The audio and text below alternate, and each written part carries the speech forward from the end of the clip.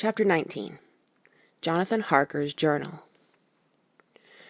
1st of October, 5 a.m. I went with the party to the search with an easy mind, for I think I never saw Mina so absolutely strong and well. I am so glad that she consented to hold back and let us men do the work.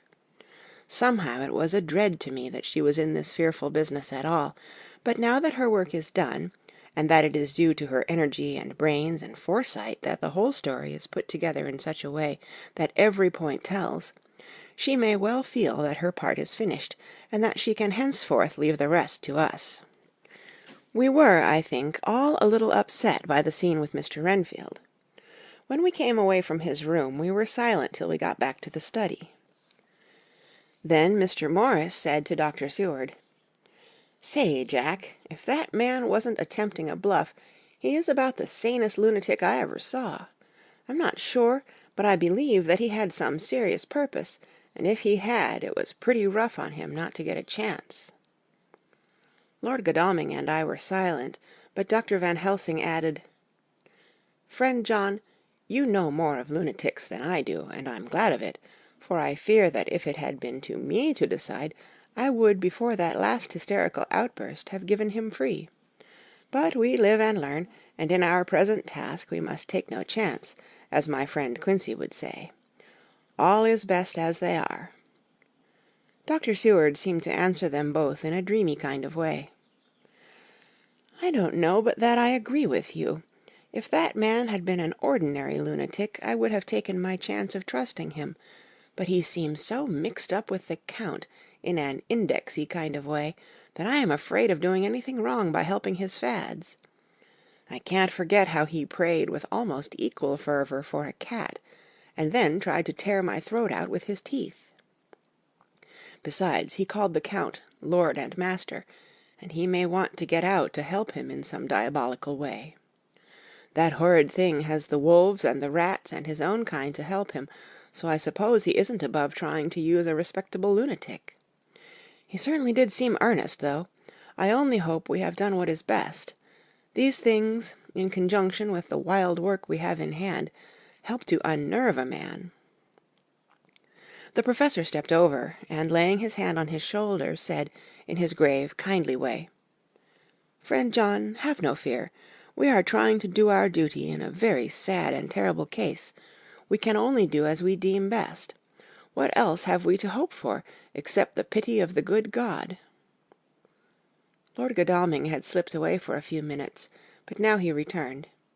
He held up a little silver whistle, as he remarked, "That old place may be full of rats, and if so, I've got an antidote on call."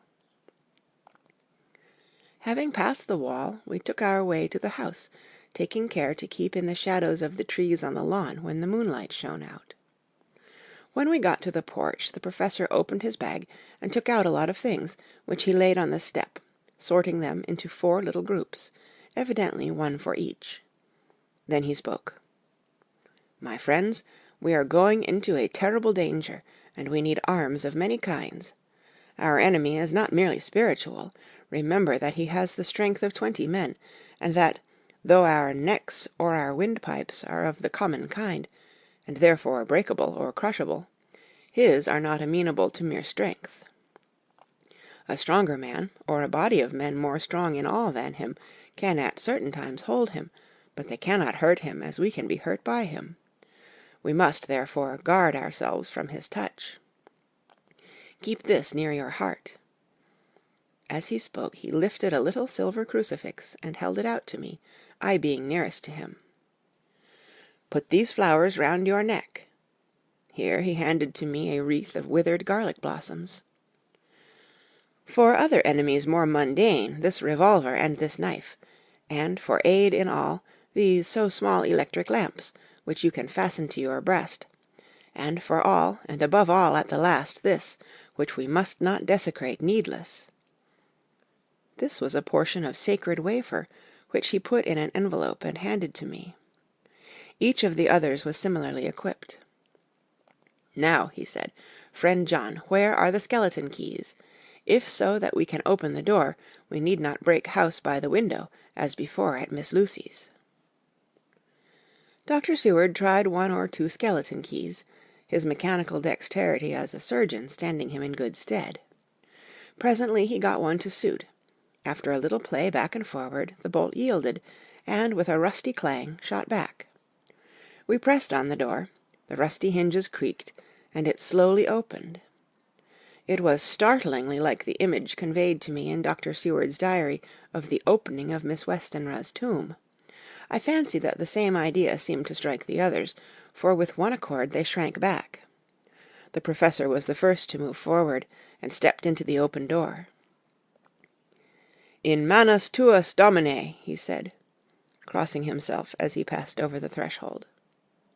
We closed the door behind us, lest when we should have lit our lamps they should possibly attract attention from the road. The Professor carefully tried the lock, lest we might not be able to open it from within should we be in a hurry making our exit. Then we all lit our lamps, and proceeded on our search.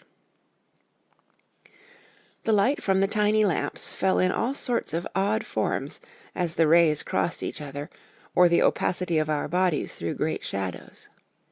I could not for my life get away from the feeling that there was someone else amongst us. I suppose it was the recollection, so powerfully brought home to me by the grim surroundings, of that terrible experience in Transylvania. I think the feeling was common to us all, for I noticed that the others kept looking over their shoulders at every sound and every new shadow, just as I felt myself doing. The whole place was thick with dust. The floor was seemingly inches deep, except where there were recent footsteps, in which, on holding down my lamp, I could see marks of hobnails where the dust was cracked. The walls were fluffy and heavy with dust, and in the corners were masses of spiders' webs, whereon the dust had gathered, till they looked like old tattered rags, as the weight had torn them partly down. On a table in the hall was a great bunch of keys, with a time-yellowed label on each.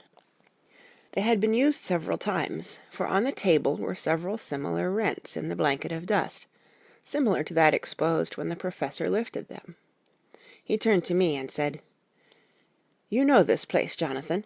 You have copied maps of it, and you know it at least more than we do. Which is the way to the chapel?" I had an idea of its direction, though on my former visit I had not been able to get admission to it, so I led the way, and after a few wrong turnings found myself opposite a low, arched, oaken door, ribbed with iron bands. "This is the spot," said the Professor, as he turned his lamp on a small map of the house, copied from the file of my original correspondence regarding the purchase. With a little trouble we found the key on the bunch and opened the door. We were prepared for some unpleasantness, for as we were opening the door a faint malodorous air seemed to exhale through the gaps, but none of us ever expected such an odor as we encountered. None of the others had met the Count at all at close quarters, and when I had seen him he was either in the fasting stage of his existence in his rooms, or, when he was gloated with fresh blood, in a ruined building open to the air. But here the place was small and close, and the long disuse had made the air stagnant and foul. There was an earthy smell, as of some dry miasma, which came through the fouler air. But as to the odor itself, how shall I describe it? It was not alone that it was composed of all the ills of mortality, and with the pungent, acrid smell of blood, but it seemed as though corruption had become itself corrupt. Faugh! It sickens me to think of it. Every breath exhaled by that monster seemed to have clung to the place and intensified its loathsomeness. Under ordinary circumstances such a stench would have brought our enterprise to an end, but this was no ordinary case, and the high and terrible purpose in which we were involved gave us a strength which rose above merely physical considerations. After the involuntary shrinking consequent on the first nauseous whiff, we one and all set about our work as though that loathsome place were a garden of roses. We made an accurate examination of the place, the Professor saying, as we began, "The first thing is to see how many of the boxes are left. We must then examine every hole and corner and cranny, and see if we cannot get some clue as to what has become of the rest. A glance was sufficient to show how many remained, for the great earth chests were bulky, and there was no mistaking them. There were only 29 left out of the 50. Once I got a fright, for, seeing Lord Godalming suddenly turn and look out of the vaulted door into the dark passage beyond, I looked too, and for an instant my heart stood still. Somewhere, looking out from the shadow, I seemed to see the highlights of the Count's evil face, the ridge of the nose, the red eyes, the red lips, the awful pallor. It was only for a moment, for, as Lord Godalming said, "I thought I saw a face, but it was only the shadows," and resumed his inquiry, I turned my lamp in the direction and stepped into the passage. There was no sign of anyone, and as there were no corners, no doors, no aperture of any kind, but only the solid walls of the passage, there could be no hiding place even for him. I took it that fear had helped imagination, and said nothing. A few minutes later I saw Morris step suddenly back from a corner which he was examining. We all followed his movements with our eyes, for undoubtedly some nervousness was growing on us, and we saw a whole mass of phosphorescence, which twinkled like stars. We all instinctively drew back. The whole place was becoming alive with rats. For a moment or two we stood appalled, all save Lord Godalming, who was seemingly prepared for such an emergency. Rushing over to the great iron-bound oaken door, which Dr. Seward had described from the outside, and which I had seen myself, he turned the key in the lock, drew the bolts, and swung the door open.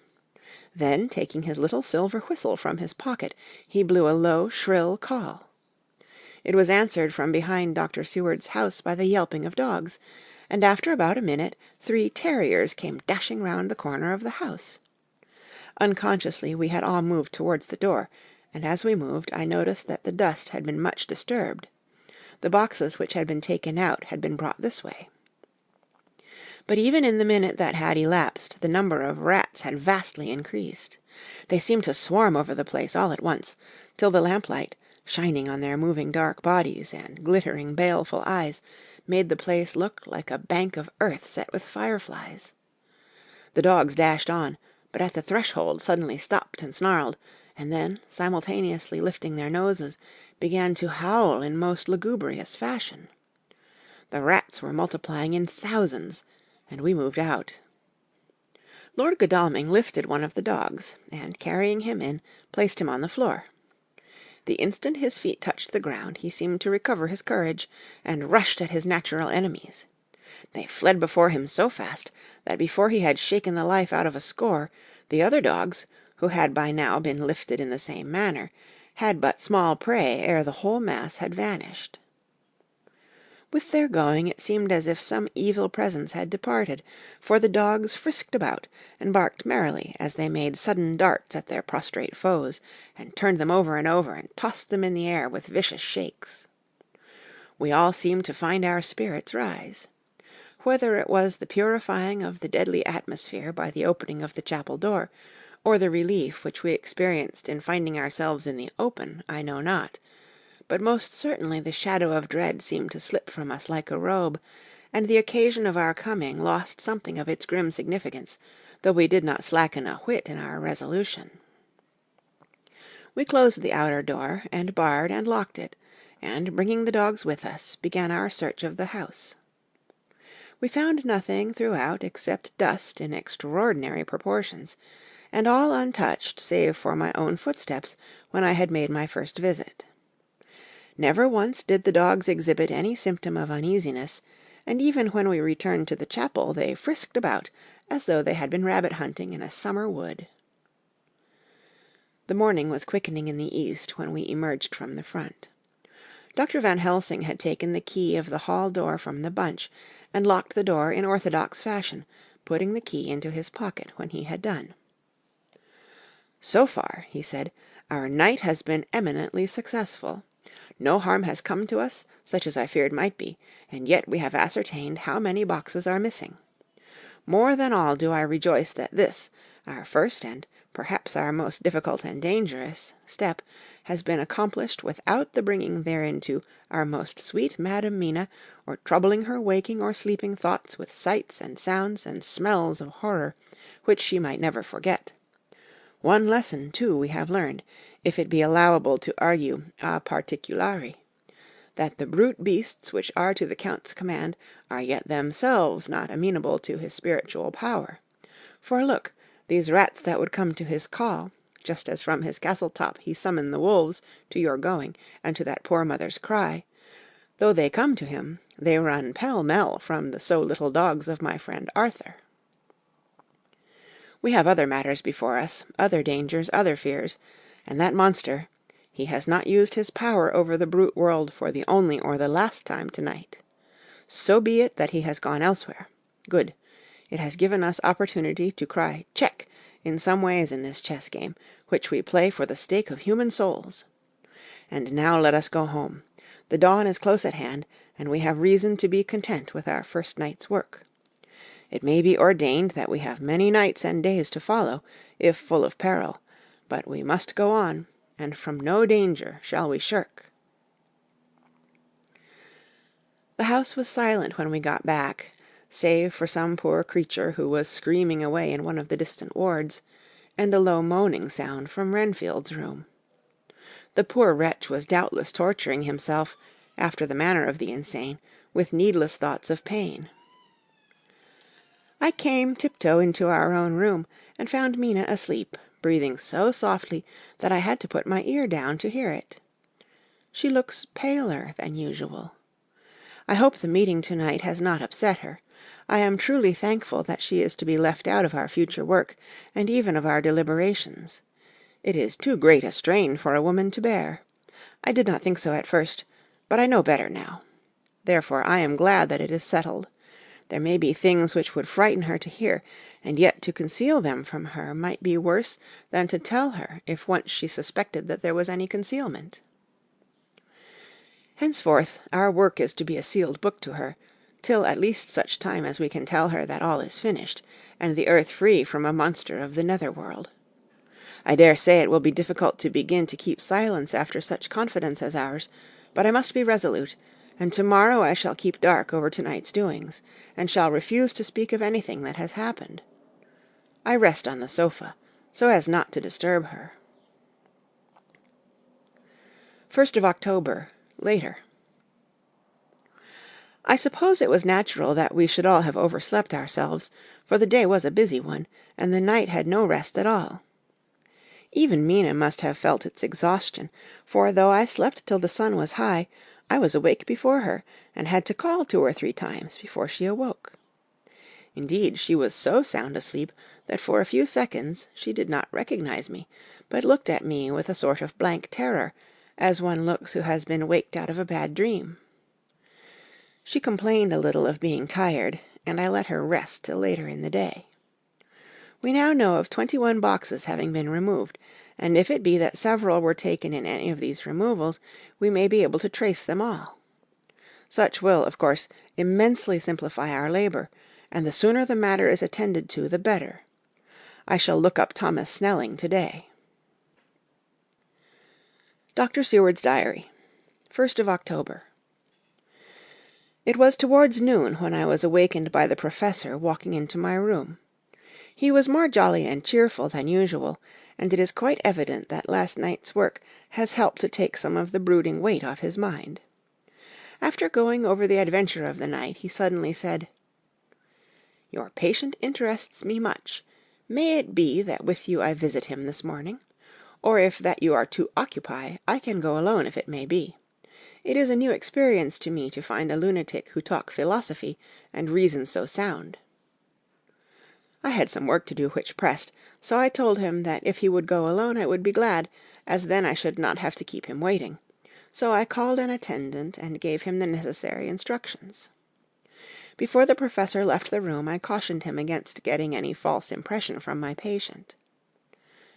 "But," he answered, "I want him to talk of himself and of his delusion as to consuming live things. He said to Madam Mina, as I see in your diary of yesterday, that he once had such a belief. Why do you smile, friend John?" "Excuse me," I said, "but the answer is here." I laid my hand on the typewritten matter.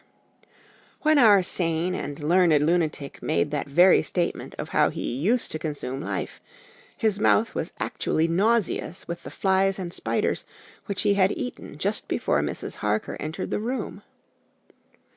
Van Helsing smiled in turn. "Good," he said. "Your memory is true, friend John. I should have remembered. And yet it is this very obliquity of thought and memory which makes mental disease such a fascinating study. Perhaps I may gain more knowledge out of the folly of this madman than I shall from the teaching of the most wise. Who knows?" I went on with my work, and before long was through that in hand. It seemed that the time had been very short indeed, but there was Van Helsing back in the study. "Do I interrupt?" he asked politely as he stood at the door. "Not at all," I answered. "Come in. My work is finished, and I am free. I can go with you now if you like." "It is needless. I have seen him." "Well?" "I fear that he does not appraise me at much. Our interview was short. When I entered his room he was sitting on a stool in the centre, with his elbows on his knees, and his face was the picture of sullen discontent. I spoke to him as cheerfully as I could, and with such a measure of respect as I could assume. He made no reply whatever. "'Don't you know me?' I asked. His answer was not reassuring. "'I know you well enough. You are the old fool Van Helsing. I wish you would take yourself and your idiotic brain theories somewhere else. Damn all thick-headed Dutchmen.' Not a word more would he say, but sat in his implacable sullenness, as indifferent to me as though I had not been in the room at all. Thus departed for this time my chance of much learning from this so clever lunatic, so I shall go, if I may, and cheer myself with a few happy words from that sweet soul Madam Mina. Friend John, it does rejoice me unspeakable that she is no more to be pained, no more to be worried with our terrible things. Though we shall much miss her help, it is better so." "I agree with you with all my heart," I answered earnestly, for I did not want him to weaken in this matter. "Mrs. Harker is better out of it. Things are quite bad enough for us, all men of the world, and who have been in many tight places in our time, but it is no place for a woman, and if she had remained in touch with the affair, it would in time infallibly have wrecked her." So Van Helsing has gone to confer with Mrs. Harker and Harker. Quincey and Art are all out following up the clues as to the earth boxes. I shall finish my round of work, and we shall meet tonight. Mina Harker's Journal, 1st of October. It is strange to me to be kept in the dark as I am today. After Jonathan's full confidence for so many years, to see him manifestly avoid certain matters, and those the most vital of all. This morning I slept late after the fatigues of yesterday, and though Jonathan was late too, he was the earlier. He spoke to me before he went out, never more sweetly or tenderly, but he never mentioned a word of what had happened in the visit to the Count's house. And yet he must have known how terribly anxious I was. Poor dear fellow, I suppose it must have distressed him even more than it did me. They all agreed that it was best that I should not be drawn further into this awful work, and I acquiesced. But to think that he keeps anything from me! And now I am crying like a silly fool, when I know it comes from my husband's great love, and from the good wishes of those other strong men. That has done me good. Well, some day Jonathan will tell me all, and lest it should ever be that he should think for a moment that I kept anything from him, I still keep my journal as usual. Then, if he has feared of my trust, I shall show it to him, with every thought of my heart put down for his dear eyes to read. I feel strangely sad and low-spirited today. I suppose it is the reaction from the terrible excitement. Last night I went to bed when the men had gone, simply because they told me to.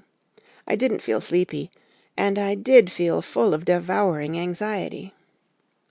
I kept thinking over everything that has been ever since Jonathan came to see me in London, and it all seems like a horrible tragedy, with fate pressing on relentlessly to some destined end. Everything that one does seems, no matter how right it may be, to bring on the very thing which is most to be deplored.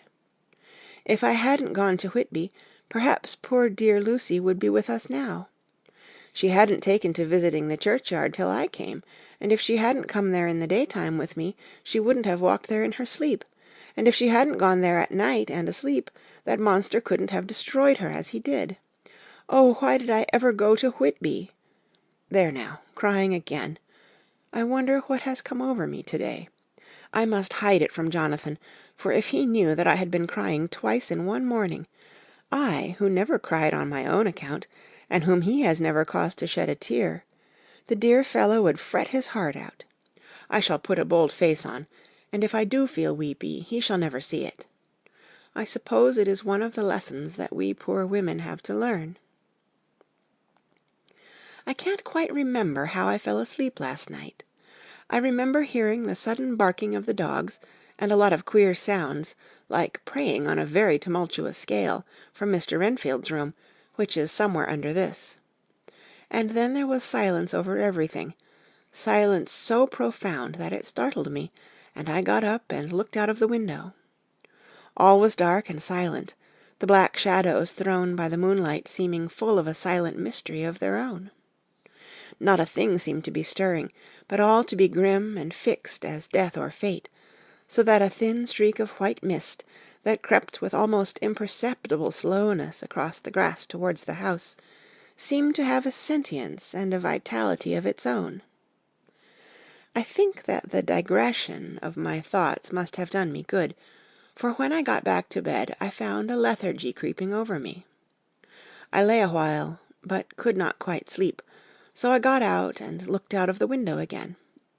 The mist was spreading, and was now close up to the house, so that I could see it lying thick against the wall, as though it were stealing up to the windows. The poor man was more loud than ever, and though I could not distinguish a word he said, I could in some way recognize in his tones some passionate entreaty on his part. Then there was the sound of a struggle, and I knew that the attendants were dealing with him. I was so frightened that I crept into bed and pulled the clothes over my head, putting my fingers in my ears.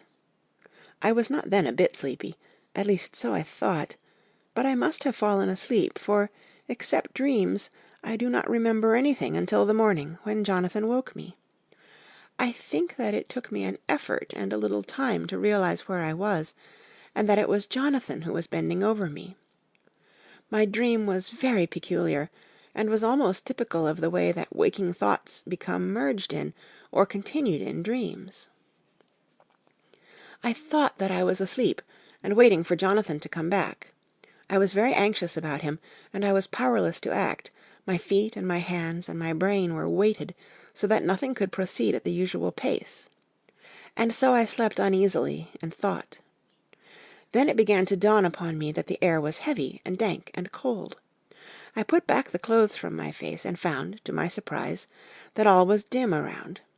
The gaslight which I had left lit for Jonathan, but turned down, came only like a tiny red spark through the fog, which had evidently grown thicker, and poured into the room.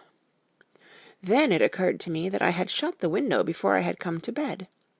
I would have got out to make certain on the point, but some leaden lethargy seemed to chain my limbs and even my will.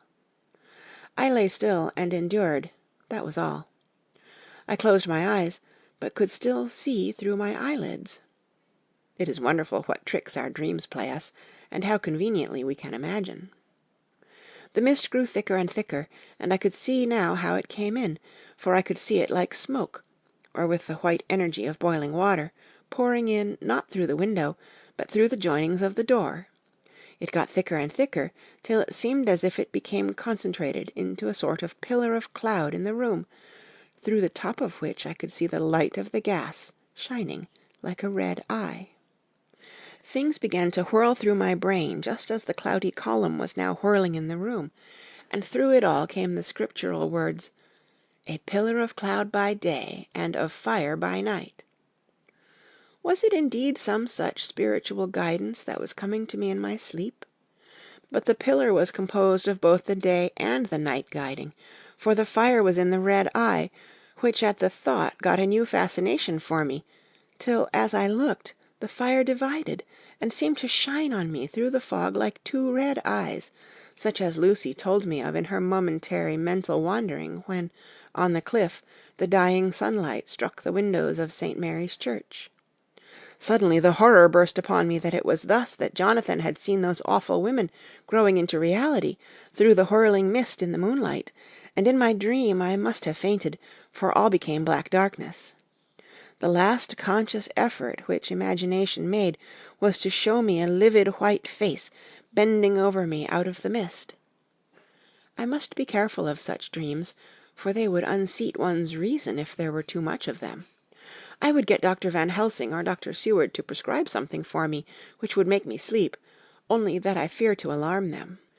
Such a dream at the present time would become woven into their fears for me. To-night I shall strive hard to sleep naturally. If I do not, I shall to-morrow night get them to give me a dose of chloral. That cannot hurt me for once, and it will give me a good night's sleep. Last night tired me more than if I had not slept at all. 2nd of October, 10 p.m. Last night I slept, but did not dream. I must have slept soundly, for I was not waked by Jonathan coming to bed, but the sleep has not refreshed me, for to-day I feel terribly weak and spiritless. I spent all yesterday trying to read, or lying down dozing.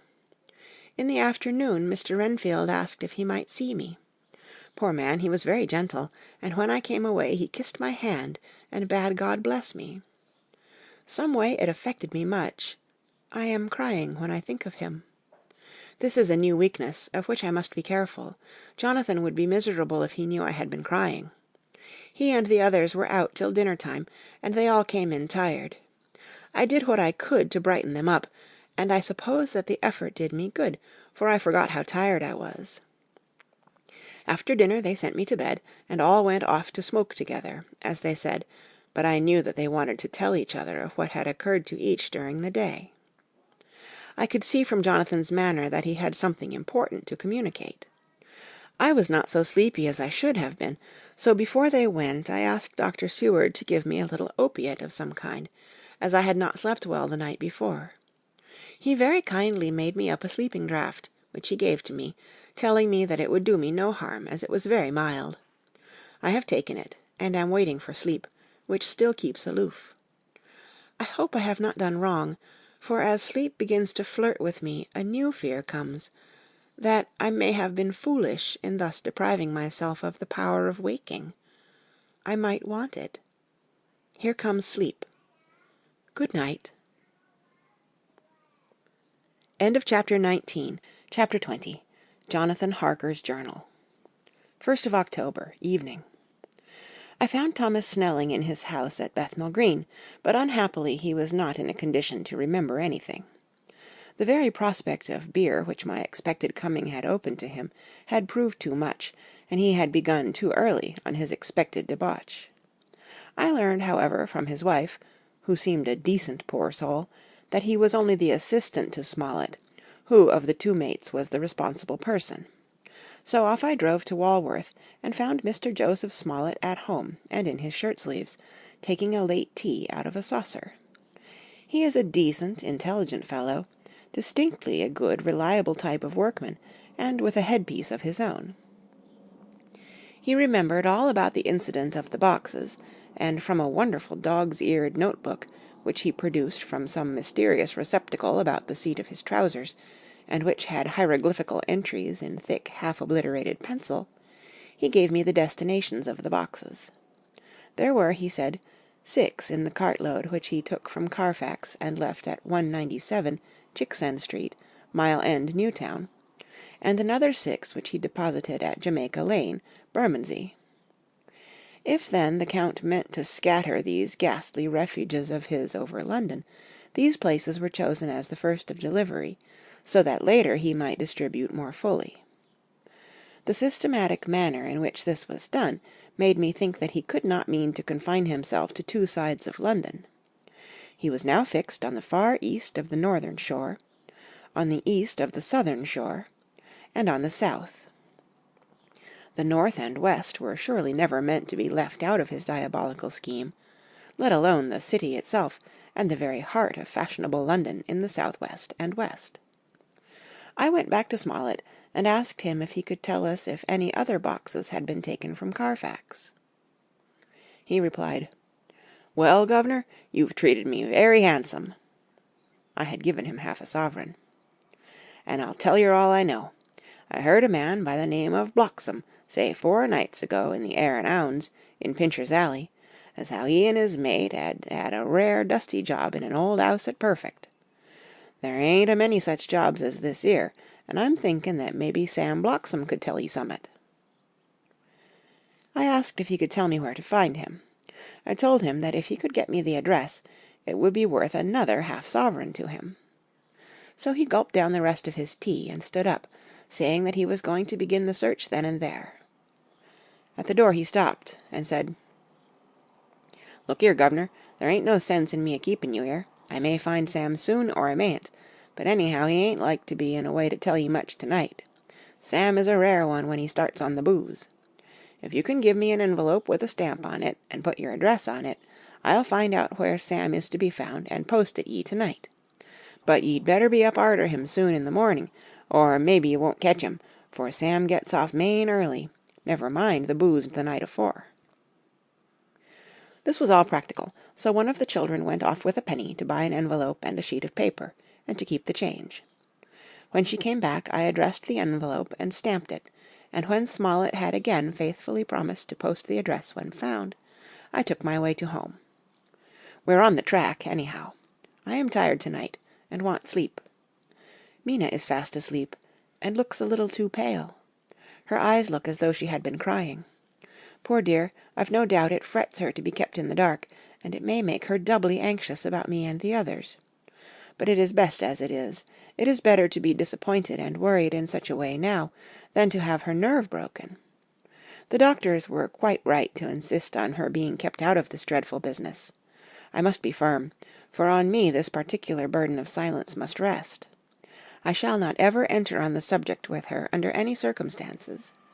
Indeed, it may not be a hard task, after all, for she herself has become reticent on the subject, and has not spoken of the Count or his doings ever since we told her of our decision.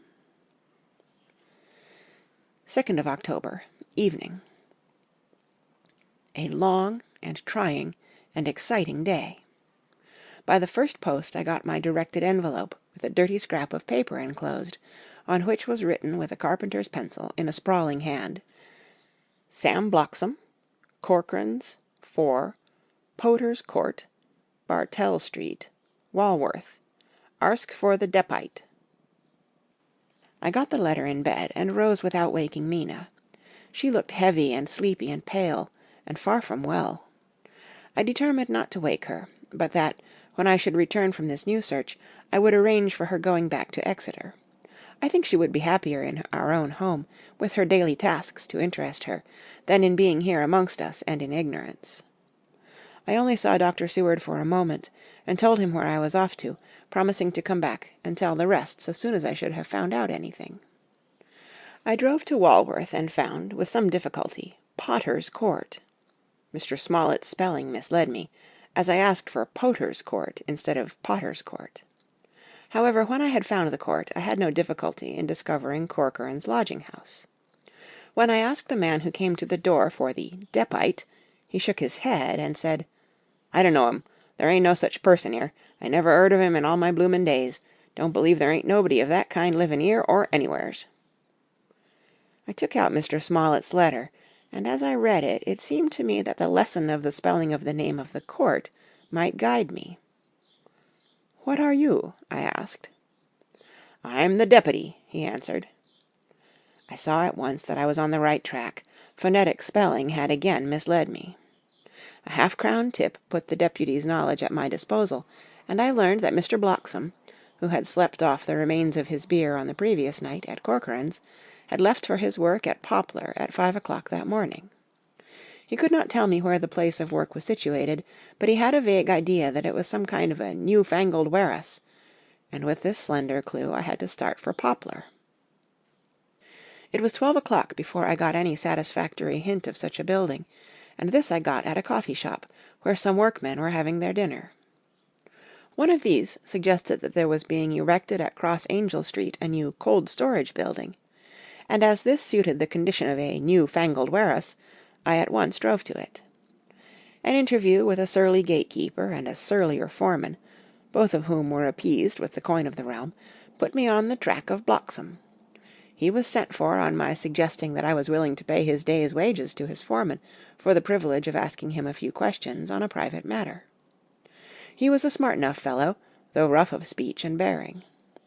When I had promised to pay for his information, and had given him an earnest, he told me that he had made 2 journeys between Carfax and a house in Piccadilly, and had taken from this house to the latter 9 great boxes, main heavy ones, with a horse and cart hired by him for this purpose. I asked him if he could tell me the number of the house in Piccadilly, to which he replied, "Well, governor, I forgets the number, but it was only a few doors from a big white church or something of the kind, not long built. It was a dusty old house, too, though nothing to the dustiness of the house we took the bloomin' boxes from." "How did you get into the houses if they were both empty?" "There was the old party what engaged me a-waitin' at the house in Purfleet. He helped me to lift the boxes and put them in the dray. Curse me, but he was the strongest chap I ever struck, and him an old feller with a white mustache, one that thin you would think he couldn't throw a shadder." How this phrase thrilled through me. "Why, he took up his end of the boxes like they were pounds of tea, and me a-puffin' and a-blowin' afore I could up-end mine anyhow, and I'm no chicken neither." "How did you get into the house in Piccadilly?" I asked. "He was there too. He must ha' started off and got there afore me, for when I rung of the bell he kem and opened the door hisself, and helped me to carry the boxes into the 'all." "The whole 9?" I asked. "Yus, there was 5 in the first load, and 4 in the second. It was main dry work, and I don't so well remember 'ow I got 'ome." I interrupted him. "Were the boxes left in the hall?" "Yus, it was a big 'all, and there was nothing else in it." I made one more attempt to further matters. "You didn't have any key?" "Never used no key nor nothink. The old gent, he opened the door hisself and shut it again when I drove off. I don't remember the last time, but that was the beer." "And you can't remember the number of the house?" "No, sir, but you needn't have no difficulty about that. It's a high un with a stone front with a bow on it, and high steps up to the door. I know them steps, havin' had to carry the boxes up with 3 loafers what come round to earn a copper. The old gent gave them shillin's, and they seein' they got so much they wanted more, but he took one of 'em by the shoulder, and was like to throw him down the steps, till the lot of them went away cussin'. I thought that with this description I could find the house, so having paid my friend for his information, I started off for Piccadilly. I had gained a new, painful experience. The Count could, it was evident, handle the earth boxes himself. If so, time was precious, for, now that he had achieved a certain amount of distribution, he could, by choosing his own time, complete the task unobserved. At Piccadilly Circus I discharged my cab and walked westward. Beyond the Junior Constitutional I came across the house described, and was satisfied that this was the next of the lairs arranged by Dracula. The house looked as though it had been long untenanted. The windows were encrusted with dust, and the shutters were up. All the framework was black with time, and from the iron the paint had mostly scaled away. It was evident that up to lately there had been a large notice-board in front of the balcony. It had, however, been roughly torn away, the uprights which had supported it still remaining. Behind the rails of the balcony I saw there were some loose boards, whose raw edges looked white. I would have given a good deal to have been able to see the notice-board intact, as it would, perhaps, have given some clue to the ownership of the house. I remembered my experience of the investigation and purchase of Carfax, and I could not but feel that if I could find the former owner, there might be some means discovered of gaining access to the house. There was at present nothing to be learned from the Piccadilly side, and nothing could be done, so I went round to the back to see if anything could be gathered from this quarter. The mews were active, the Piccadilly houses being mostly in occupation. I asked one or two of the grooms and helpers whom I saw around if they could tell me anything about the empty house. One of them said that he heard it had lately been taken, but he couldn't say from whom. He told me, however, that up to very lately there had been a notice board of "For Sale" up, and that perhaps Mitchell, Sons, and Candy, the house agents, could tell me something, as he thought he remembered seeing the name of that firm on the board. I did not wish to seem too eager, or to let my informant know or guess too much, so, thanking him in the usual manner, I strolled away. It was now growing dusk, and the autumn night was closing in, so I did not lose any time. Having learned the address of Mitchell, Sons, and Candy from a directory at the Berkeley, I was soon at their office in Sackville Street. The gentleman who saw me was particularly suave in manner, but uncommunicative in equal proportion. Having once told me that the Piccadilly house, which throughout our interview he called a mansion, was sold, he considered my business as concluded. When I asked who had purchased it, he opened his eyes a thought wider, and paused a few seconds before replying. "It is sold, sir." "Pardon me," I said with equal politeness, "but I have a special reason for knowing who purchased it." Again he paused longer and raised his eyebrows still more. "It is sold, sir," was again his laconic reply. "Surely," I said, "you do not mind letting me know so much?" "But I do mind," he answered. "The affairs of their clients are absolutely safe in the hands of Mitchell, Sons, and Candy." This was manifestly a prig of the first water, and there was no use arguing with him. I thought I had best meet him on his own ground, so I said, "Your clients, sir, are happy in having so resolute a guardian of their confidence. I am myself a professional man." Here I handed him my card. "In this instance I am not prompted by curiosity. I act on the part of Lord Godalming, who wishes to know something of the property which was, he understood, lately for sale." These words put a different complexion on affairs. He said, "I would like to oblige you if I could, Mr. Harker, and especially would I like to oblige his lordship. We once carried out a small matter of renting some chambers for him when he was the Honourable Arthur Holmwood. If you will let me have his lordship's address, I will consult the house on the subject, and will, in any case, communicate with his lordship by to-night's post. It will be a pleasure if we can so far deviate from our rules as to give the required information to his lordship." I wanted to secure a friend, and not to make an enemy, so I thanked him, gave him the address at Dr. Seward's, and came away.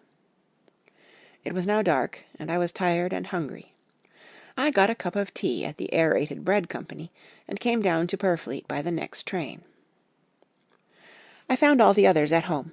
Mina was looking tired and pale, but she made a gallant effort to be bright and cheerful. It wrung my heart to think that I had had to keep anything from her, and so caused her inquietude. Thank God, this will be the last night of her looking on at our conferences, and feeling the sting of our not showing our confidence. It took all my courage to hold to the wise resolution of keeping her out of our grim task.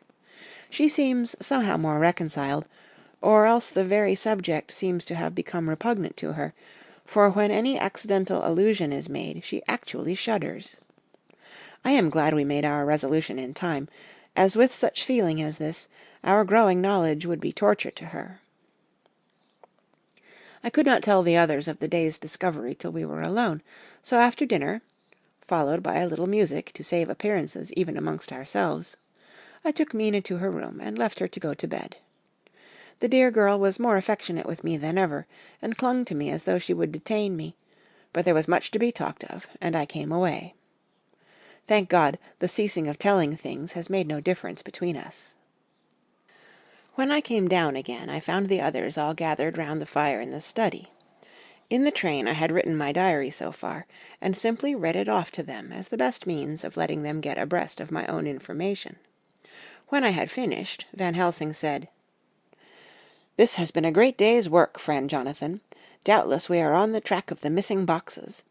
If we find them all in that house, then our work is near the end. But if there be some missing, we must search until we find them.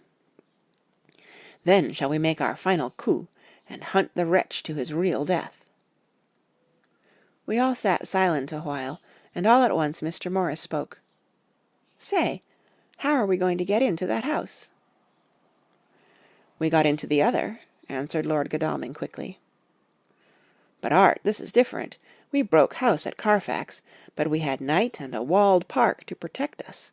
It will be a mighty different thing to commit burglary in Piccadilly, either by day or night.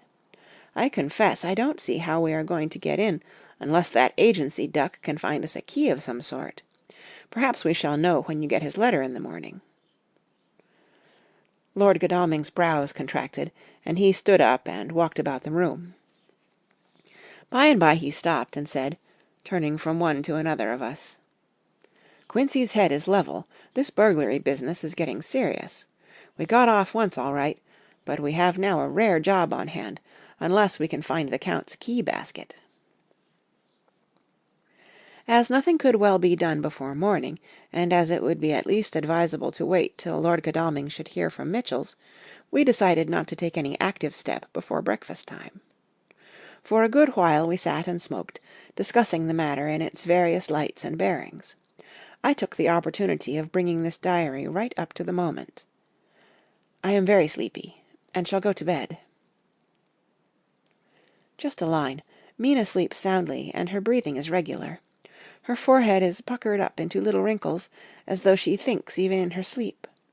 She is still too pale, but does not look so haggard as she did this morning. Tomorrow will, I hope, mend all this. She will be herself at home in Exeter. Oh, but I am sleepy. Dr. Seward's Diary, 1st of October. I am puzzled afresh about Renfield.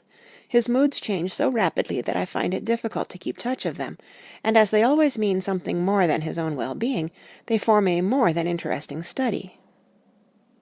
This morning, when I went to see him after his repulse of Van Helsing, his manner was that of a man commanding destiny. He was, in fact, commanding destiny, subjectively. He did not really care for any of the things of mere earth.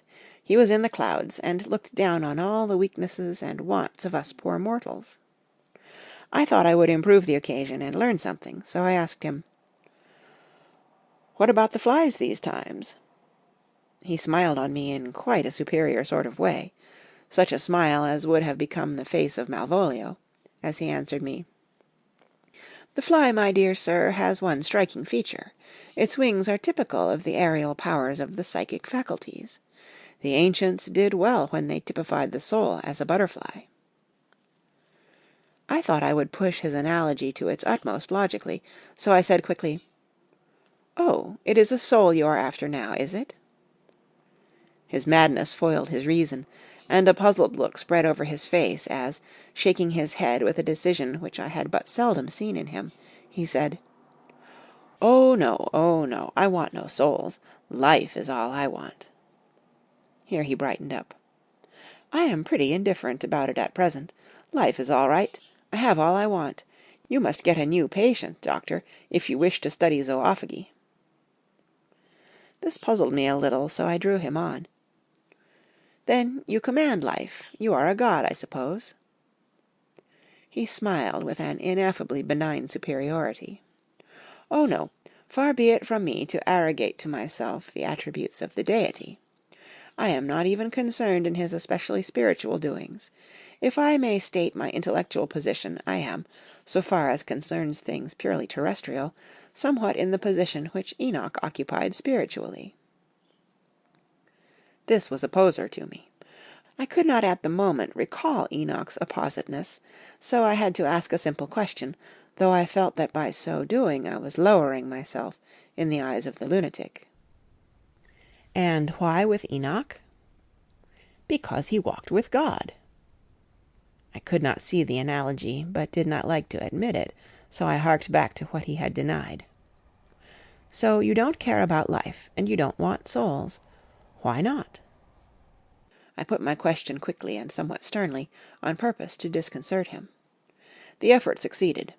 For an instant he unconsciously relapsed into his old servile manner, bent low before me, and actually fawned upon me, as he replied, "I don't want any souls, indeed, indeed, I don't. I couldn't use them if I had them. They would be no manner of use to me. I couldn't eat them, or—" He suddenly stopped, and the old cunning look spread over his face, like a wind-sweep on the surface of the water. "And, doctor, as to life, what is it, after all? When you've got all you require, and you know that you will never want, that is all. I have friends, good friends, like you, Dr. Seward." This was said with a leer of inexpressible cunning. "I know that I shall never lack the means of life."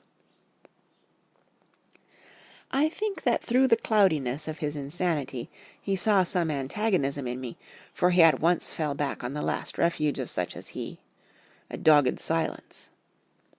After a short time I saw that for the present it was useless to speak to him. He was sulky, and so I came away. Later in the day he sent for me. Ordinarily I would not have come without special reason, but just at present I am so interested in him that I would gladly make an effort. Besides, I am glad to have anything to help pass the time. Harker is out, following up clues, and so are Lord Godalming and Quincey. Van Helsing sits in my study poring over the record prepared by the Harkers. He seems to think that by accurate knowledge of all details he will light upon some clue.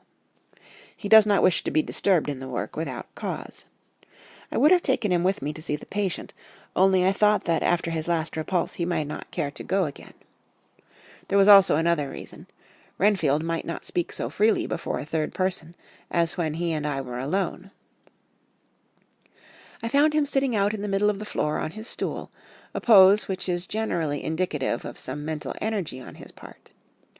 When I came in, he said at once, as though the question had been waiting on his lips, "What about souls?" It was evident then that my surmise had been correct. Unconscious cerebration was doing its work, even with the lunatic. I determined to have the matter out.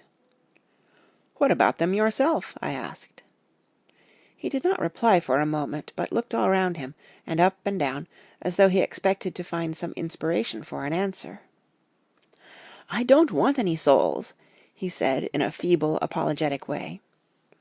The matter seemed preying on his mind, and so I determined to use it, to be cruel only to be kind. So I said, "You like life, and you want life?"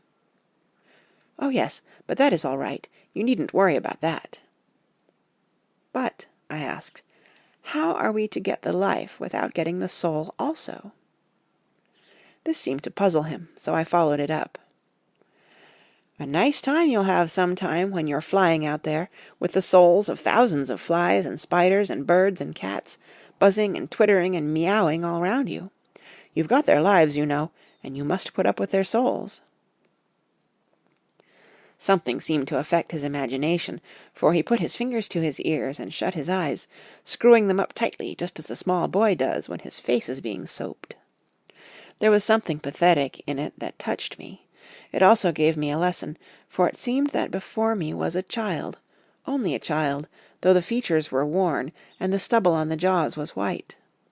It was evident that he was undergoing some process of mental disturbance, and, knowing how his past moods had interpreted things, seemingly foreign to himself, I thought I would enter into his mind as well as I could, and go with him. The first step was to restore confidence, so I asked him, speaking pretty loud so that he would hear me through his closed ears, "Would you like some sugar to get your flies round again?" He seemed to wake up all at once and shook his head. With a laugh he replied, "Not much. Flies are poor things after all." After a pause he added, "But I don't want their souls buzzing round me all the same." "Or spiders?" I went on. "Blow spiders! What's the use of spiders? There isn't anything in them to eat or—" He stopped suddenly, as though reminded of a forbidden topic.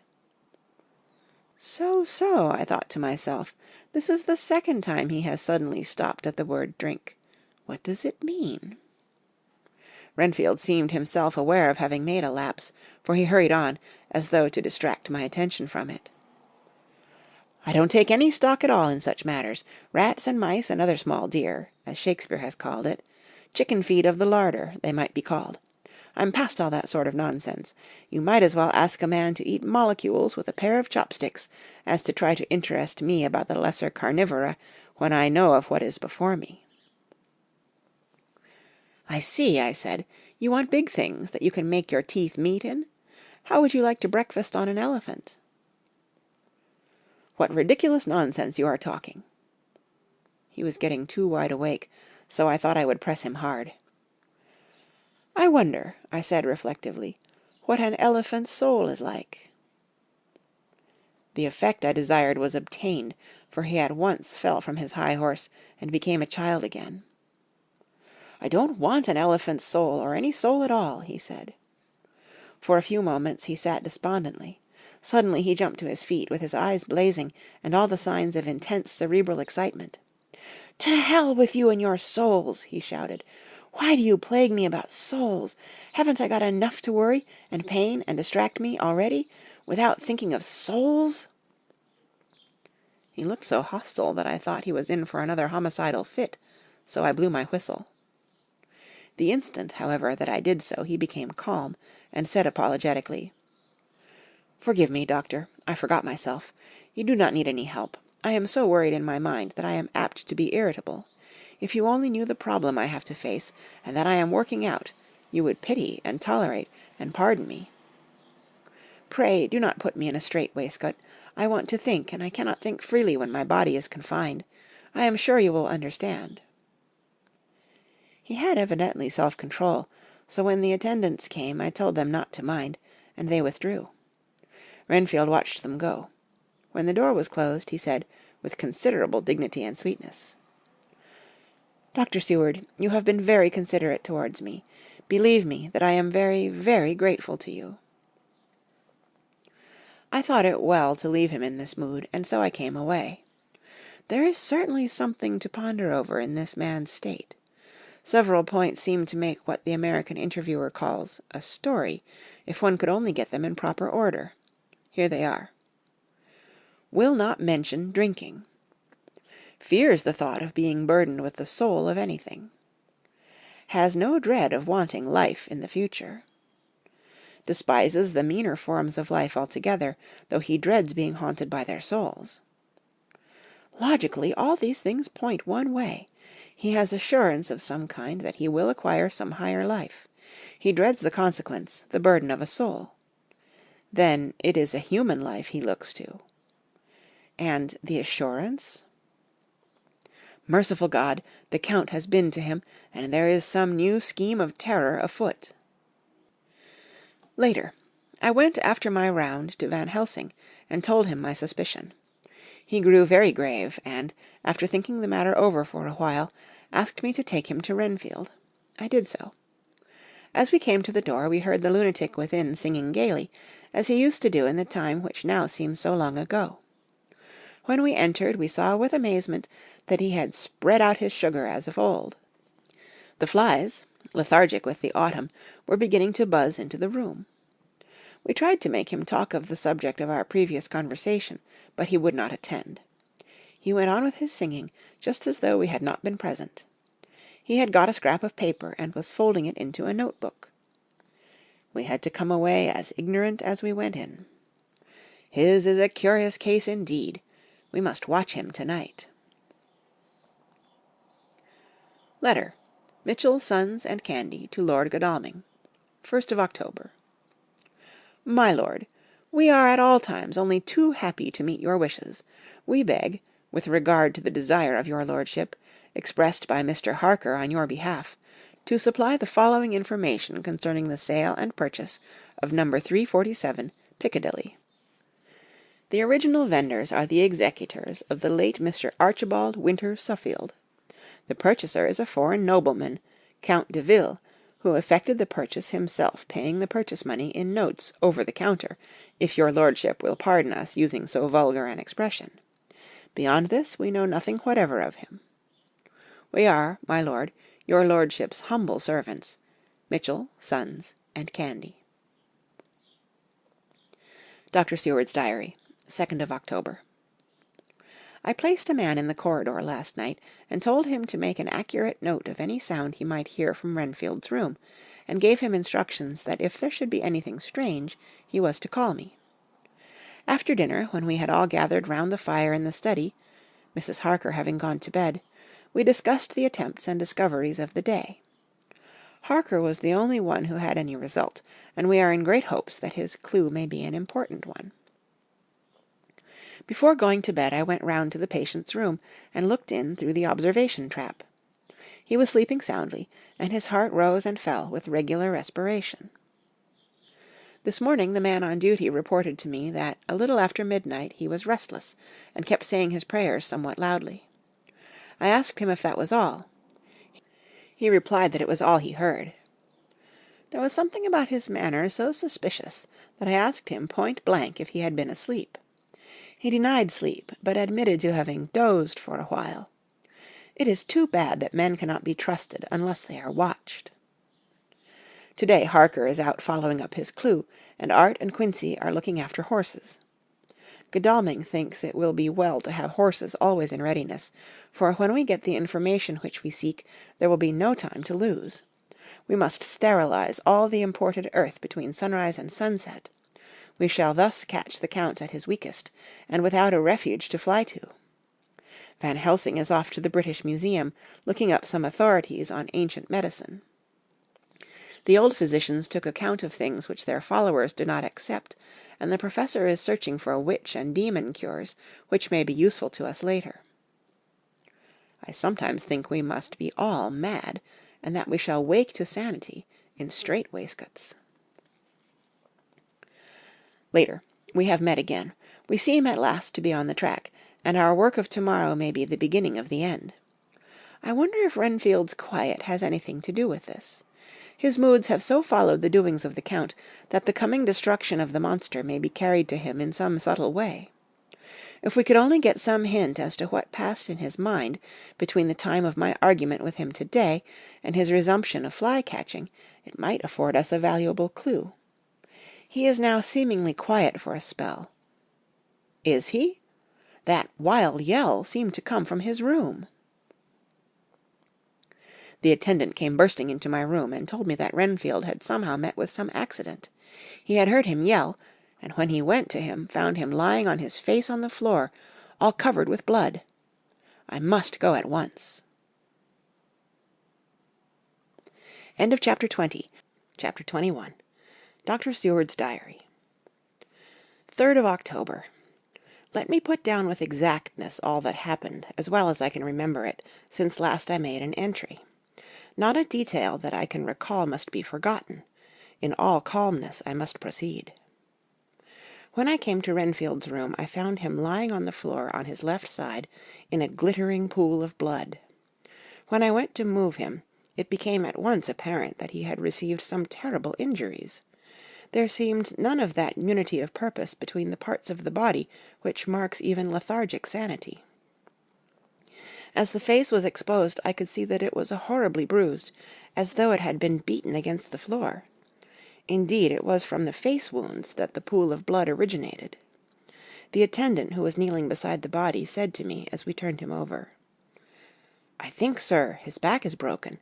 See, both his right arm and leg, and the whole side of his face are paralyzed." How such a thing could have happened puzzled the attendant beyond measure. He seemed quite bewildered, and his brows were gathered in as he said, "I can't understand the two things.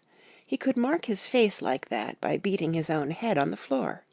I saw a young woman do it once at the Eversfield Asylum before anyone could lay hands on her. And I suppose he might have broke his neck by falling out of bed, if he got in an awkward kink. But for the life of me I can't imagine how the two things occurred. If his back was broke, he couldn't beat his head, and if his face was like that before the fall out of bed, there would be marks of it." I said to him, "Go to Dr. Van Helsing and ask him to kindly come here at once. I want him without an instant's delay." The man ran off, and within a few minutes the professor, in his dressing-gown and slippers, appeared. When he saw Renfield on the ground, he looked keenly at him a moment, and then turned to me. I think he recognized my thought in my eyes, for he said very quietly, manifestly for the ears of the attendant. "Ah, a sad accident. He will need very careful watching, and much attention. I shall stay with you myself, but I shall first dress myself. If you will remain, I shall in a few minutes join you." The patient was now breathing stertorously, and it was easy to see that he had suffered some terrible injury. Van Helsing returned with extraordinary celerity, bringing with him a surgical case. He had evidently been thinking, and had his mind made up, for, almost before he looked at the patient, he whispered to me, "Send the attendant away. We must be alone with him when he becomes conscious, after the operation." So I said, "I think that will do now, Simmons. We have done all that we can at present. You had better go your round, and Dr. Van Helsing will operate. Let me know instantly if there be anything unusual anywhere." The man withdrew, and we went into a strict examination of the patient. The wounds of the face were superficial. The real injury was a depressed fracture of the skull, extending right up through the motor area. The professor thought a moment, and said, "We must reduce the pressure, and get back to normal conditions, as far as can be. The rapidity of the suffusion shows the terrible nature of his injury. The whole motor area seems affected. The suffusion of the brain will increase quickly, so we must trephine at once, or it may be too late." As he was speaking, there was a soft tapping at the door. I went over and opened it, and found in the corridor without Arthur and Quincy, in pajamas and slippers. The former spoke. "I heard your man call up Dr. Van Helsing and tell him of an accident, so I woke Quincy, or rather called for him, as he was not asleep. Things are moving too quickly and too strangely for sound sleep for any of us these times. I've been thinking that tomorrow night we'll not see things as they have been. We'll have to look back, and forward a little more than we have done. May we come in?" I nodded, and held the door open till they had entered. Then I closed it again. When Quincy saw the attitude and state of the patient, and noted the horrible pool on the floor, he said softly, "My God, what has happened to him? Poor, poor devil!" I told him briefly, and added that we expected he would recover consciousness after the operation, for a short time at all events. He went at once, and sat down on the edge of the bed, with Godalming beside him. We all watched in patience. "We shall wait," said Van Helsing, "just long enough to fix the best spot for trephining, so that we may most quickly and perfectly remove the blood clot, for it is evident that the hemorrhage is increasing." The minutes during which we waited passed with fearful slowness. I had a horrible sinking in my heart, and from Van Helsing's face I gathered that he felt some fear or apprehension as to what was to come. I dreaded the words that Renfield might speak. I was positively afraid to think, but the conviction of what was coming was on me, as I have read of men who have heard the death watch. The poor man's breathing came in uncertain gasps. Each instant he seemed as though he would open his eyes and speak, but then would follow a prolonged stertorous breath, and he would relapse into a more fixed insensibility. Inured as I was to sick beds and death, this suspense grew and grew upon me. I could almost hear the beating of my own heart, and the blood surging through my temples sounded like blows from a hammer. The silence finally became agonizing. I looked at my companions, one after another, and saw from their flushed faces and damp brows that they were enduring equal torture. There was a nervous suspense over us all, as though overhead some dread bell would peal out powerfully when we should least expect it. At last there came a time when it was evident that the patient was sinking fast. He might die at any moment. I looked up at the professor, and caught his eyes fixed on mine. His face was sternly set as he spoke. "There is no time to lose. His words may be worth many lives. I have been thinking so, as I stood here. It may be there is a soul at stake. We shall operate just above the ear." Without another word he made the operation. For a few moments the breathing continued to be stertorous. Then there came a breath so prolonged that it seemed as though it would tear open his chest. Suddenly his eyes opened, and became fixed in a wild, helpless stare. This was continued for a few moments. Then it softened into a glad surprise, and from the lips came a sigh of relief. He moved convulsively, and as he did so, said, "I'll be quiet, doctor. Tell them to take off the strait-waistcoat. I have had a terrible dream, and it has left me so weak that I cannot move. What's wrong with my face? It feels all swollen, and it smarts dreadfully." He tried to turn his head, but even with the effort his eyes seemed to grow glassy again, so I gently put it back. Then Van Helsing said, in a quiet, grave tone, "Tell us your dream, Mr. Renfield." As he heard the voice, his face brightened through its mutilation, and he said, "That is Dr. Van Helsing. How good it is of you to be here. Give me some water, my lips are dry, and I shall try to tell you. I dreamed—" He stopped and seemed fainting. I called quietly to Quincy, "The brandy. It is in my study. Quick!" He flew and returned with a glass, the decanter of brandy, and a carafe of water. We moistened the parched lips, and the patient quickly revived.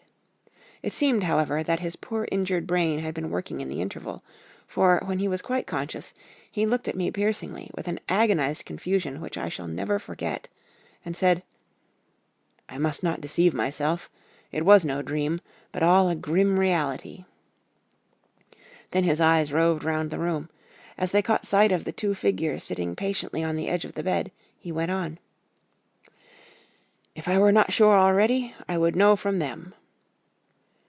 For an instant his eyes closed, not with pain or sleep, but voluntarily, as though he were bringing all his faculties to bear. When he opened them, he said, hurriedly, and with more energy than he had yet displayed, "Quick, doctor, quick! I am dying. I feel that I have but a few minutes, and then I must go back to death, or worse. Wet my lips with brandy again. I have something that I must say before I die, or before my poor crushed brain dies, anyhow. Thank you. It was that night after you left me, when I implored you to let me go away. I couldn't speak then, for I felt my tongue was tied, but I was as sane then, except in that way, as I am now. I was in an agony of despair for a long time after you left me. It seemed hours. Then there came a sudden peace to me. My brain seemed to become cool again, and I realized where I was. I heard the dogs bark behind our house, but not where he was." As he spoke, Van Helsing's eyes never blinked, but his hand came out and met mine and gripped it hard. He did not, however, betray himself. He nodded slightly and said, "Go on," in a low voice. Renfield proceeded. "He came up to the window in the mist, as I had seen him often before, but he was solid then, not a ghost, and his eyes were fierce like a man's when angry. He was laughing with his red mouth. The sharp white teeth glinted in the moonlight when he turned to look back over the belt of trees to where the dogs were barking. I wouldn't ask him to come in at first, though I knew he wanted to, just as he had wanted all along.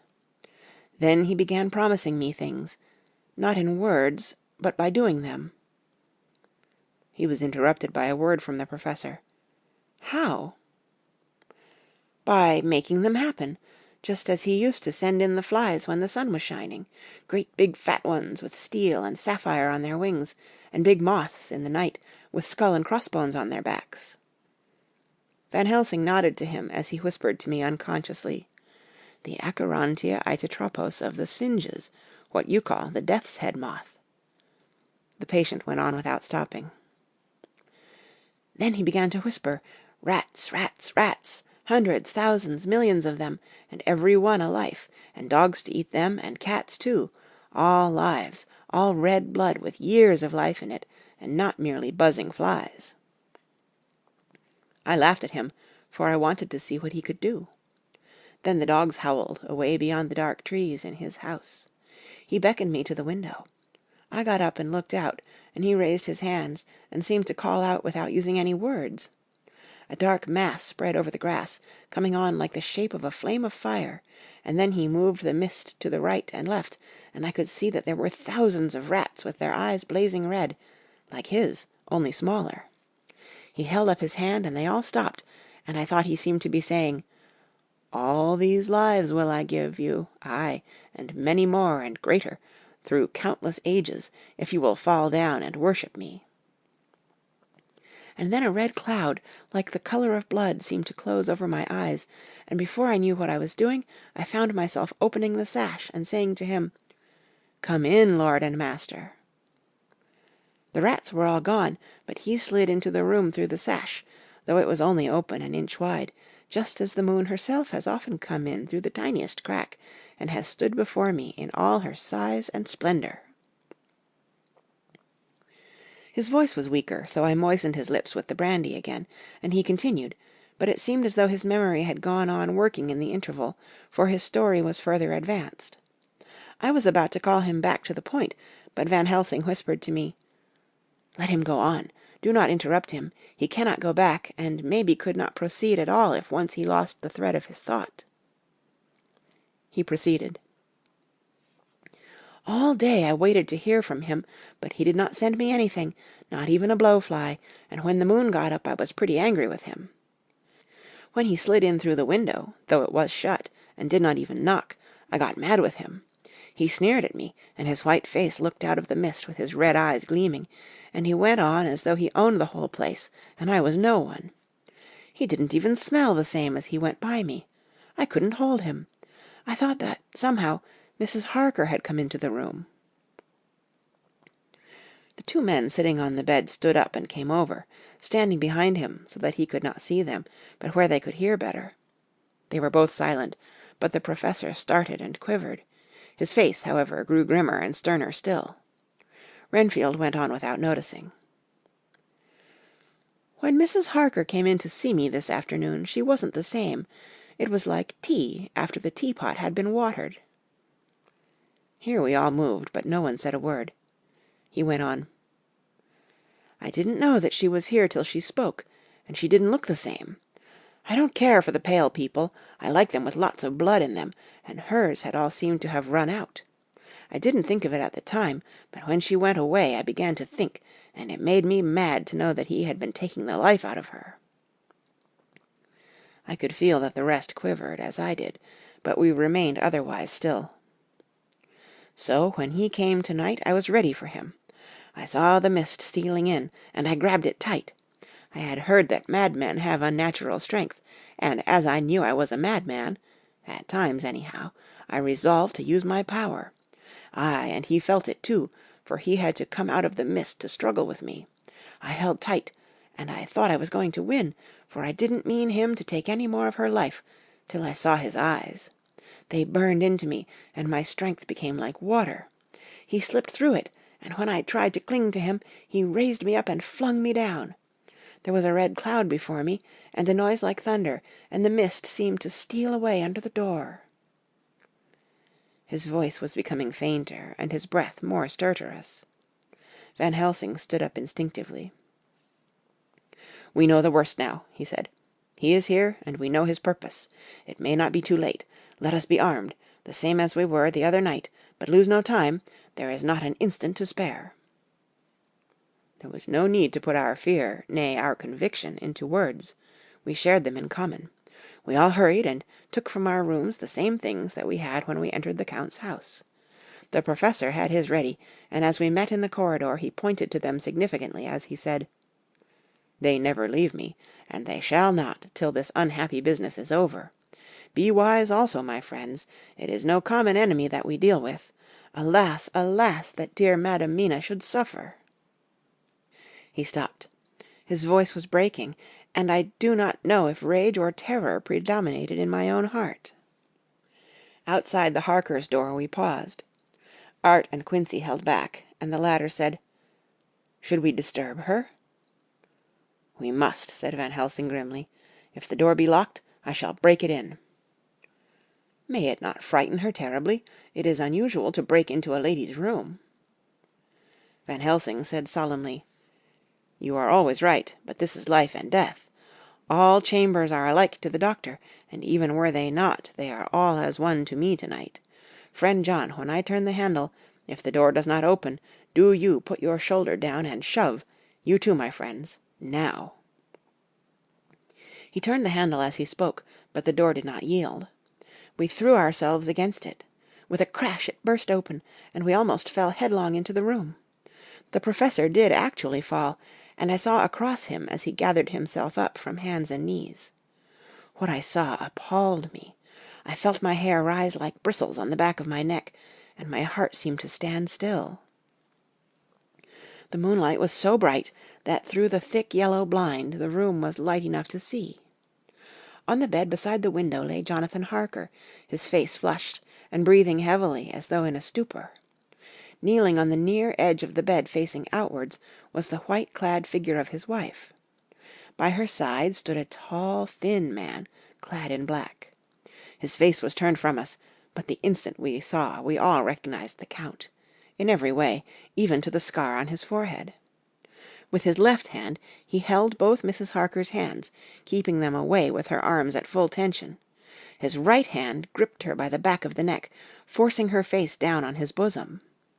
Her white night-dress was smeared with blood, and a thin stream trickled down the man's bare breast, which was shown by his torn-open dress. The attitude of the two had a terrible resemblance to a child forcing a kitten's nose into a saucer of milk to compel it to drink. As we burst into the room, the Count turned his face, and the hellish look that I had heard described seemed to leap into it. His eyes flamed red with devilish passion. The great nostrils of the white aquiline nose opened wide and quivered at the edge, and the white sharp teeth behind the full lips of the blood-dripping mouth champed together like those of a wild beast.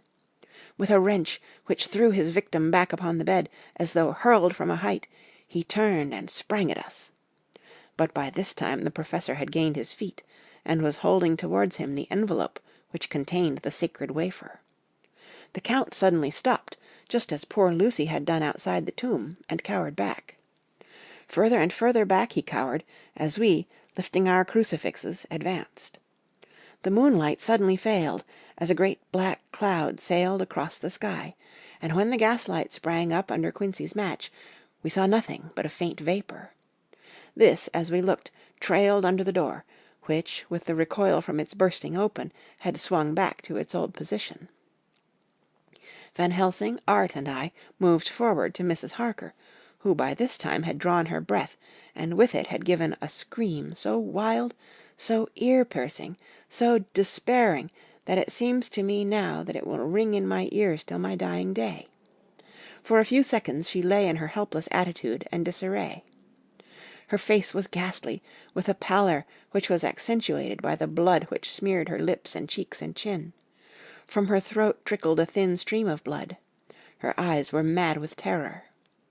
Then she put before her face her poor crushed hands, which bore on their whiteness the red mark of the Count's terrible grip, and from behind them came a low, desolate wail, which made the terrible scream seem only the quick expression of an endless grief.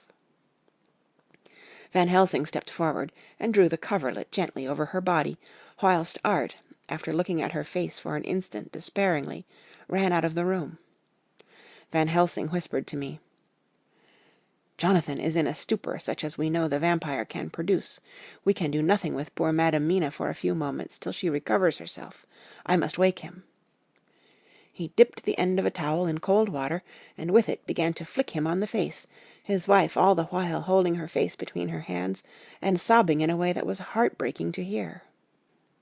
I raised the blind and looked out of the window. There was much moonshine, and as I looked I could see Quincy Morris run across the lawn and hide himself in the shadow of a great yew tree.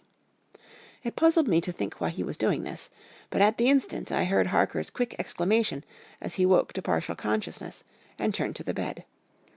On his face, as there might well be, was a look of wild amazement. He seemed dazed for a few seconds, and then full consciousness seemed to burst upon him all at once, and he started up. His wife was aroused by the quick movement, and turned to him with her arms stretched out, as though to embrace him. Instantly, however, she drew them in again, and putting her elbows together, held her hands before her face, and shuddered till the bed beneath her shook. "In God's name, what does this mean?" Harker cried out.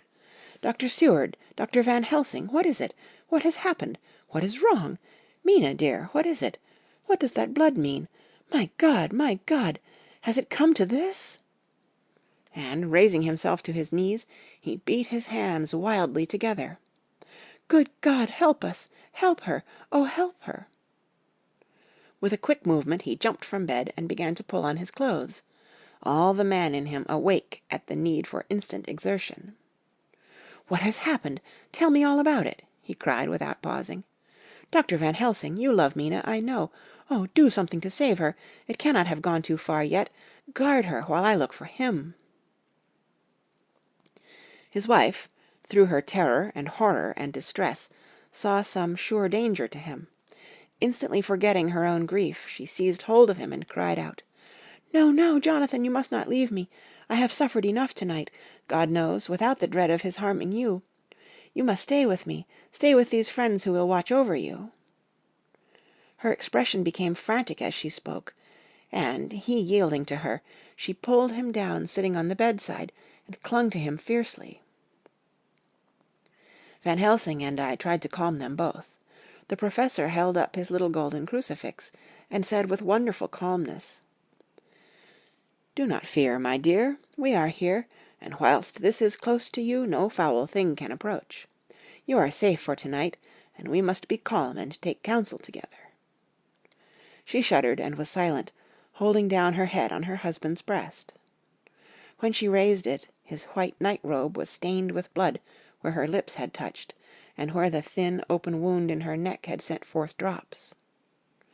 The instant she saw it, she drew back with a low wail, and whispered amidst choking sobs, "Unclean, unclean! I must touch him or kiss him no more.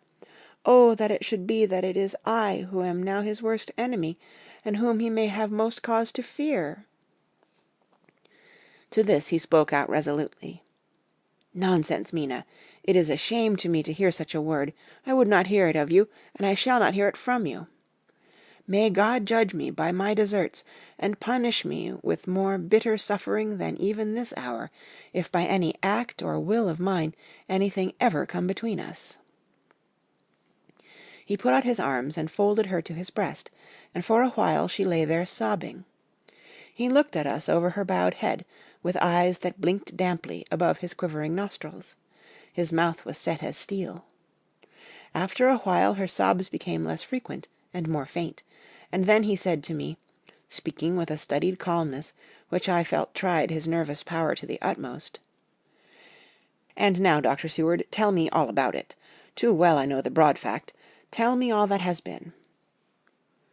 I told him exactly what had happened, and he listened with seeming impassiveness, but his nostrils twitched and his eyes blazed, as I told how the ruthless hands of the Count had held his wife in that terrible and horrid position, with her mouth to the open wound in his breast. It interested me, even at that moment, to see that, whilst the face of white-set passion worked convulsively over the bowed head, the hands tenderly and lovingly stroked the ruffled hair.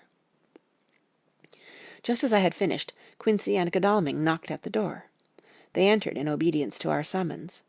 Van Helsing looked at me questioningly. I understood him to mean if we were to take advantage of their coming to divert, if possible, the thoughts of the unhappy husband and wife from each other and from themselves. So, on nodding acquiescence to him, he asked them what they had seen or done. To which Lord Godalming answered, "I could not see him anywhere in the passage, or in any of our rooms. I looked in the study, but, though he had been there, he had gone. He had, however—" He stopped suddenly, looking at the poor drooping figure on the bed. Van Helsing said gravely, "Go on, friend Arthur. We want here no more concealments. Our hope now is in knowing all. Tell freely." So Art went on. "He had been there, and though it could only have been for a few seconds, he made rare hay of the place. All the manuscript had been burned, and the blue flames were flickering amongst the white ashes. The cylinders of your phonograph, too, were thrown on the fire, and the wax had helped the flames." Here I interrupted. "Thank God there is the other copy in the safe." His face lit for a moment, but fell again as he went on. "I ran downstairs then, but could see no sign of him. I looked into Renfield's room, but there was no trace there except—" Again he paused. "Go on," said Harker hoarsely, so he bowed his head, and, moistening his lips with his tongue, added, "except that the poor fellow is dead." Mrs. Harker raised her head. Looking from one to the other of us, she said solemnly, "God's will be done." I could not but feel that art was keeping back something, but as I took it that it was with a purpose, I said nothing. Van Helsing turned to Morris and asked, "And you, friend Quincy, have you any to tell?" "A little," he answered. "It may be much eventually, but at present I can't say. I thought it well to know, if possible, where the Count would go when he left the house. I did not see him, but I saw a bat rise from Renfield's window and flap westward. I expected to see him in some shape go back to Carfax, but he evidently sought some other lair. He will not be back tonight, for the sky is reddening in the east, and the dawn is close. We must work tomorrow." He said the latter words through his shut teeth. For a space of perhaps a couple of minutes there was silence, and I could fancy that I could hear the sound of our hearts beating. Then Van Helsing said, placing his hand very tenderly on Mrs. Harker's head, "And now, Madam Mina, poor dear, dear Madam Mina, tell us exactly what happened. God knows that I do not want that you be pained, but it is need that we know all. For now more than ever has all work to be done quick and sharp, and in deadly earnest. The day is close to us that must end all, if it may be so, and now is the chance that we may live and learn." The poor dear lady shivered, and I could see the tension of her nerves as she clasped her husband closer to her and bent her head lower and lower still on his breast. Then she raised her head proudly and held out one hand to Van Helsing, who took it in his, and after stooping and kissing it reverently, held it fast. The other hand was locked in that of her husband, who held his other arm thrown round her protectingly. After a pause in which she was evidently ordering her thoughts, she began, "I took the sleeping draught which you had so kindly given me, but for a long time it did not act. I seemed to become more wakeful, and myriads of horrible fancies began to crowd in upon my mind, all of them connected with death and vampires, with blood and pain and trouble." Her husband involuntarily groaned as she turned to him and said lovingly, "Do not fret, dear. You must be brave and strong, and help me through the horrible task. If you only knew what an effort it is to me to tell of this fearful thing at all, you would understand how much I need your help." Well, I saw I must try to help the medicine to its work with my will, if it was to do me any good, so I resolutely set myself to sleep. Sure enough, sleep must soon have come to me, for I remember no more. Jonathan coming in had not waked me, for he lay by my side when next I remember. There was in the room the same thin white mist that I had before noticed. But I forget now if you know of this. You will find it in my diary, which I shall show you later. I felt the same vague terror which had come to me before, and the same sense of some presence. I turned to wake Jonathan, but found that he slept so soundly that it seemed as if it was he who had taken the sleeping draught, and not I. I tried, but I could not wake him. This caused me a great fear, and I looked around terrified. Then indeed my heart sank within me. Beside the bed, as if he had stepped out of the mist, or rather as if the mist had turned into his figure, for it had entirely disappeared, stood a tall, thin man, all in black. I knew him at once from the description of the others. The waxen face, the high aquiline nose, on which the light fell in a thin white line, the parted red lips, with the sharp white teeth showing between, and the red eyes that I had seemed to see in the sunset on the windows of St. Mary's Church at Whitby. I knew, too, the red scar on his forehead where Jonathan had struck him. For an instant my heart stood still, and I would have screamed out, only that I was paralyzed. In the pause he spoke in a sort of keen, cutting whisper, pointing as he spoke to Jonathan. "Silence! If you make a sound, I shall take him and dash his brains out before your very eyes." I was appalled, and was too bewildered to do or say anything. With a mocking smile he placed one hand upon my shoulder, and, holding me tight, bared my throat with the other, saying as he did so, "First, a little refreshment to reward my exertions. You may as well be quiet. It is not the first time or the second that your veins have appeased my thirst." I was bewildered. and strangely enough I did not want to hinder him. I suppose it is a part of the horrible curse that such is, when his touch is on his victim. And oh, my God, pity me! He placed his reeking lips upon my throat. Her husband groaned again. She clasped his hand harder and looked at him pityingly, as if he were the injured one, and went on. I felt my strength fading away, and I was in a half-swoon.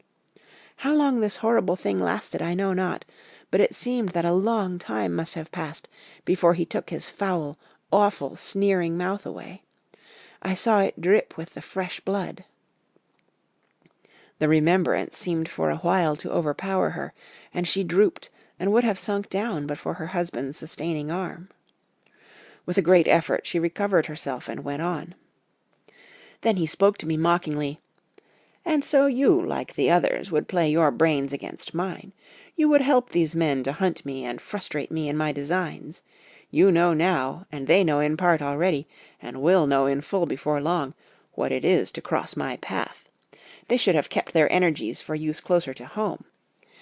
Whilst they played wits against me who commanded nations, and intrigued for them, and fought for them, hundreds of years before they were born, I was countermining them.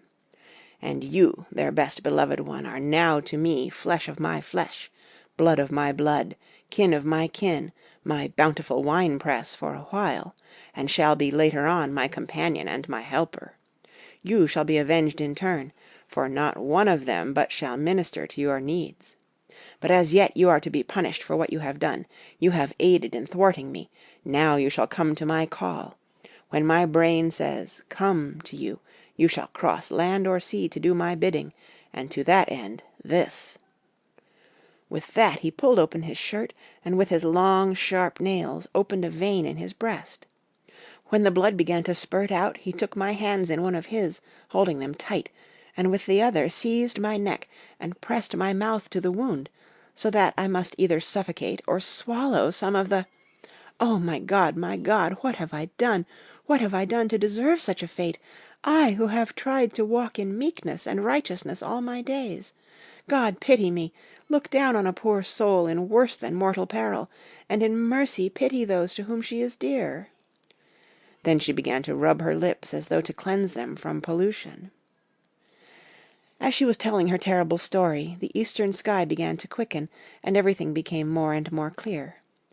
Harker was still and quiet, but over his face, as the awful narrative went on, came a grey look which deepened and deepened in the morning light, till when the first red streak of the coming dawn shot up, the flesh stood darkly out against the whitening hair.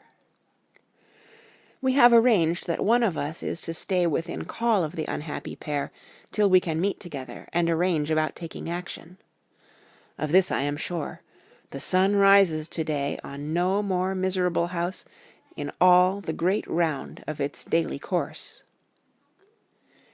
End of Chapter 21. Chapter 22. Jonathan Harker's Journal. 3rd of October. As I must do something or go mad, I write this diary. It is now 6 o'clock, and we are to meet in the study in half an hour and take something to eat, for Dr. Van Helsing and Dr. Seward are agreed that if we do not eat we cannot work our best. Our best will be, God knows, required today. I must keep writing at every chance, for I dare not stop to think. All, big and little, must go down. Perhaps at the end the little things may teach us most. The teaching, big or little, could not have landed Mina or me anywhere worse than we are today. However, we must trust and hope.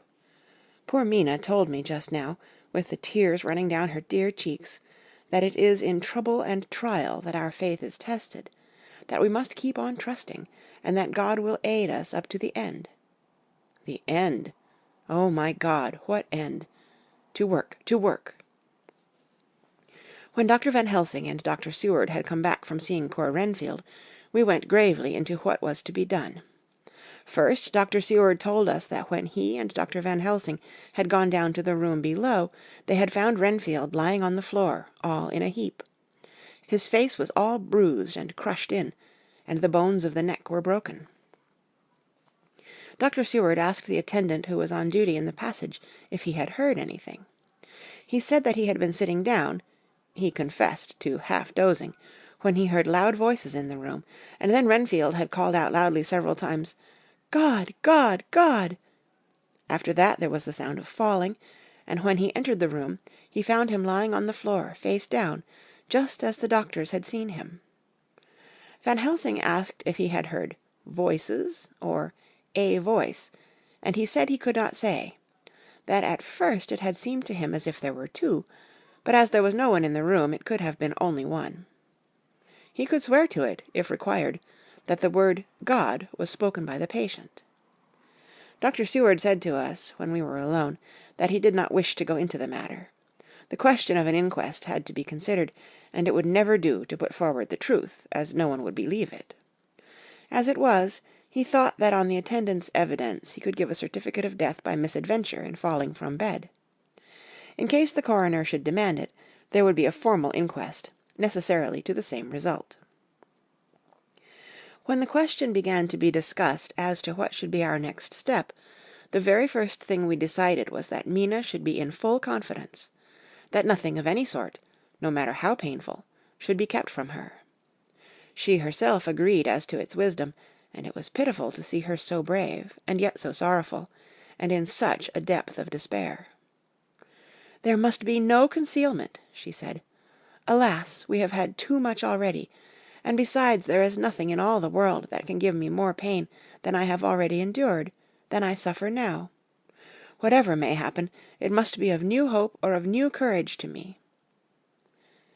Van Helsing was looking at her fixedly as she spoke, and said suddenly but quietly, "But, dear Madam Mina, are you not afraid, not for yourself, but for others from yourself, after what has happened?" Her face grew set in its lines, but her eyes shone with the devotion of a martyr as she answered, "Ah, no, for my mind is made up." "To what?" he asked gently, whilst we were all very still, for each in our own way we had a sort of vague idea of what she meant. Her answer came with direct simplicity, as though she were simply stating a fact. "Because if I find in myself, and I shall watch keenly for it, a sign of harm to any that I love, I shall die." "You would not kill yourself?" he asked hoarsely. "I would, if there were no friend who loved me, who would save me such a pain and so desperate an effort." She looked at him meaningly as she spoke. He was sitting down, but now he rose and came close to her, and put his hand on her head as he said solemnly, "My child, there is such an one, if it were for your good. For myself, I could hold it in my account with God to find such an euthanasia for you, even at this moment if it were best, nay, were it safe. But, my child—" For a moment he seemed choked, and a great sob rose in his throat. He gulped it down and went on. "There are here some who would stand between you and death. You must not die. You must not die by any hand, but least of all by your own. Until the other, who has fouled your sweet life, is true dead, you must not die. For if he is still with the quick undead, your death would make you even as he is. No, you must live. You must struggle and strive to live, though death would seem a boon unspeakable. You must fight death himself, though he come to you in pain or in joy, by the day or the night, in safety or in peril. On your living soul I charge you that you do not die, nay, nor think of death, till this great evil be past." The poor dear grew white as death, and shook and shivered, as I have seen a quicksand shake and shiver at the incoming of the tide. We were all silent. We could do nothing. At length she grew more calm, and turning to him said sweetly, but oh so sorrowfully, as she held out her hand, "I promise you, my dear friend, that if God will let me live, I shall strive to do so, till, if it may be in his good time, this horror may have passed away from me." She was so good and brave that we all felt that our hearts were strengthened to work and endure for her, and we began to discuss what we were to do. I told her that she was to have all the papers in the safe, and all the papers or diaries and phonographs we might hereafter use, and was to keep the record as she had done before. She was pleased with the prospect of anything to do, if pleased could be used in connection with so grim an interest. As usual, Van Helsing had thought ahead of everyone else, and was prepared with an exact ordering of our work. "It is perhaps well," he said, "that at our meeting after our visit to Carfax we decided not to do anything with the earth boxes that lay there. Had we done so, the Count must have guessed our purpose, and would doubtless have taken measures in advance to frustrate such an effort with regard to the others, but now he does not know our intentions. Nay, more, in all probability, he does not know that such a power exists to us as can sterilize his lairs, so that he cannot use them as of old. We are now so much further advanced in our knowledge as to their disposition that, when we have examined the house in Piccadilly, we may track the very last of them. To-day, then, is ours, and in it rests our hope. The sun that rose on our sorrow this morning guards us in its course. Until it sets to-night, that monster must retain whatever form he now has. He is confined within the limitations of his earthly envelope. He cannot melt into thin air, nor disappear through cracks or chinks or crannies. If he go through a doorway, he must open the door, like a mortal. And so we have this day to hunt out all his lairs and sterilize them. So we shall, if we have not yet catch him and destroy him, drive him to bay in some place where the catching and the destroying shall be, in time, sure." Here I started up, for I could not contain myself at the thought that the minutes and seconds, so preciously laden with Mina's life and happiness, were flying from us, since whilst we talked action was impossible. But Van Helsing held up his hand warningly. "Nay, friend Jonathan," he said, "in this the quickest way home is the longest way, so your proverbs say. We shall all act and act with desperate quick, when the time has come. But think, in all probable the key of the situation is in that house in Piccadilly. The Count may have many houses which he has bought. Of them he will have deeds of purchase, keys, and other things. He will have paper that he write on. He will have his book of checks. There are many belongings that he must have somewhere. Why not in this place, so central, so quiet, where he come and go by the front or the back at all hour, when in the very vast of the traffic there is none to notice? We shall go there and search that house, and when we learn what it holds, then we do what our friend Arthur call, in his phrases of hunt, stop the earths. And so we run down our old fox. So, is it not?" "Then let us come at once," I cried. "We are wasting the precious, precious time." The Professor did not move, but simply said, "And how are we to get into that house in Piccadilly?" "Any way," I cried. "We shall break in if need be." "And your police, where will they be, and what will they say?" I was staggered, but I knew that if he wished to delay he had a good reason for it, so I said, as quietly as I could, "Don't wait more than need be. You know, I am sure, what torture I am in." "Ah, my child, that I do, and indeed there is no wish of me to add to your anguish. But just think, what can we do until all the world be at movement? Then will come our time. I have thought and thought, and it seems to me that the simplest way is the best of all. Now we wish to get into the house, but we have no key. Is it not so?" I nodded. "Now suppose that you were, in truth, the owner of that house, and could not still get in, and think there was to you no conscience of the housebreaker, what would you do?"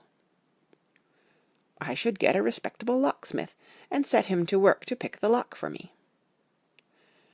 "And your police, they would interfere, would they not?" "Oh no, not if they knew the man was properly employed." "Then," he looked at me as keenly as he spoke, "all that is in doubt is the conscience of the employer, and the belief of your policeman as to whether or no that employer has a good conscience or a bad one. Your police must indeed be zealous men and clever, oh so clever, in reading the heart, that they trouble themselves in such matter. No, no, my friend Jonathan, you go take the lock off 100 empty house in this your London, or of any city in the world, and if you do it as such things are rightly done, and at the time such things are rightly done, no one will interfere. I have read of a gentleman who owned a so fine house in London, and when he went for months of summer to Switzerland and lock up his house, some burglar came and broke window at back and got in. Then he went and made open the shutters in front, and walk out and in through the door, before the very eyes of the police. Then he have an auction in that house, and advertise it, and put up big notice, and when the day come, he sell off by a great auctioneer all the goods of that other man who own them. Then he go to a builder, and he sell him that house, making an agreement that he pull it down and take all away within a certain time. And your police and other authority help him all they can. And when that owner come back from his holiday in Switzerland, he find only an empty hole where his house had been. This was all done en règle, and in our work we shall be en règle too. We shall not go so early that the policemen who have then little to think of shall deem it strange, but we shall go after 10 o'clock, when there are many about, and such things would be done were we indeed owners of the house. I could not but see how right he was, and the terrible despair of Mina's face became relaxed a thought. There was hope in such good counsel. Van Helsing went on. When once within that house, we may find more clues. At any rate, some of us can remain there, whilst the rest find the other places where there be more earth-boxes, at Bermondsey and Mile End.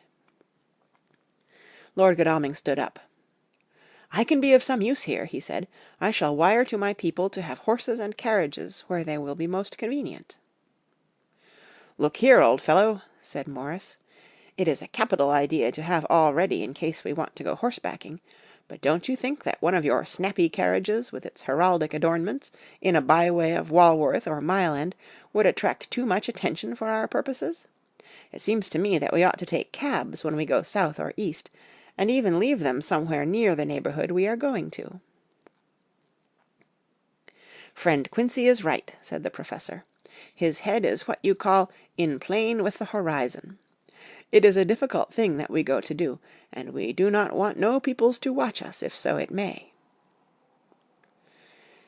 Mina took a growing interest in everything, and I was rejoiced to see that the exigency of affairs was helping her to forget for a time the terrible experience of the night. She was very, very pale, almost ghastly, and so thin that her lips were drawn away, showing her teeth in somewhat of prominence. I did not mention this last, lest it should give her needless pain, but it made my blood run cold in my veins to think of what had occurred with poor Lucy when the Count had sucked her blood. As yet there was no sign of the teeth growing sharper, but the time as yet was short, and there was time for fear.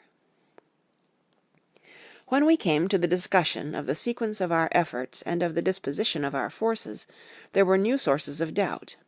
It was finally agreed that before starting for Piccadilly we should destroy the Count's lair close at hand. In case he should find it out too soon, we should thus be still ahead of him in our work of destruction, and his presence in his purely material shape, and at his weakest, might give us some new clue. As to the disposal of forces, it was suggested by the Professor that, after our visit to Carfax, we should all enter the house in Piccadilly, that the 2 doctors and I should remain there, whilst Lord Godalming and Quincy found the lairs at Walworth and Mile End, and destroyed them. It was possible, if not likely, the Professor urged, that the Count might appear in Piccadilly during the day, and that if so we might be able to cope with him then and there. At any rate, we might be able to follow him in force. To this plan I strenuously objected, and so far as my going was concerned, for I said that I intended to stay and protect Mina. I thought that my mind was made up on the subject, but Mina would not listen to my objection. She said that there might be some law matter in which I could be useful, that amongst the Count's papers might be some clue which I could understand out of my experience in Transylvania, and that, as it was, all the strength we could muster was required to cope with the Count's extraordinary power. I had to give in, for Mina's resolution was fixed. She said that it was the last hope for her that we should all work together.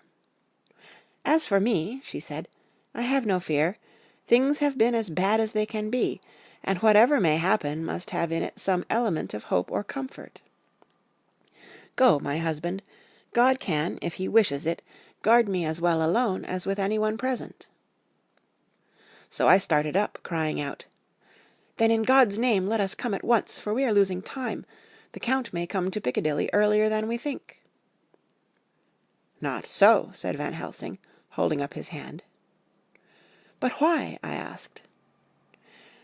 "Do you forget," he said, with actually a smile, "that last night he banqueted heavily, and will sleep late?" Did I forget? Shall I ever? Can I ever? Can any of us ever forget that terrible scene? Mina struggled hard to keep her brave countenance, but the pain overmastered her, and she put her hands before her face and shuddered, whilst she moaned. Van Helsing had not intended to recall her frightful experience.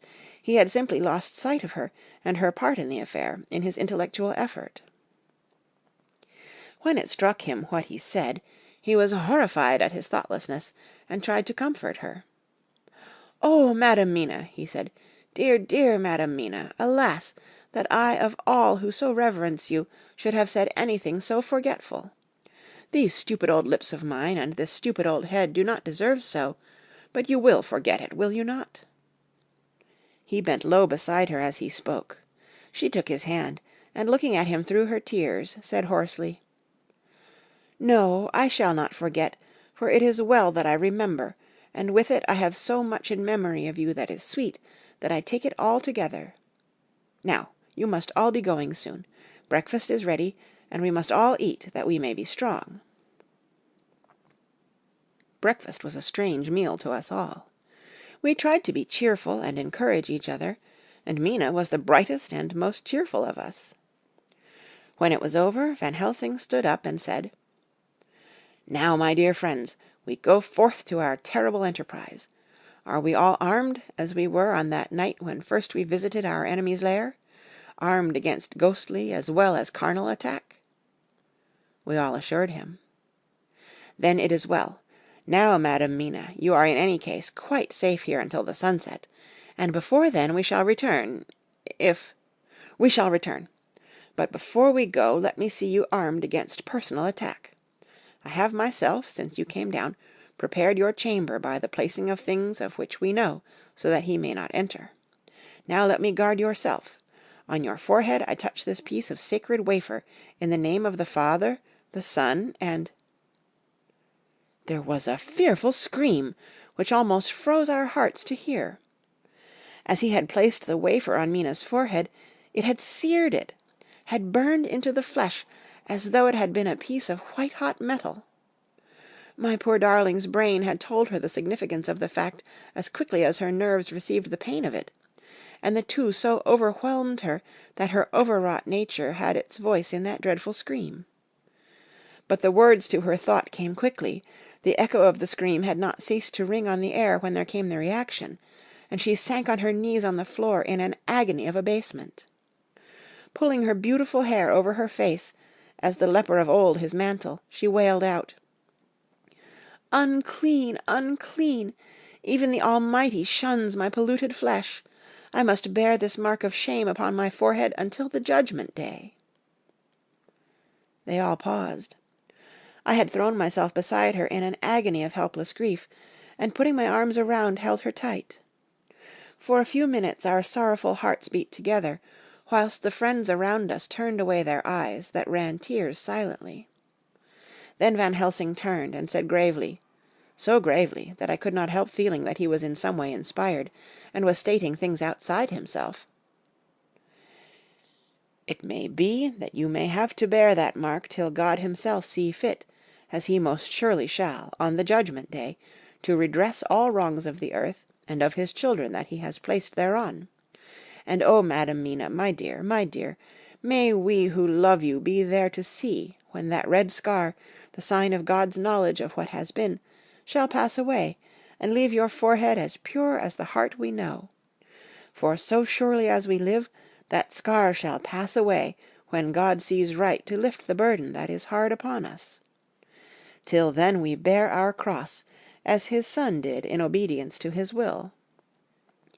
It may be that we are chosen instruments of his good pleasure, and that we ascend to his bidding as that other through stripes and shame, through tears and blood, through doubts and fears, and all that makes the difference between God and man.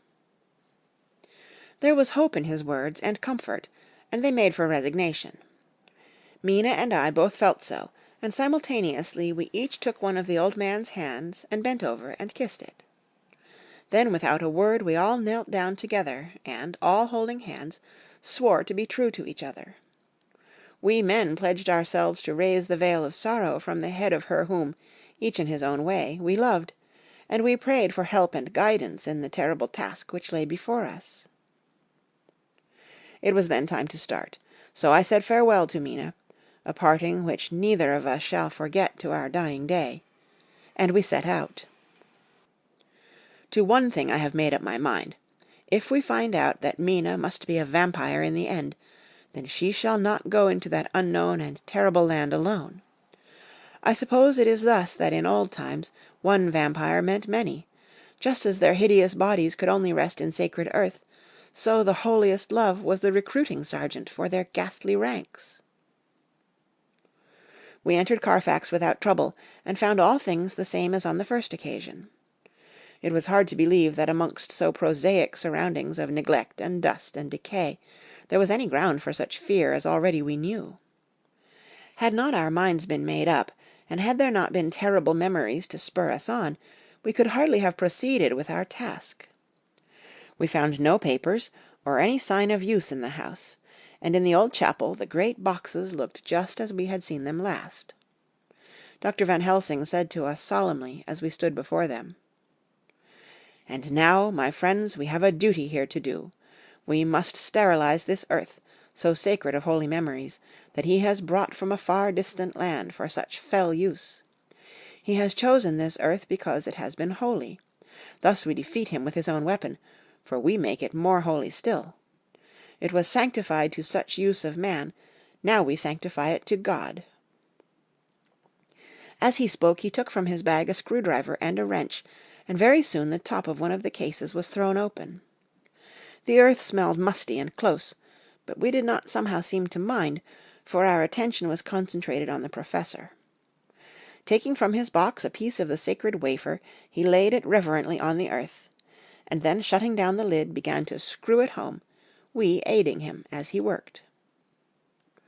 One by one we treated in the same way each of the great boxes, and left them as we had found them to all appearance, but in each was a portion of the host.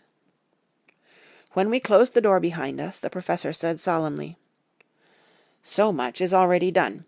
If it may be that with all the others we can be so successful, then the sunset of this evening may shine on Madam Mina's forehead all white as ivory, and with no stain." As we passed across the lawn on our way to the station to catch our train, we could see the front of the asylum. I looked eagerly, and in the window of my own room saw Mina. I waved my hand to her, and nodded to tell that our work there was successfully accomplished. She nodded in reply to show that she understood.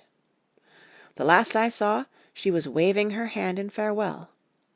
It was with a heavy heart that we sought the station, and just caught the train, which was steaming in as we reached the platform. I have written this in the train. Piccadilly, 12:30 o'clock. Just before we reached Fenchurch Street, Lord Godalming said to me, "Quincey and I will find a locksmith. You had better not come with us in case there should be any difficulty, for under the circumstances it wouldn't seem so bad for us to break into an empty house. But you are a solicitor, and the Incorporated Law Society might tell you that you should have known better." I demurred as to my not sharing any danger even of odium, but he went on, "Besides, it will attract less attention if there are not too many of us.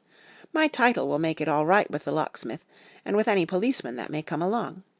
You had better go with Jack and the professor, and stay in the Green Park, somewhere in sight of the house, and when you see the door opened and the smith has gone away, do you all come across. We shall be on the lookout for you, and shall let you in."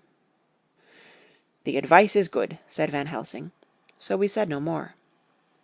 Godalming and Morris hurried off in a cab, we following in another. At the corner of Arlington Street our contingent got out, and strolled into the Green Park. My heart beat as I saw the house on which so much of our hope was centred, looming up grim and silent in its deserted condition amongst its more lively and spruce-looking neighbours. We sat down on a bench within good view, and began to smoke cigars, so as to attract as little attention as possible. The minutes seemed to pass with leaden feet as we waited for the coming of the others. At length we saw a four-wheeler drive up. Out of it, in leisurely fashion, got Lord Godalming and Morris, and down from the box descended a thick-set working-man with his rush-woven basket of tools. Morris paid the cabman, who touched his hat and drove away. Together the two ascended the steps, and Lord Godalming pointed out what he wanted done. The workman took off his coat leisurely and hung it on one of the spikes of the rail, saying something to a policeman who just then sauntered along. The policeman nodded acquiescence, and the man kneeling down placed his bag beside him. After searching through it, he took out a selection of tools which he produced to lay beside him in orderly fashion. Then he stood up, looked into the keyhole, blew into it, and turning to his employers, made some remark. Lord Godalming smiled, and the man lifted a good-sized bunch of keys. Selecting one of them, he began to probe the lock, as if feeling his way with it. After fumbling about for a bit, he tried a second and then a third. All at once the door opened under a slight push from him, and he and the two others entered the hall. We sat still. My own cigar burnt furiously, but Van Helsing's went cold altogether. We waited patiently as we saw the workman come out and bring his bag. Then he held the door partly open, steadying it with his knees, whilst he fitted a key to the lock. This he finally handed to Lord Godalming, who took out his purse and gave him something. The man touched his hat, took his bag, put on his coat, and departed. Not a soul took the slightest notice of the whole transaction.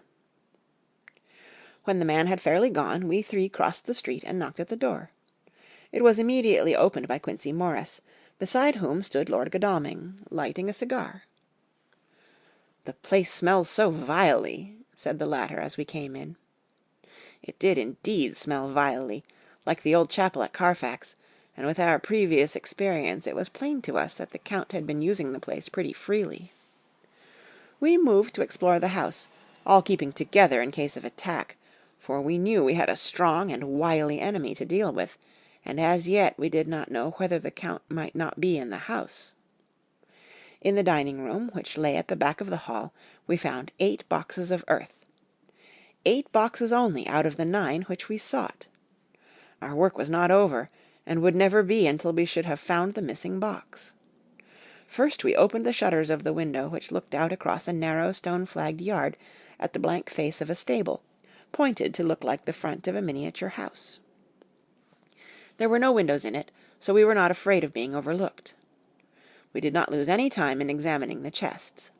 With the tools which we had brought with us, we opened them, one by one, and treated them as we had treated those others in the old chapel. It was evident to us that the Count was not at present in the house, and we proceeded to search for any of his effects. After a cursory glance at the rest of the rooms, from basement to attic, we came to the conclusion that the dining-room contained any effects which might belong to the Count, and so we proceeded to minutely examine them. They lay in a sort of orderly disorder on the great dining-room table. There were title deeds of the Piccadilly house in a great bundle, deeds of the purchase of the houses at Mile End and Bermondsey, note-paper, envelopes, and pens and ink. All were covered up in thin wrapping paper to keep them from the dust. There were also a clothes-brush, a brush and comb, and a jug and basin, the latter containing dirty water which was reddened as if with blood. Last of all was a little heap of keys of all sorts and sizes, probably those belonging to the other houses. When we had examined this last find, Lord Godalming and Quincey Morris, taking accurate notes of the various addresses of the houses in the east and the south, took with them the keys in a great bunch, and set out to destroy the boxes in these places. The rest of us are, with what patience we can, waiting their return, or the coming of the Count. End of Chapter 22. Chapter 23. Dr. Seward's Diary. 3rd of October. The time seemed terrible long whilst we were waiting for the coming of Godalming and Quincey Morris. The Professor tried to keep our minds active by using them all the time. I could see his beneficent purpose by the side glances which he threw from time to time at Harker. The poor fellow is overwhelmed in a misery that is appalling to see. Last night he was a frank, happy-looking man, with strong, youthful face, full of energy, and with dark brown hair. To-day he is a drawn, haggard old man, whose white hair matches well with the hollow burning eyes and grief-written lines of his face. His energy is still intact. In fact, he is like a living flame. This may yet be his salvation, for, if all go well, it will tide him over the despairing period. He will then, in a kind of way, wake again to the realities of life. Poor fellow, I thought my own trouble was bad enough, but his... The Professor knows this well enough, and is doing his best to keep his mind active. What he has been saying was, under the circumstances, of absorbing interest. So well as I can remember, here it is. I have studied over and over again since they came into my hands all the papers relating to this monster, and the more I have studied, the greater seems the necessity to utterly stamp him out. All through there are signs of his advance, not only of his power, but of his knowledge of it. As I learned from the researches of my friend Arminus of Budapest, he was in life a most wonderful man, soldier, statesman, and alchemist, which latter was the highest development of the science knowledge of his time. He had a mighty brain, a learning beyond compare, and a heart that knew no fear and no remorse. He dared even to attend the Scholomance, and there was no branch of knowledge of his time that he did not essay. Well in him the brain powers survived the physical death, though it would seem that memory was not all complete. In some faculties of mind he has been and is only a child, but he is growing, and some things that were childish at the first are now of man's stature.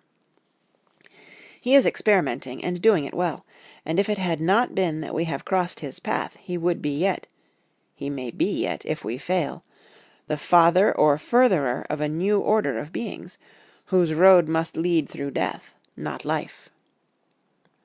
Harker groaned and said, "And this is all a raid against my darling. But how is he experimenting? The knowledge may help us to defeat him."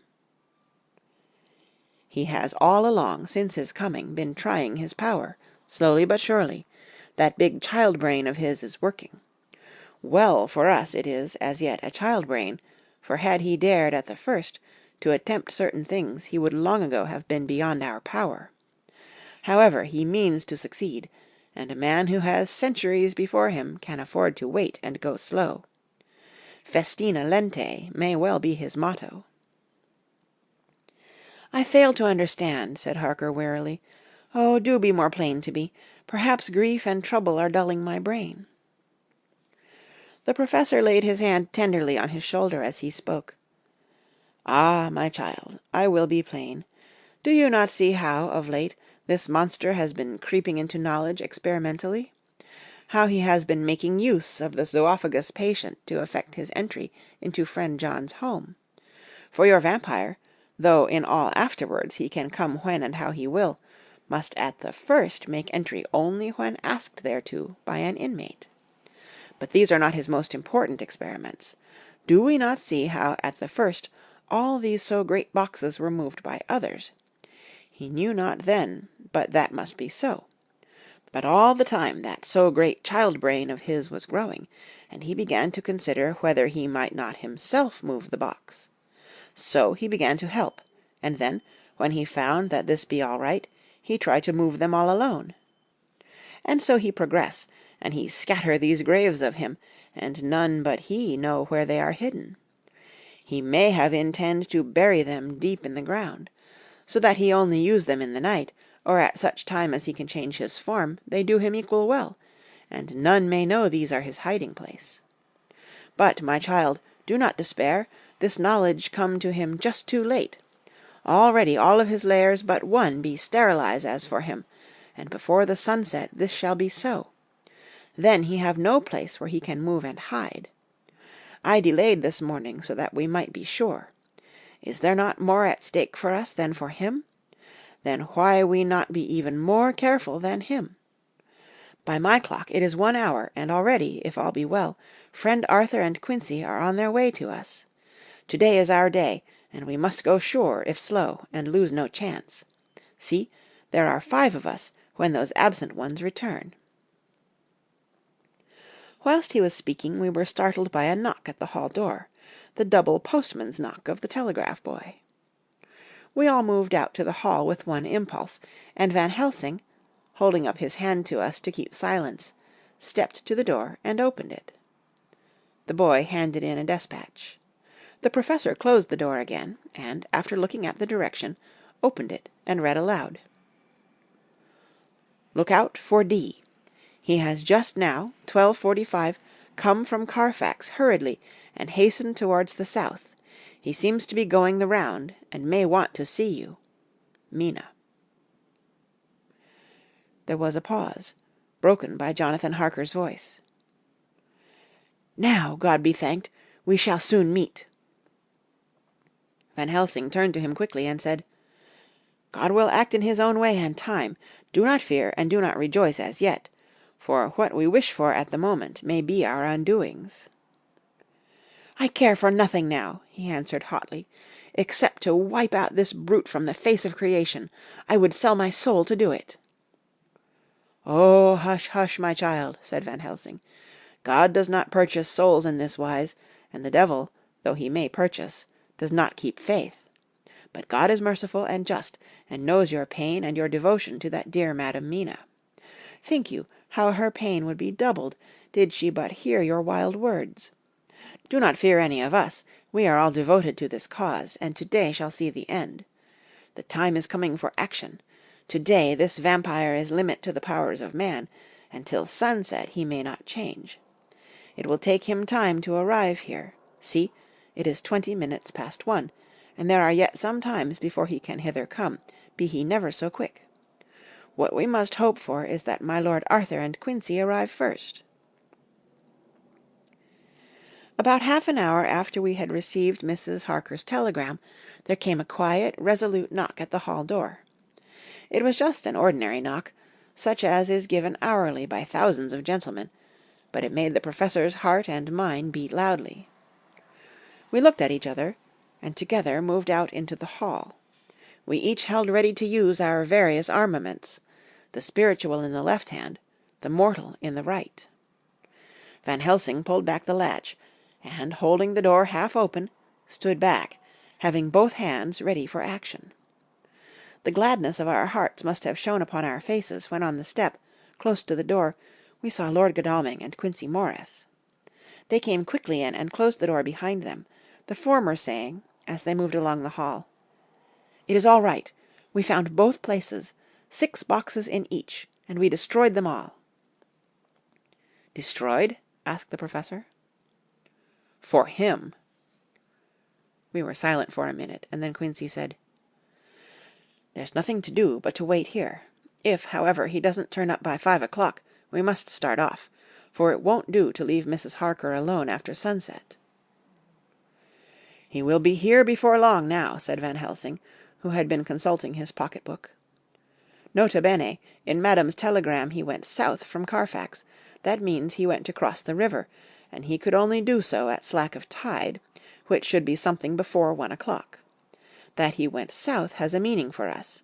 He is as yet only suspicious, and he went from Carfax first to the place where he would suspect interference least. You must have been at Bermondsey only a short time before him. That he is not here already shows that he went to Mile End next. This took him some time, for he would then have to be carried over the river in some way. Believe me, my friends, we shall not have long to wait now. We should have ready some plan of attack, so that we may throw away no chance. Hush! There is no time now. Have all your arms. Be ready." He held up a warning hand as he spoke, for we could all hear a key softly inserted in the lock of the hall door. I could not but admire, even at such a moment, the way in which a dominant spirit asserted itself. In all our hunting parties and adventures in different parts of the world, Quincey Morris had always been the one to arrange the plan of action, and Arthur and I had been accustomed to obey him implicitly. Now the old habit seemed to be renewed instinctively. With a swift glance around the room, he at once laid out our plan of attack, and without speaking a word, with a gesture, placed us each in position. Van Helsing, Harker, and I were just behind the door, so that when it was opened the Professor could guard it whilst we two stepped between the incomer and the door. Godalming behind, and Quincey in front stood just out of sight ready to move in front of the window. We waited in a suspense that made the seconds pass with nightmare slowness. The slow, careful steps came along the hall. The Count was evidently prepared for some surprise. At least, he feared it. Suddenly, with a single bound, he leaped into the room, winning away past us before any of us could raise a hand to stay him. There was something so panther-like in the movement, something so unhuman, that it seemed to sober us all from the shock of his coming.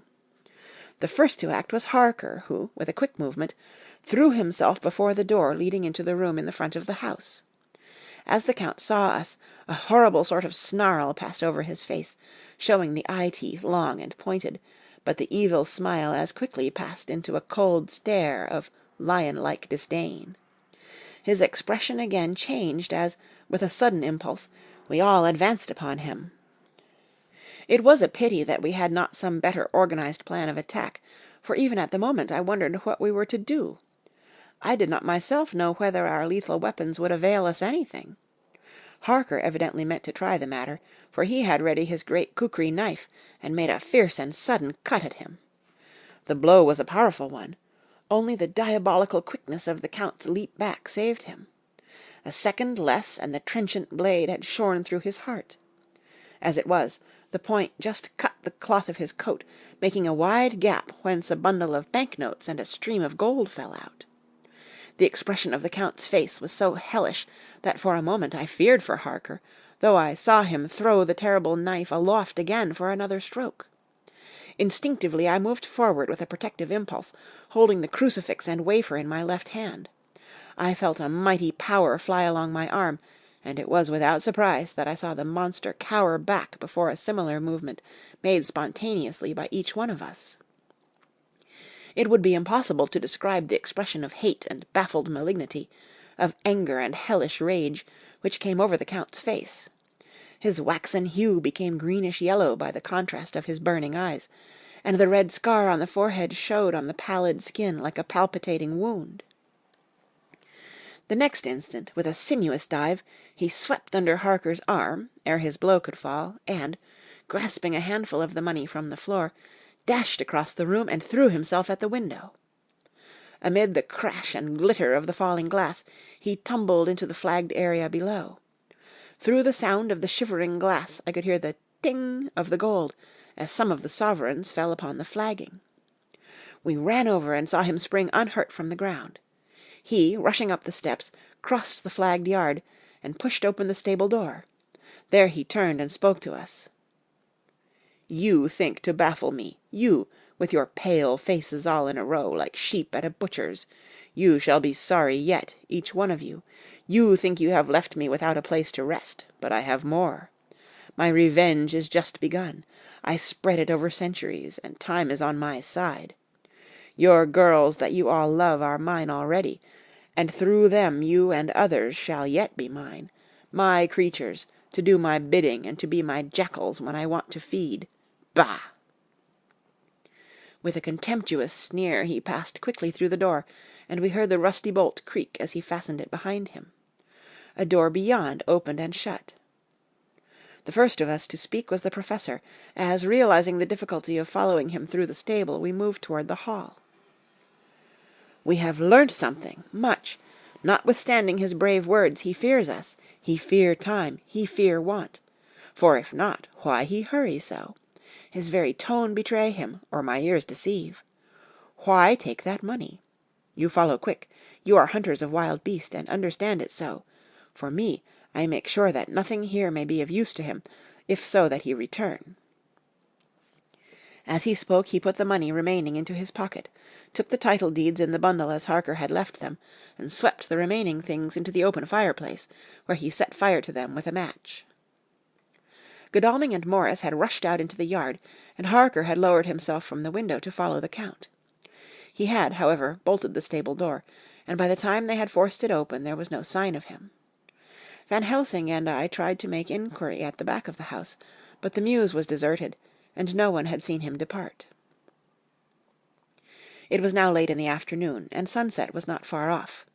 We had to recognize that our game was up. With heavy hearts we agreed with the Professor when he said, "Let us go back to Madam Mina. Poor, poor, dear Madam Mina. All we can do just now is done, and we can there at least protect her. But we need not despair. There is but one more earth-box, and we must try to find it. When that is done, all may yet be well." I could see that he spoke as bravely as he could to comfort Harker. The poor fellow was quite broken down. Now and again he gave a low groan which he could not suppress. He was thinking of his wife. With sad hearts we came back to my house, where we found Mrs. Harker waiting us, with an appearance of cheerfulness which did honour to her bravery and unselfishness. When she saw our faces, her own became as pale as death. For a second or two her eyes were closed as if she were in secret prayer, and then she said cheerfully, "I can never thank you all enough. Oh, my poor darling!" As she spoke she took her husband's grey head in her hands and kissed it. "Lay your poor head here and rest it. All will yet be well, dear. God will protect us, if he so will it in his good intent." The poor fellow groaned. There was no place for words in his sublime misery. We had a sort of perfunctory supper together, and I think it cheered us all up somewhat. It was, perhaps, the mere animal heat of food to hungry people, for none of us had eaten anything since breakfast, or the sense of companionship may have helped us, but anyhow we were all less miserable, and saw the morrow as not altogether without hope. True to our promise, we told Mrs. Harker everything which had passed, and although she grew snowy white at times, when danger had seemed to threaten her husband, and red at others when his devotion to her was manifested, she listened bravely and with calmness. When we came to the part where Harker had rushed at the Count so recklessly, she clung to her husband's arm, and held it tight as though her clinging could protect him from any harm that might come. She said nothing, however, till the narration was all done, and matters had been brought right up to the present time. Then, letting go her husband's hand, she stood up amongst us and spoke. "Oh, that I could give any idea of the scene, of that sweet, sweet, good, good woman, in all the radiant beauty of her youth and animation, with the red scar on her forehead of which she was conscious, and which we saw with grinding of our teeth, remembering whence and how it came. Her loving kindness against our grim hate, her tender faith against all our fears and doubting, and we, knowing that so far as symbols went, she, with all her goodness and purity and faith, was outcast from God. "Jonathan," she said, and the word sounded like music on her lips, it was so full of love and tenderness. "Jonathan, dear, and you all, my true, true friends, I want you to bear something in mind through all this dreadful time. I know that you must fight, that you must destroy even as you destroyed the false Lucy, so that the true Lucy might live hereafter. But it is not a work of hate. That poor soul who has wrought all this misery is the saddest case of all. Just think what will be his joy when he, too, is destroyed in his worser part, that his better part may have spiritual immortality.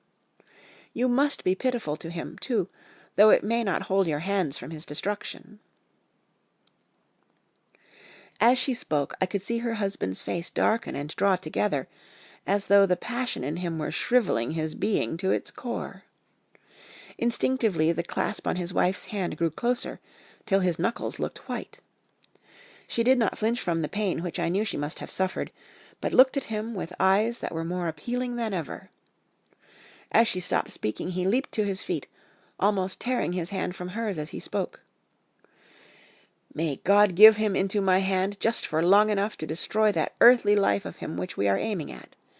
If beyond it I could send his soul for ever and ever to burning hell, I would do it." "Oh, hush! Oh, hush! In the name of the good God, don't say such things, Jonathan, my husband, or you will crush me with fear and horror. Just think, my dear, I have been thinking all this long, long day of it, that, perhaps, some day, I, too, may need such pity, and that some other like you, and with equal cause for anger, may deny it to me. Oh, my husband, indeed I would have spared you such a thought, had there been another way, but I pray that God may not have treasured your wild words, except as the heart-broken wail of a very loving and sorely stricken man. O God, let those poor white hairs go in evidence of what he has suffered, who all his life has done no wrong, and on whom so many sorrows have come. We men were all in tears now. There was no resisting them, and we wept openly. She wept, too, to see that her sweeter counsels had prevailed. Her husband flung himself on his knees beside her, and putting his arms round her, hid his face in the folds of her dress. Van Helsing beckoned to us, and we stole out of the room, leaving the two loving hearts alone with their God. Before they retired, the professor fixed up the room against any coming of the vampire, and assured Mrs. Harker that she might rest in peace. She tried to school herself to the belief, and, manifestly for her husband's sake, tried to seem content. It was a brave struggle, and was, I think and believe, not without its reward. Van Helsing had placed at hand a bell which either of them was to sound in case of any emergency. When they had retired, Quincey, Godalming, and I arranged that we should sit up, dividing the night between us, and watch over the safety of the poor stricken lady. The first watch falls to Quincey, so the rest of us shall be off to bed as soon as we can. Godalming has already turned in, for his is the second watch. Now that my work is done, I, too, shall go to bed. Jonathan Harker's Journal. 3rd and 4th of October, close to midnight. I thought yesterday would never end. There was over me a yearning for sleep, in some sort of blind belief that to wake would be to find things changed, and that any change must now be for the better. Before we parted, we discussed what our next step was to be, but we could arrive at no result. All we knew was that one earth-box remained, and that the Count alone knew where it was. If he chooses to lie hidden, he may baffle us for years, and in the meantime? The thought is too horrible. I dare not think of it even now. This I know, that if ever there was a woman who was all perfection, that one is my poor, wronged darling. I love her 1,000 times more for her sweet pity of last night, a pity that made my own hate of the monster seem despicable. Surely God will not permit the world to be the poorer by the loss of such a creature. This is hope to me. We are all drifting reefwards now, and faith is our only anchor. Thank God, Mina is sleeping, and sleeping without dreams. I fear what her dreams might be like, with such terrible memories to ground them in. She has not been so calm within my seeing since the sunset. Then, for a while, there came over her face a repose, which was like spring after the blasts of March. I thought at the time that it was the softness of the red sunset on her face, but somehow now I think it has a deeper meaning. I am not sleepy myself, though I am weary to death. However, I must try to sleep, for there is tomorrow to think of, and there is no rest for me until... Later. I must have fallen asleep, for I was awaked by Mina, who was sitting up in bed, with a startled look on her face. I could see easily, for we did not leave the room in darkness. She had placed a warning hand over my mouth, and now she whispered in my ear. "Hush! There is someone in the corridor." I got up softly, and crossing the room, gently opened the door. Just outside, stretched on a mattress, lay Mr. Morris, wide awake. He raised a warning hand for silence as he whispered to me. "Hush! Go back to bed. It is all right. One of us will be here all night. We don't mean to take any chances." His look and gesture forbade discussion, so I came back and told Mina.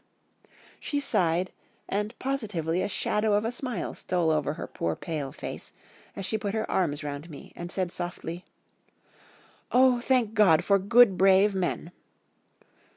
With a sigh she sank back again to sleep. I write this now as I am not sleepy, though I must try again. 4th of October, morning. Once again during the night I was wakened by Mina. This time we had all had a good sleep, for the grey of the coming dawn was making the windows into sharp oblongs, and the gas flame was like a speck rather than a disk of light. She said to me hurriedly, "Go, call the Professor. I want to see him at once." "Why?" I asked. "I have an idea. I suppose it must have come in the night, and matured without my knowing it. He must hypnotize me before the dawn, and then I shall be able to speak. Go quick, dearest. The time is getting close." I went to the door. Dr. Seward was resting on the mattress, and, seeing me, he sprang to his feet. "Is anything wrong?" he asked in alarm. "No," I replied, "but Mina wants to see Dr. Van Helsing at once." "I will go," he said, and hurried into the Professor's room. In 2 or 3 minutes later Van Helsing was in the room in his dressing gown, and Mr. Morris and Lord Godalming were with Dr. Seward at the door, asking questions. When the Professor saw Mina, a smile, a positive smile, ousted the anxiety of his face. He rubbed his hands as he said, "Oh, my dear Madam Mina, this is indeed a change. See, friend Jonathan, we have got our dear Madam Mina, as of old, back to us to-day." Then, turning to her, he said cheerfully, "And what am I to do for you? For at this hour you do not want me for nothings." "I want you to hypnotize me," she said. "Do it before the dawn, for I feel that then I can speak, and speak freely. Be quick, for the time is short." Without a word he motioned her to sit up in bed. Looking fixedly at her, he commenced to make passes in front of her, and from over the top of her head downward, with each hand in turn.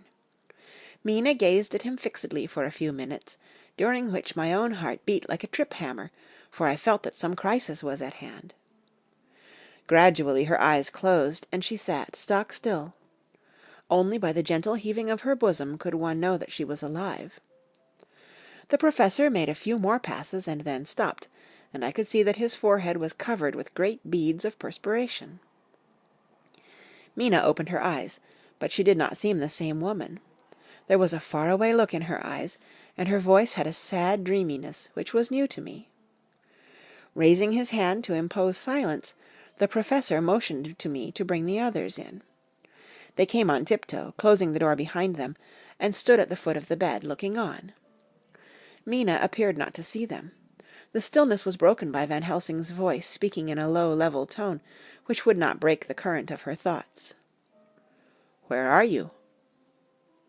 The answer came in a neutral way. "I do not know.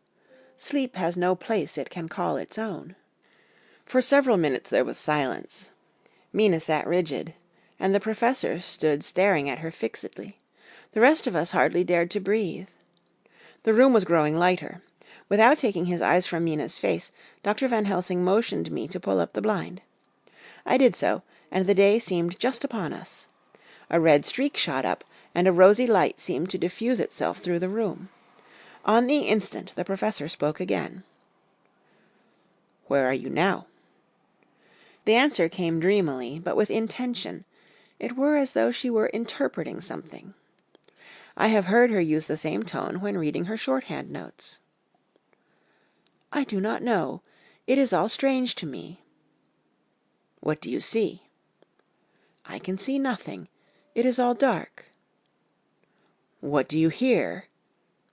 I could detect the strain in the Professor's patient voice. "The lapping of water. It is gurgling by, and little waves leap. I can hear them on the outside." "Then you are on a ship?" We all looked at each other, trying to glean something each from the other. We were afraid to think. The answer came quick. "Oh, yes." "What else do you hear?" "The sound of men stamping overhead as they run about. There is the creaking of a chain, and the loud tinkle as the check of the capstan falls into the ratchet." "What are you doing?" "I am still, oh so still. It is like death." The voice faded away into a deep breath, as of one sleeping, and the open eyes closed again. By this time the sun had risen, and we were all in the full light of day.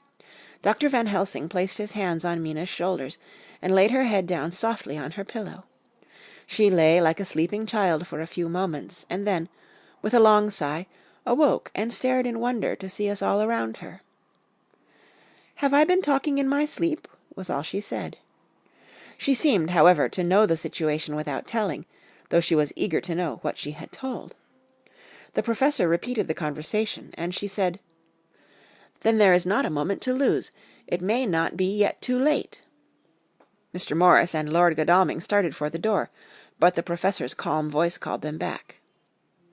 "Stay, my friends. That ship, wherever it was weighing anchor whilst she spoke.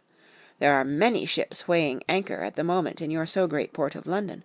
Which of them is it that you seek? God be thanked that we have once again a clue, though whither it may lead us we know not. We have been blind somewhat, blind after the manner of men, since, when we can look back, we see what we might have seen looking forward, if we had been able to see what we might have seen. Alas, but that sentence is a puddle, is it not? We can know now what was in the Count's mind, when he seized that money, though Jonathan's so fierce knife put him in the danger that even he dread. He meant escape. Hear me, escape. He saw that, with but one earth-box left, and a pack of men following like dogs after a fox, this London was no place for him. He have take his last earth-box on board a ship, and he leave the land. He think to escape, but no, we follow him. Tally-ho, as friend Arthur would say when he put on his red frock. Our old fox is wily, oh so wily, and we must follow with wile. I too am wily, and I think his mind in a little while.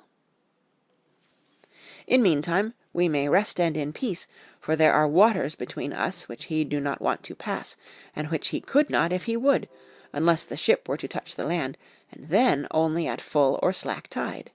See, and the sun is just rose, and all day to sunset is to us. Let us take bath and dress, and have breakfast which we all need, and which we can eat comfortably, since he be not in the same land with us." Mina looked at him appealingly as she asked, "But why need we seek him further, when he is gone away from us?" He took her hand and patted it as he replied, "Ask me nothings as yet. When we have breakfast, then I answer all questions." He would say no more, and we separated to dress. After breakfast Mina repeated her question. He looked at her gravely for a minute, and then said sorrowfully, "Because, my dear, dear Madam Mina, now more than ever must we find him, even if we have to follow him to the jaws of hell."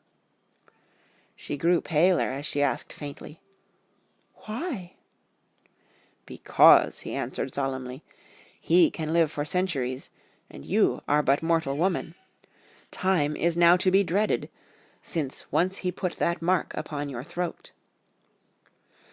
I was just in time to catch her, as she fell forward in a faint.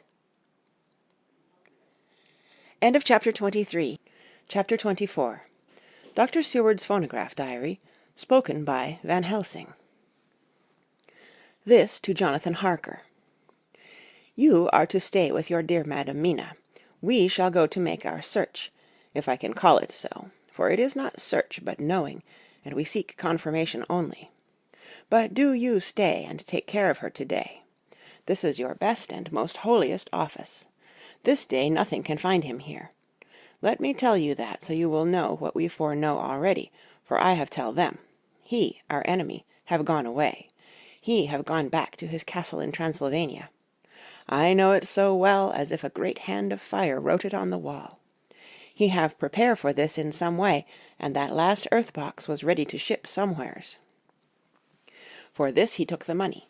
For this he hurry at the last, lest we catch him before the sun go down. It was his last hope, save that he might hide in the tomb that he think poor Miss Lucy, being as he thought like him, keep open to him. But there was not of time. When that fail, he make straight for his last resource, his last earthwork, I might say, did I wish double entente. He is clever, oh so clever. He know that his game here was finish, and so he decide he go back home. He find ship going by the route he came, and he go in it. We go off now to find what ship, and whither bound. When we have discovered that, we come back and tell you all. Then we will comfort you and poor dear Madam Mina with new hope. for it will be hope when you think it over, that all is not lost. This very creature that we pursue, he take hundreds of years to get so far as London, and yet in one day, when we know of the disposal of him, we drive him out. He is finite, though he is powerful to do much harm, and suffers not as we do. But we are strong, each in our purpose, and we are all more strong together. Take heart afresh, dear husband of Madam Mina. This battle is but begun, and in the end we shall win, so sure as that God sits on high to watch over his children. Therefore be of much comfort till we return. Van Helsing. Jonathan Harker's Journal, 4th of October. When I read to Mina Van Helsing's message in the phonograph, the poor girl brightened up considerably. Already the certainty that the Count is out of the country has given her comfort, and comfort is strength to her. For my own part, now that his horrible danger is not face to face with us, it seems almost impossible to believe in it. Even my own terrible experiences in Castle Dracula seem like a long-forgotten dream. Here, in the crisp autumn air, in the bright sunlight. Alas, how can I disbelieve? In the midst of my thought, my eye fell on the red scar on my poor darling's white forehead. Whilst that lasts, there can be no disbelief. And afterwards the very memory of it will keep faith crystal clear. Mina and I fear to be idle, so we have been over all the diaries again and again. Somehow, although the reality seems greater each time, the pain and the fear seem less. There is something of a guiding purpose manifest throughout, which is comforting. Mina says that perhaps we are the instruments of ultimate good. It may be. I shall try to think as she does.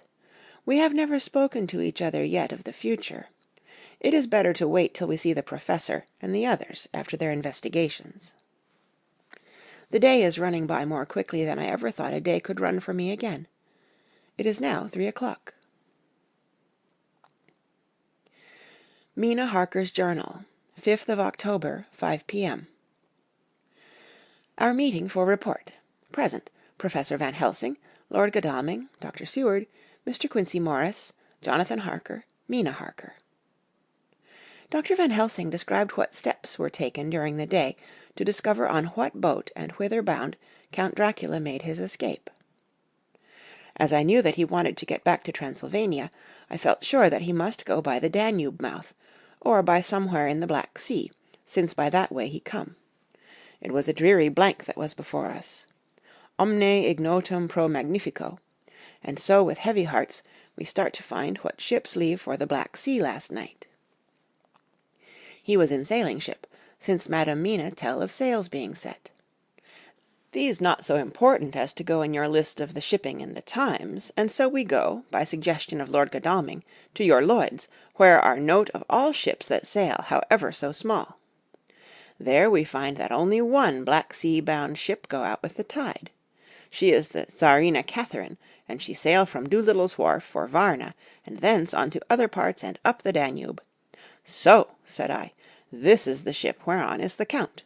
So off we go to Doolittle's Wharf, and there we find a man in an office of wood so small that the man look bigger than the office. From him we inquire of the goings of the Tsarina Catherine. He swear much, and he red face and loud of voice, but he good fellow all the same, and when Quincy give him something from his pocket, which crackle as he roll it up, and put it in a so small bag which he have hid deep in his clothing, he still better fellow and humble servant to us. He come with us, and ask many men who are rough and hot. These be better fellows too when they have been no more thirsty. They say much of blood and bloom, and of others which I comprehend not, though I guess what they mean. But nevertheless they tell us all things which we want to know. They make known to us among them how last afternoon at about 5 o'clock comes a man so hurry. A tall man, thin and pale, with high nose and teeth so white, and eyes that seem to be burning. That he be all in black, except that he have a hat of straw which suit not him or the time. That he scatter his money in making quick inquiry as to what ship sails for the Black Sea, and for where. Some took him to the office, and then to the ship, where he will not go aboard, but halt at shore end of gangplank, and ask that the captain come to him. The captain come, when told that he will be pay well, and though he swear much at the first, he agree to term. Then the thin man go, and some one tell him where horse and cart can be hired. He go there, and soon he come again, himself driving cart on which a great box. This he himself lift down, though it take several to put it on truck for the ship. He give much talk to captain as to how and where his box is to be place, but the captain like it not, and swear at him in many tongues, and tell him that if he like he can come and see where it shall be. But he say no, that he come not yet, for that he have much to do. Whereupon the captain tell him that he had better be quick, with blood, for that his ship will leave the place of blood before the turn of the tide, with blood. Then the thin man smile, and say that of course he must go when he think fit, but he will be surprised if he go quite so soon. The captain swear again, polyglot, and the thin man make him bow and thank him, and say that he will so far intrude on his kindness as to come aboard before the sailing.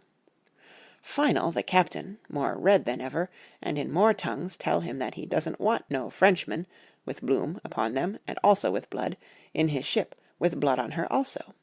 And so, after asking where there might be close at hand a ship where he might purchase ship forms, he departed.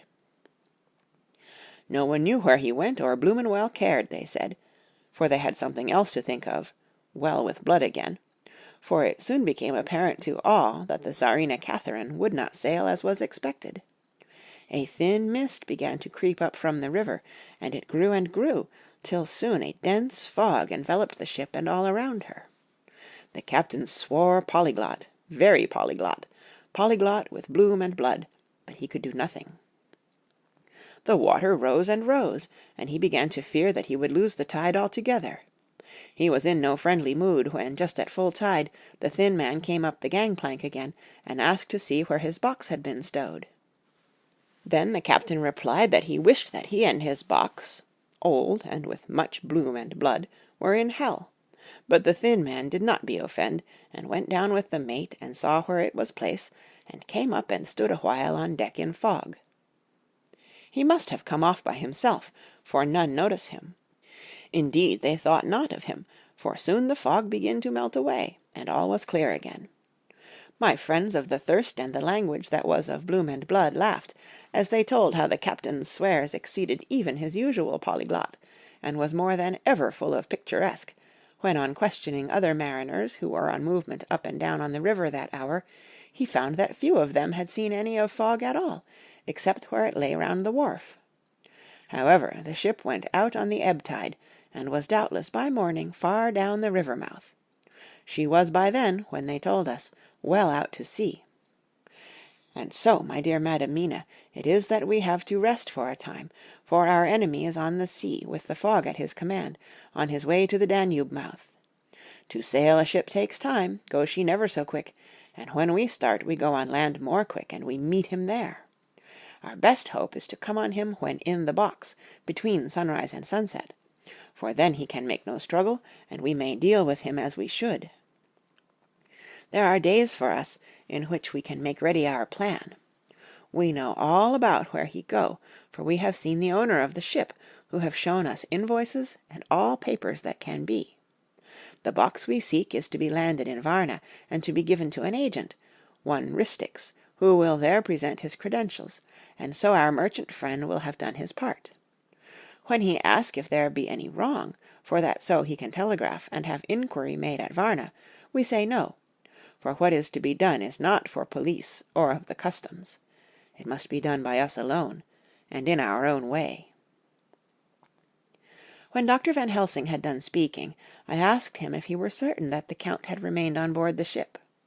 He replied, "We have the best proof of that, your own evidence, when in the hypnotic trance this morning." I asked him again if it were really necessary that they should pursue the Count, for oh, I dread Jonathan leaving me, and I know that he would surely go if the others went. He answered in growing passion, at first quietly. As he went on, however, he grew more angry and more forceful, till in the end we could not but see wherein was at least some of that personal dominance which made him so long a master amongst men. Yes, it is necessary, necessary, necessary. For your sake in the first, and then for the sake of humanity. This monster has done much harm already, in the narrow scope where he find himself, and in the short time when as yet he was only as a body groping his so small measure in darkness and not knowing. All this have I told these others. You, my dear Madam Mina, will learn it in the phonograph of my friend John, or in that of your husband. I have told them how the measure of leaving his own barren land, barren of peoples, and coming to a new land, where life of man teems till they are like the multitude of standing corn, was the work of centuries. Were another of the undead, like him, to try to do what he has done, perhaps not all the centuries of the world that have been, or that will be, could aid him. With this one, all the forces of nature that are occult and deep and strong must have worked together in some wondrous way. The very place where he have been alive, undead for all these centuries, is full of strangeness of the geologic and chemical world. There are deep caverns and fissures that reach none know whither. There have been volcanoes, some of whose openings still send out waters of strange properties, and gases that kill or make to vivify. Doubtless there is something magnetic or electric in some of these combinations of occult forces, which work for physical life in strange way, and in himself were from the first some great qualities. In a hard and warlike time he was celebrate that he have more iron nerve, more subtle brain, more braver heart than any man. In him some vital principle have in strange way found their utmost, and as his body keep strong and grow and thrive, so his brain grow too. All this without that diabolic aid which is surely to him, for it have to yield to the powers that come from and are symbolic of good. And now this is what he is to us. He have infect you. Oh, forgive me, my dear, that I must say such, but it is for good of you that I speak. He infect you in such wise that even if he do no more, you have only to live in your own old sweet way, and so in time, death, which is of man's common lot, and with God's sanction, shall make you like to him. This must not be. We have sworn together that it must not. Thus are we ministers of God's own wish, that the world, and men for whom his Son died, will not be given over to monsters, whose very existence would defame him. He have allowed us to redeem one soul already, and we go out as the old knights of the cross to redeem more. Like them we shall travel towards the sunrise, and like them, if we fall in good cause." He paused, and I said, "But will not the Count take his rebuff wisely? Since he has been driven from England, will he not avoid it, as a tiger does the village from which he has been hunted?" "Aha!" he said, "your simile of the tiger good for me, and I shall adopt him. Your man-eater, as they of India call the tiger, who has once tasted blood of the human, care no more for the other prey, but prowl unceasing till he get him. This that we hunt from our village is a tiger too, a man-eater, and he never cease to prowl. Nay, in himself he is not one to retire and stay afar. In his life, his living life, he go over the Turkey frontier, and attack his enemy on his own ground. He be beaten back, but did he stay? No, he come again and again and again. Look at his persistence and endurance. With the child brain that was to him, he have long since conceived the idea of coming to a great city. What does he do? He find out the place of all the world most of promise for him. Then he deliberately set himself down to prepare for the task. He find in patience just how is his strength, and what are his powers. He study new tongues. He learn new social life, new environment of old ways, the politic, the law, the finance, the science, the habit of a new land and a new people, who have come to be since he was. His glimpse that he have had whet his appetite only, and enkeen his desire. Nay, it help him to grow as to his brain, for it all prove to him how right he was at the first in his surmises. He have done this alone, all alone, from a ruined tomb in a forgotten land. What more may he not do when the greater world of thought is open to him? He that can smile at death as we know him, who can flourish in the midst of diseases that kill off whole peoples. Oh, if such an one was to come from God, and not the devil, what a force for good might he not be in this old world of ours! But we are pledged to set the world free. Our toil must be in silence, and our efforts all in secret, for in this enlightened age, when men believe not even what they see, the doubting of wise men would be his greatest strength. It would be at once his sheath and his armor, and his weapons to destroy us, his enemies, who are willing to peril even our own souls for the safety of one we love, for the good of mankind, and for the honor and glory of God. After a general discussion, it was determined that for tonight nothing be definitely settled, that we should all sleep on the facts and try to think out the proper conclusions. Tomorrow at breakfast we are to meet again, and after making our conclusions known to one another, we shall decide on some definite cause of action. I feel a wonderful peace and rest tonight. It is as if some haunting presence were removed from me. Perhaps... My surmise was not finished, could not be, for I caught sight in the mirror of the red mark upon my forehead, and I knew that I was still unclean. Dr. Seward's Diary, 5th of October. We all rose early, and I think that sleep did much for each and all of us. When we met at early breakfast, there was more general cheerfulness than any of us had ever expected to experience again. It is really wonderful how much resilience there is in human nature. Let any obstructing cause, no matter what, be removed in any way, even by death, and we fly back to first principles of hope and enjoyment. More than once, as we sat around the table, my eyes opened in wonder whether the whole of the past days had not been a dream. It was only when I caught sight of the red blotch on Mrs. Harker's forehead that I was brought back to reality. Even now, when I am gravely revolving the matter, it is almost impossible to realize that the cause of all our trouble is still existent. Even Mrs. Harker seems to lose sight of her trouble for whole spells. It is only now and again, when something recalls it to her mind, that she thinks of her terrible scar. We are to meet here in my study in half an hour, and decide on our course of action. I see only one immediate difficulty. I know it by instinct rather than reason. We shall all have to speak frankly, and yet I fear that in some mysterious way poor Mrs. Harker's tongue is tied. I know that she forms conclusions of her own, and from all that has been I can guess how brilliant and how true they must be, but she will not or cannot give them utterance. I have mentioned this to Van Helsing, and he and I are to talk it over when we are alone. I suppose it is some of that horrid poison which has got into her veins beginning to work. The Count had his own purposes when he gave her what Van Helsing called the vampire's baptism of blood. Well, there may be a poison that distills itself out of good things. In an age when the existence of ptomaines is a mystery, we should not wonder at anything. One thing I know, that if my instinct be true regarding poor Mrs. Harker's silences, then there is a terrible difficulty, an unknown danger, in the work before us. The same power that compels her silence may compel her speech. I dare not think further, for so I should in my thoughts dishonor a noble woman.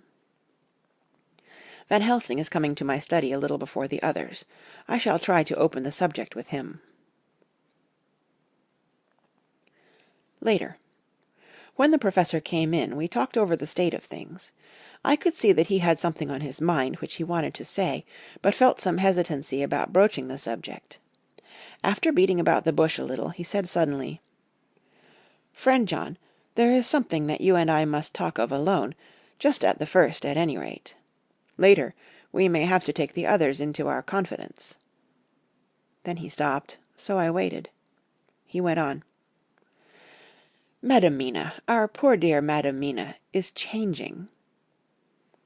A cold shiver ran through me to find my worst fears thus endorsed. Van Helsing continued. "With the sad experience of Miss Lucy, we must this time be warned before things go too far. Our task is now in reality more difficult than ever, and this new trouble makes every hour of the direst importance. I can see the characteristics of the vampire coming in her face. It is now but very, very slight, but it is to be seen if we have eyes to notice without prejudge. Her teeth are some sharper, and at times her eyes are more hard. But these are not all. There is to her the silence now often, as so it was with Miss Lucy. She did not speak, even when she wrote that which she wished to be known later. Now my fear is this. If it be that she can, by our hypnotic trance, tell what the Count see and hear, is it not more true that he who have hypnotized her first, and who have drink of her very blood, and make her drink of his, should, if he will, compel her mind to disclose to him that which she know? I nodded acquiescence, and he went on. Then what we must do is to prevent this. We must keep her ignorant of our intent, and so she cannot tell what she know not. This is a painful task. Oh, so painful that it heartbreak me to think of, but it must be. When to-day we meet, I must tell her that, for reason which we will not to speak, she must not more be of our counsel, but be simply guarded by us. He wiped his forehead, which had broken out in profuse perspiration at the thought of the pain which he might have to inflict upon the poor soul already so tortured. I knew that it would be some sort of comfort to him if I told him that I also had come to the same conclusion, for at any rate it would take away the pain of doubt. I told him, and the effect was as I expected. It is now close to the time of our general gathering. Van Helsing has gone away to prepare for the meeting, and his painful part of it. I really believe his purpose is to be able to pray alone. Later. At the very outset of our meeting a great personal relief was experienced by both Van Helsing and myself. Mrs. Harker had sent a message by her husband to say that she would not join us at present, as she thought it better that we should be free to discuss our movements without her presence to embarrass us. The Professor and I looked at each other for an instant, and somehow we both seemed relieved. For my own part, I thought that if Mrs. Harker realized the danger herself, it was much pain as well as much danger averted. Under the circumstances we agreed, by a questioning look and answer, with finger on lip, to preserve silence in our suspicions until we should have been able to confer alone again. We went at once into our plan of campaign. Van Helsing roughly put the facts before us first. The Tsarina Catherine left the Thames yesterday morning. It will take her at the quickest speed she has ever made at least 3 weeks to reach Varna, but we can travel overland to the same place in 3 days. Now, if we allow for 2 days less for the ship's voyage, owing to such weather influences as we know that the Count can bring to bear, and if we allow a whole day and night for any delays which may occur to us, then we have a margin of nearly 2 weeks. Thus, in order to be quite safe, we must leave here on 17th at latest. Then we shall at any rate be in Varna a day before the ship arrives, and be able to make such preparations as may be necessary.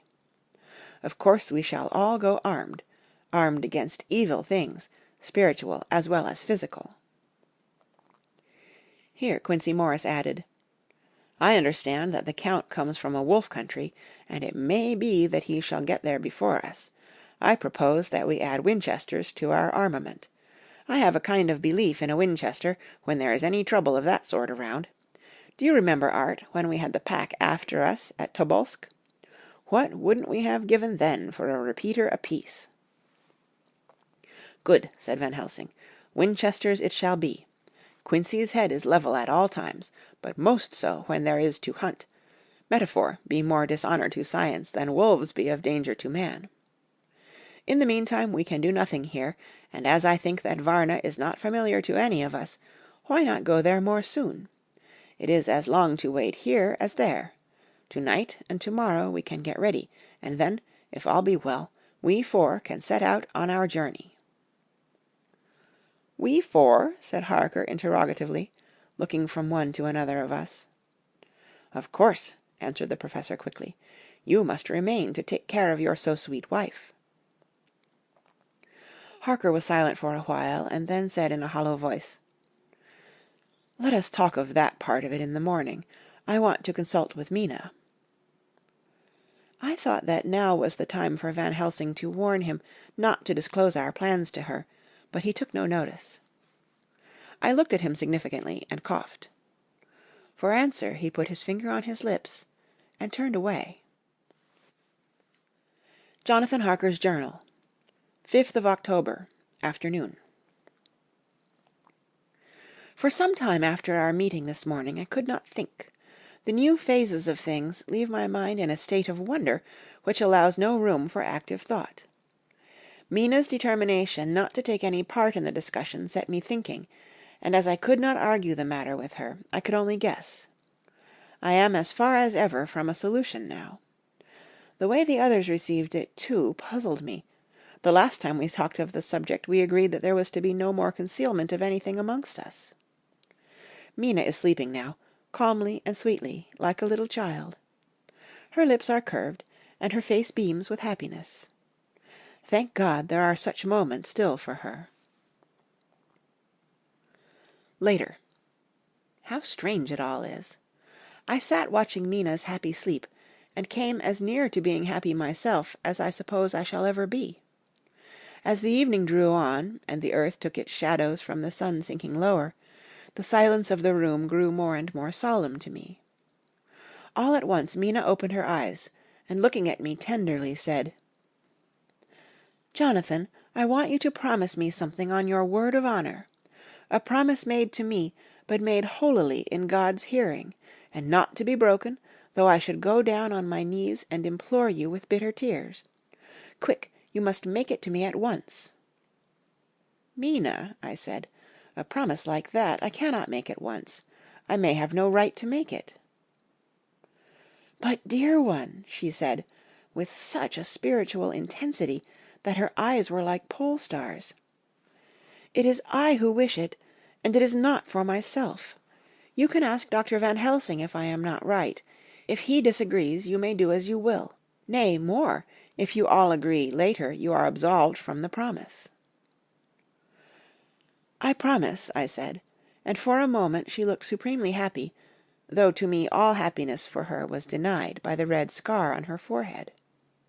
She said, "Promise me that you will not tell me anything of the plans formed for the campaign against the Count, not by word, or inference, or implication, not at any time whilst this remains to me."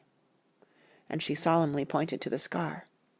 I saw that she was in earnest, and said solemnly, "I promise." And as I said it, I felt that from that instant a door had been shut between us. Later, midnight.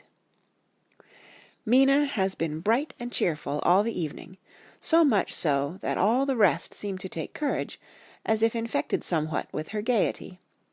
As a result, even I myself felt as if the pall of gloom which weighs us down were somewhat lifted. We all retired early. Mina is now sleeping like a little child. It is a wonderful thing that her faculty of sleep remains to her in the midst of her terrible trouble. Thank God for it, for then at least she can forget her care.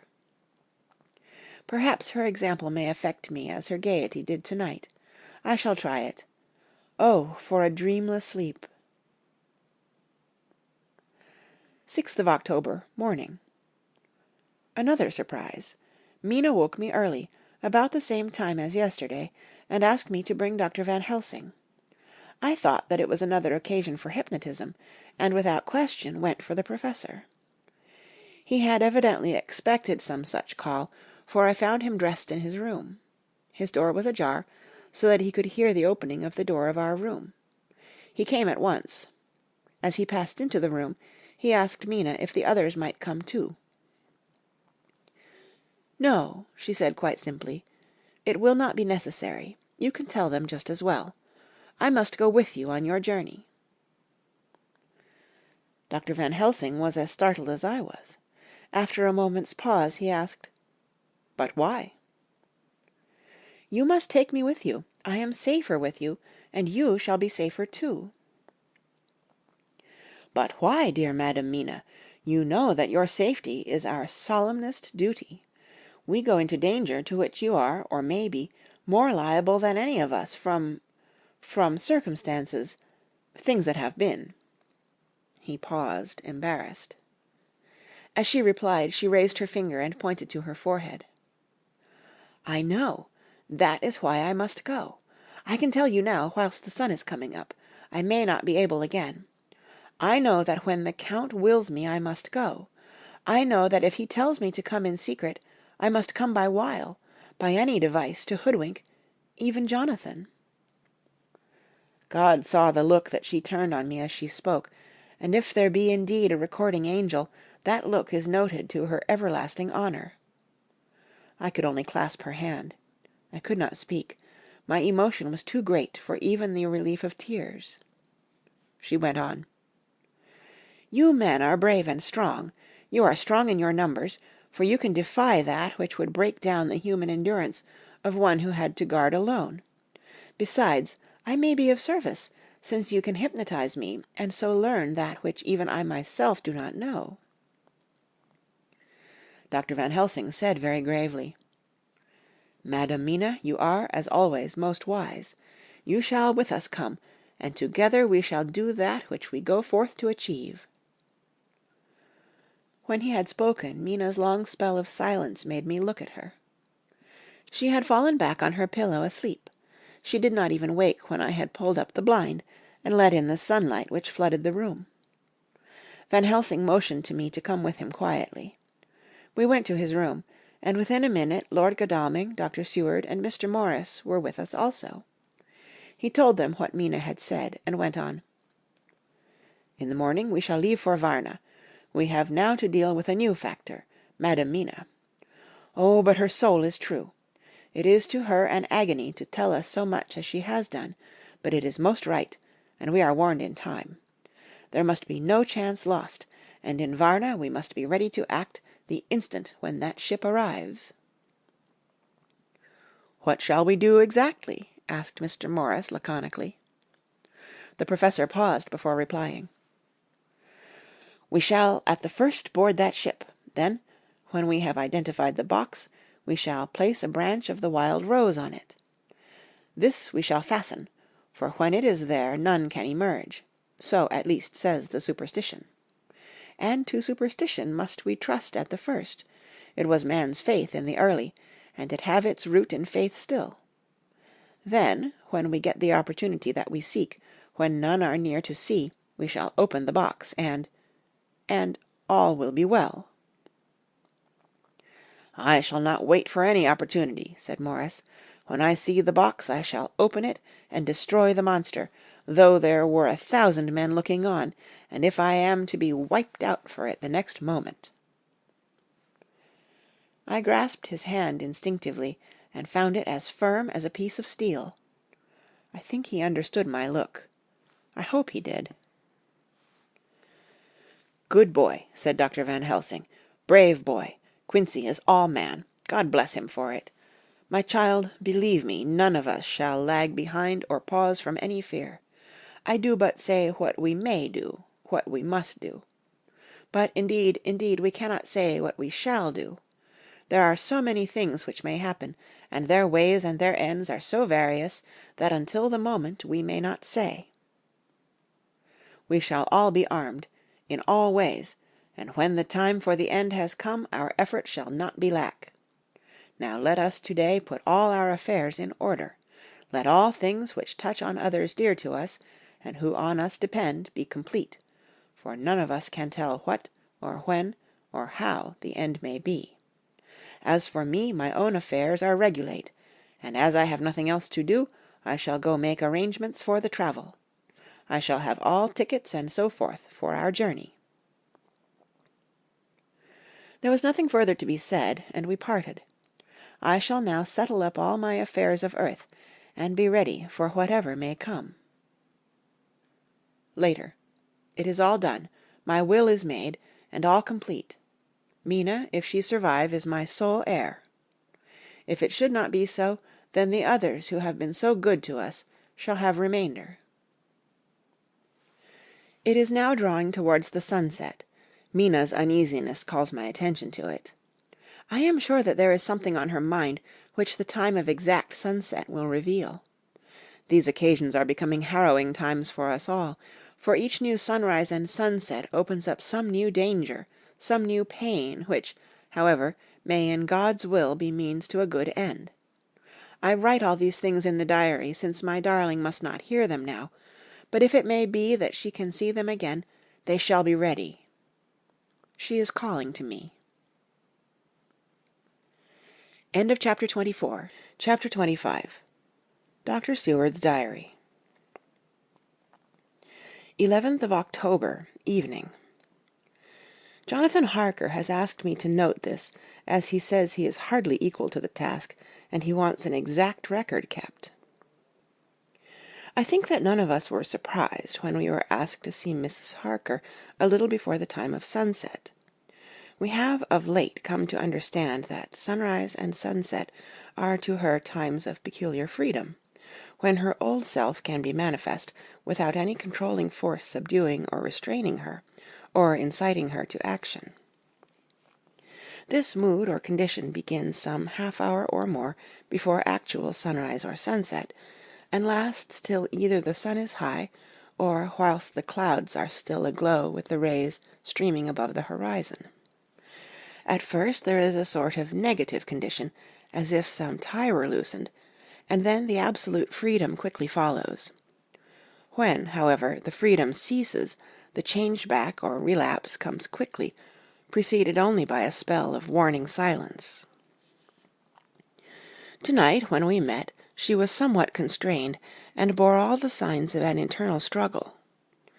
I put it down myself to her making a violent effort at the earliest instant she could do so. A very few minutes, however, gave her complete control of herself. Then, motioning to her husband to sit beside her on the sofa, where she was half reclining, she made the rest of us bring chairs up close. Taking her husband's hand in hers, she began, "We are all here together in freedom, for perhaps the last time. I know, dear, I know that you will always be with me to the end."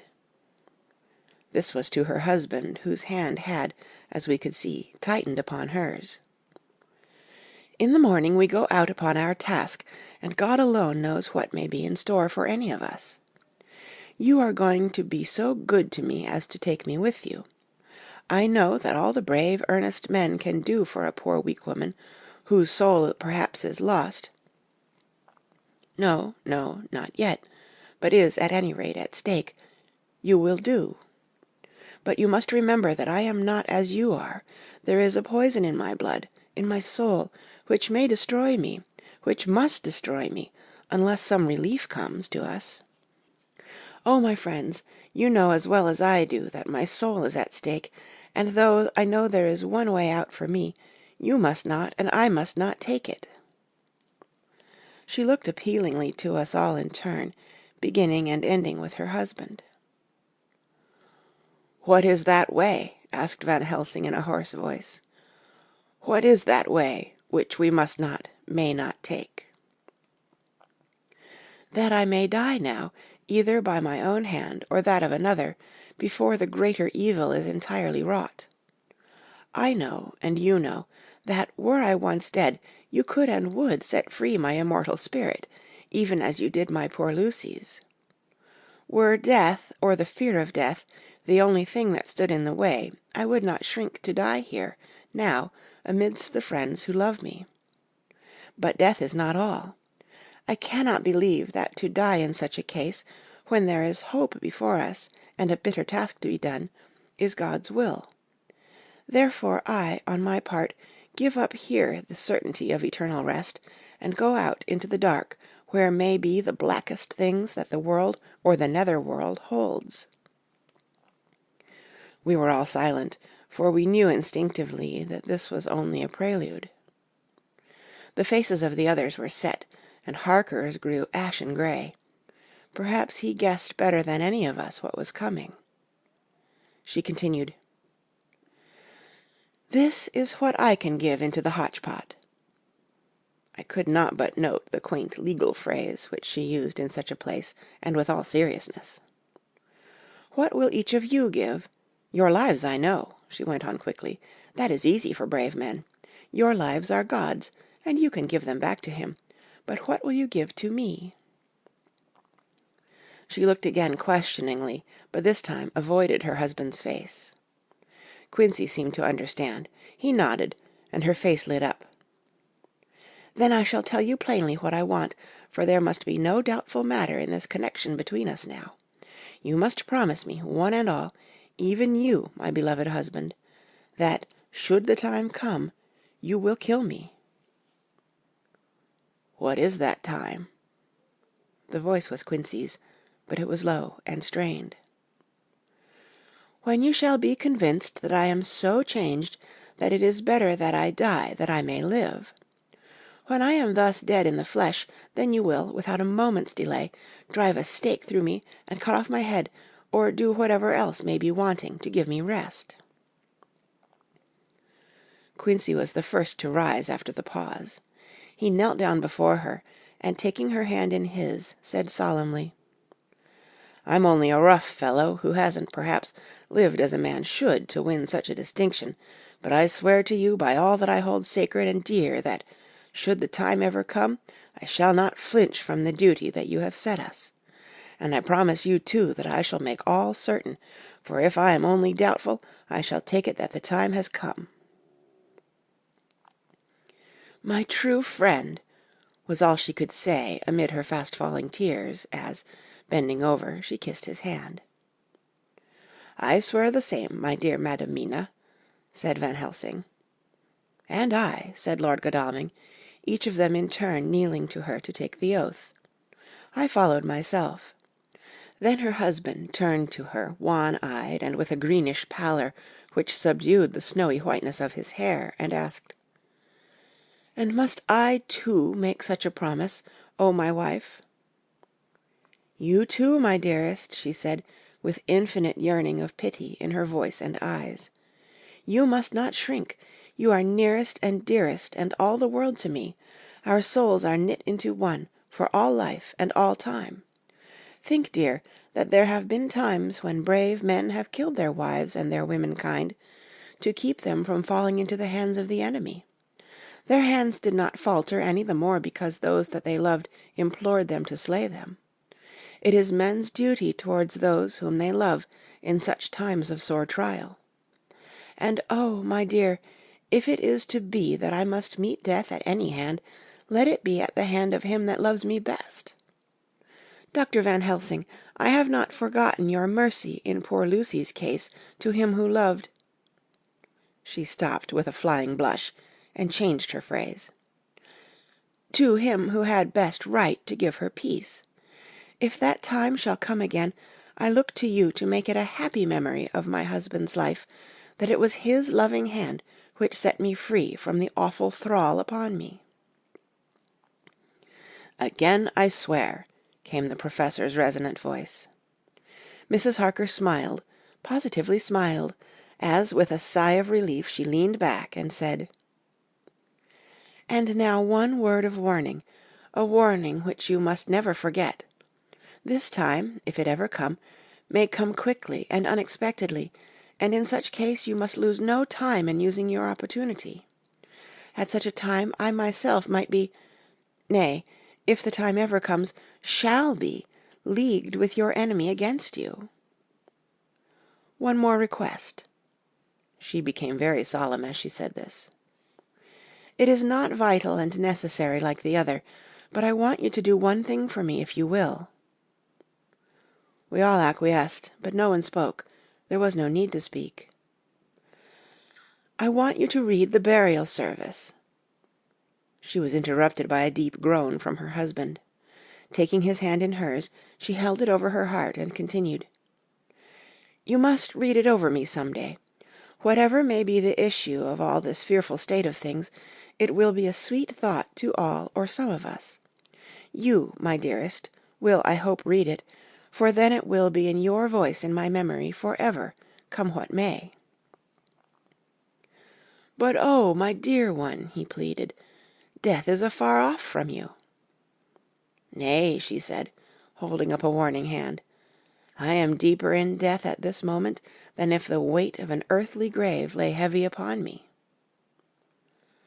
"Oh, my wife, must I read it?" he said, before he began. "It would comfort me, my husband," was all she said. And he began to read when she had got the book ready. How could anyone, tell of that strange scene, its solemnity, its gloom, its sadness, its horror, and, withal, its sweetness? Even a skeptic, who can see nothing but a travesty of bitter truth in anything holy or emotional, would have been melted to the heart had he seen that little group of loving and devoted friends kneeling round that stricken and sorrowing lady, or heard the tender passion of her husband's voice, as in tones so broken with emotion that often he had to pause, he read the simple and beautiful service from the burial of the dead. I cannot go on. Words and voice fail me. She was right in her instinct. Strange as it all was, bizarre as it may hereafter seem even to us who felt its potent influence at the time, it comforted us much, and the silence which showed Mrs. Harker's coming relapse from her freedom of soul did not seem so full of despair to any of us as we had dreaded. Jonathan Harker's Journal, 15th of October, Varna.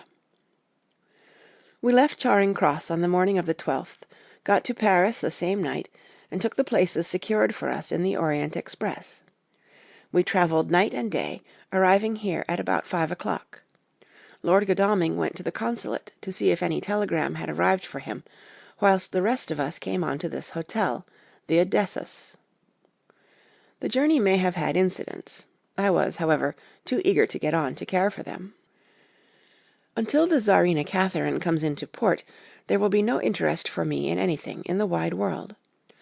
Thank God Mina is well, and looks to be getting stronger. Her colour is coming back. She sleeps a great deal. Throughout the journey she slept nearly all the time. Before sunrise and sunset, however, she is very wakeful and alert, and it has become a habit for Van Helsing to hypnotize her at such times.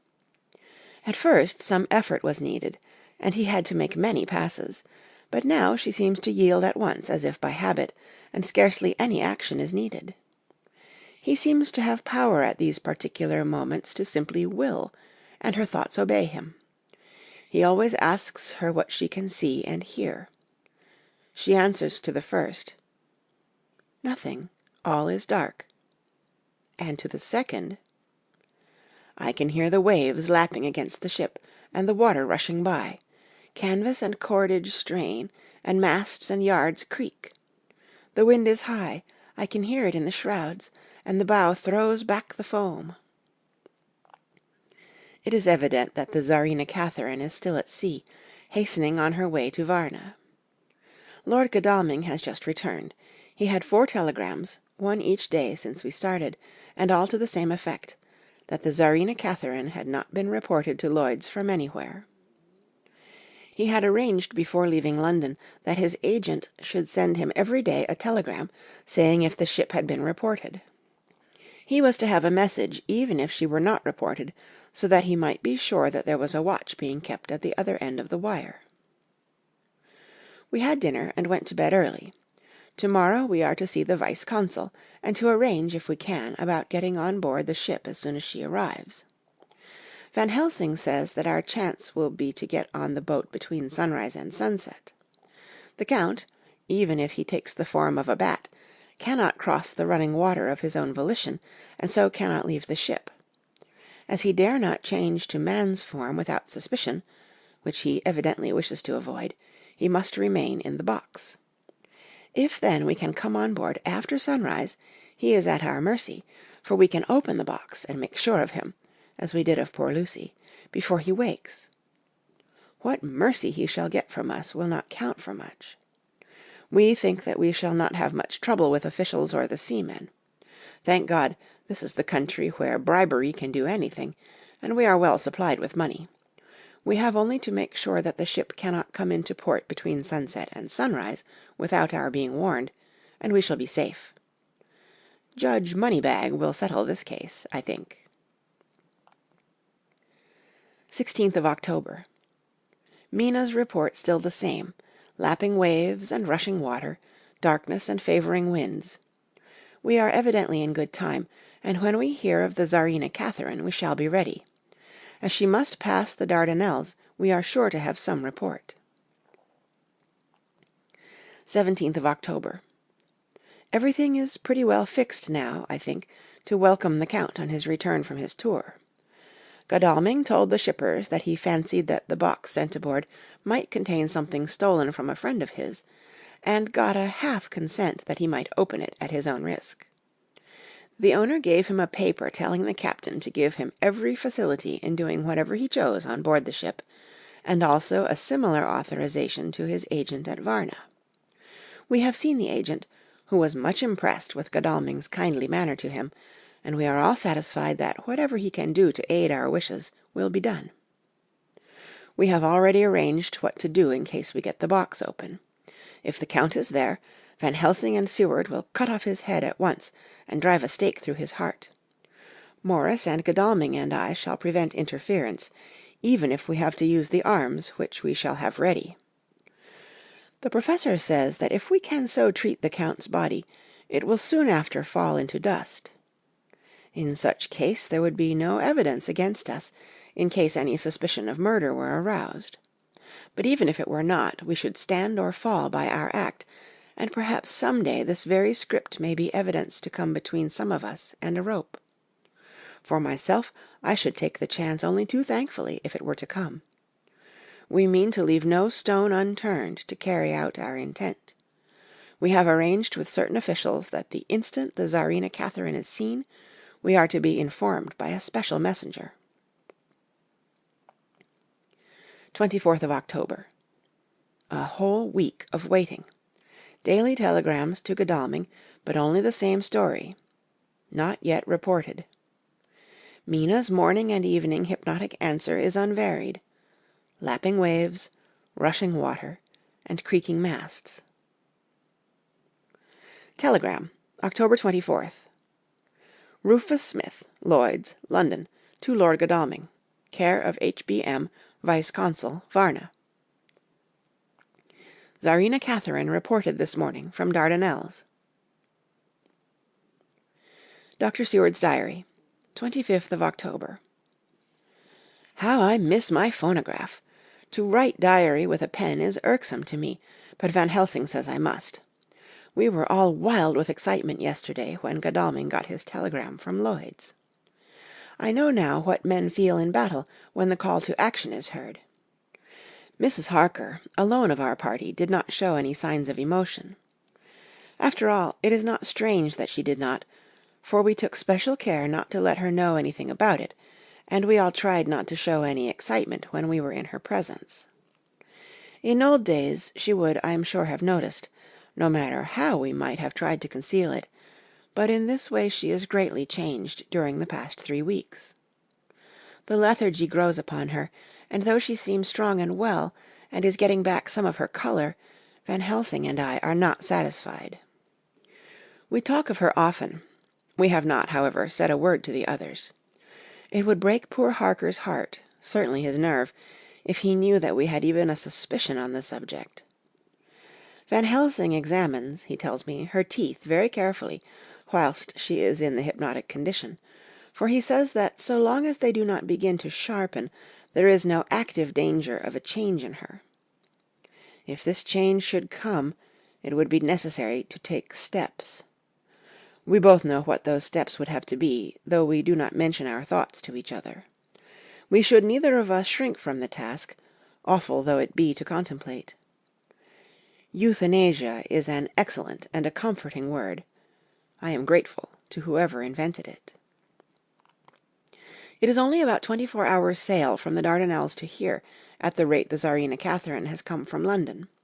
She should therefore arrive some time in the morning, but as she cannot possibly get in before then, we are all about to retire early. We shall get up at 1 o'clock, so as to be ready. 25th of October, noon. No news yet of the ship's arrival. Mrs. Harker's hypnotic report this morning was the same as usual, so it is possible that we may get news at any moment. We men are all in a fever of excitement, except Harker, who is calm. His hands are cold as ice, and an hour ago I found him whetting the edge of the great Gurkha knife, which he now always carries with him. It will be a bad lookout for the Count if the edge of that kukri ever touches his throat, driven by that stern, ice-cold hand. Van Helsing and I were a little alarmed about Mrs. Harker today. About noon she got into a sort of lethargy which we did not like. Although we kept silence to the others, we were neither of us happy about it. She had been restless all the morning, so that we were at first glad to know that she was sleeping.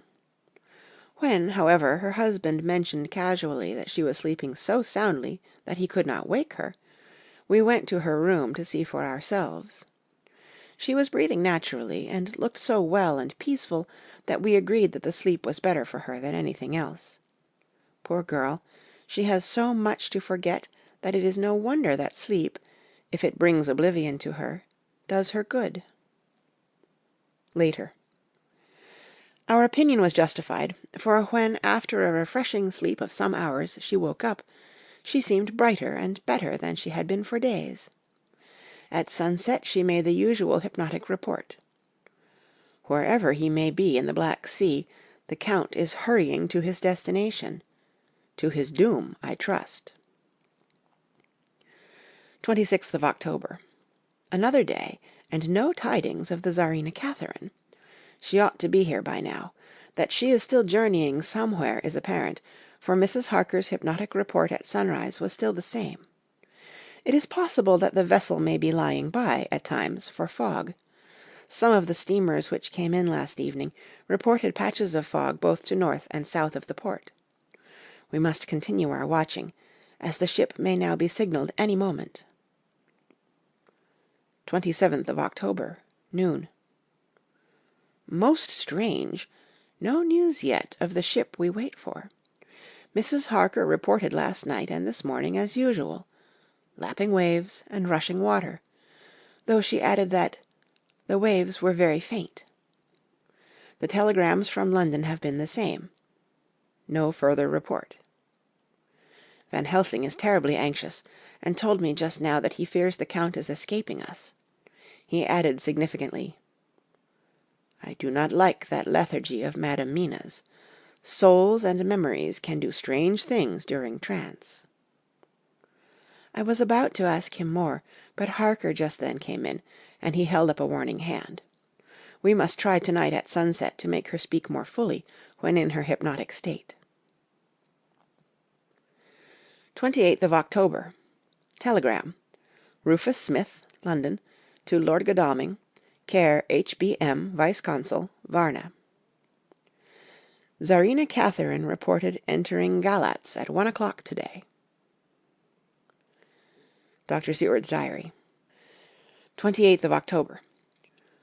When the telegram came announcing the arrival in Galatz, I do not think it was such a shock to any of us as might have been expected. True, we did not know whence or how or when the bolt would come, but I think we all expected that something strange would happen. The delay of arrival at Varna made us individually satisfied that things would not be just as we had expected. We only waited to learn where the change would occur. None the less, however, was it a surprise. I suppose that nature works on such a hopeful basis that we believe against ourselves that things will be as they ought to be, not as we should know that they will be. Transcendentalism is a beacon to the angels, even if it be a will-o'-the-wisp to man. It was an odd experience, and we all took it differently. Van Helsing raised his hand over his head for a moment, as though in remonstrance with the Almighty, but he said not a word, and in a few seconds stood up with his face sternly set. Lord Godalming grew very pale, and sat breathing heavily. I was myself half stunned, and looked in wonder at one after another. Quincey Morris tightened his belt with that quick movement which I knew so well. In our old wandering days it meant action. Mrs. Harker grew ghastly white, so that the scar on her forehead seemed to burn, but she folded her hands meekly and looked up in prayer. Harker smiled. actually smiled, the dark, bitter smile of one who is without hope. But at the same time his action belied his words, for his hands instinctively sought the hilt of the great kukri knife, and rested there. "When does the next train start for Galatz?" said Van Helsing to us generally. "At 6:30 tomorrow morning." We all started, for the answer came from Mrs. Harker. "How on earth do you know?" said Art. "You forget, or perhaps you do not know, though Jonathan does, and so does Dr. Van Helsing, that I am the train fiend. At home in Exeter I always used to make up the timetables, so as to be helpful to my husband. I found it so useful sometimes that I always make a study of the timetables now. I knew that if anything were to take us to Castle Dracula we should go by Galatz, or at any rate through Bucharest, so I learned the times very carefully. Unhappily there are not many to learn, as the only train tomorrow leaves as I say." "Wonderful woman," murmured the Professor. "Can't we get a special?" asked Lord Godalming. Van Helsing shook his head. "I fear not. This land is very different from yours or mine.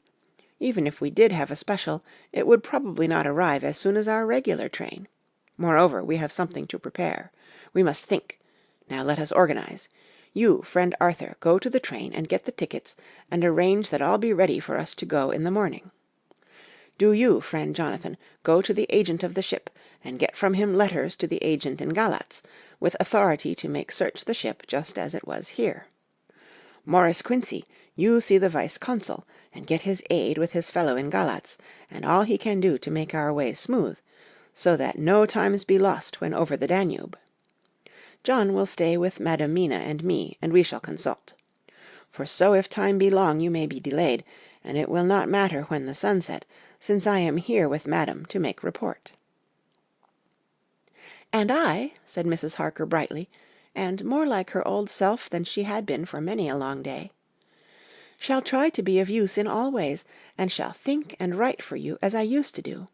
Something is shifting from me in some strange way, and I feel freer than I have been of late."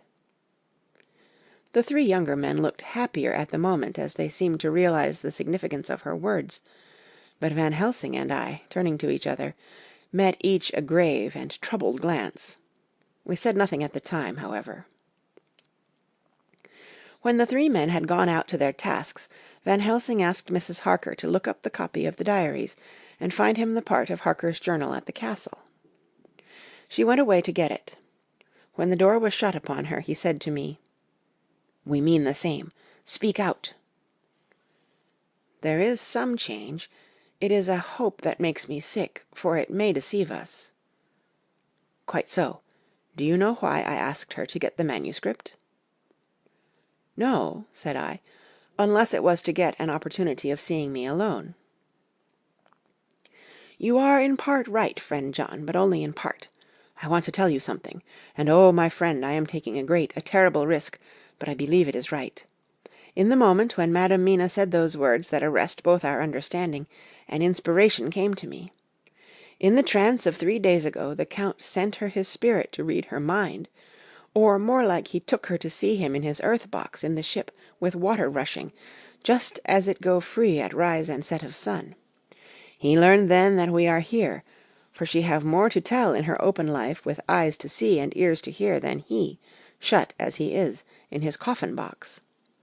Now he make his most effort to escape us. At present he want her not.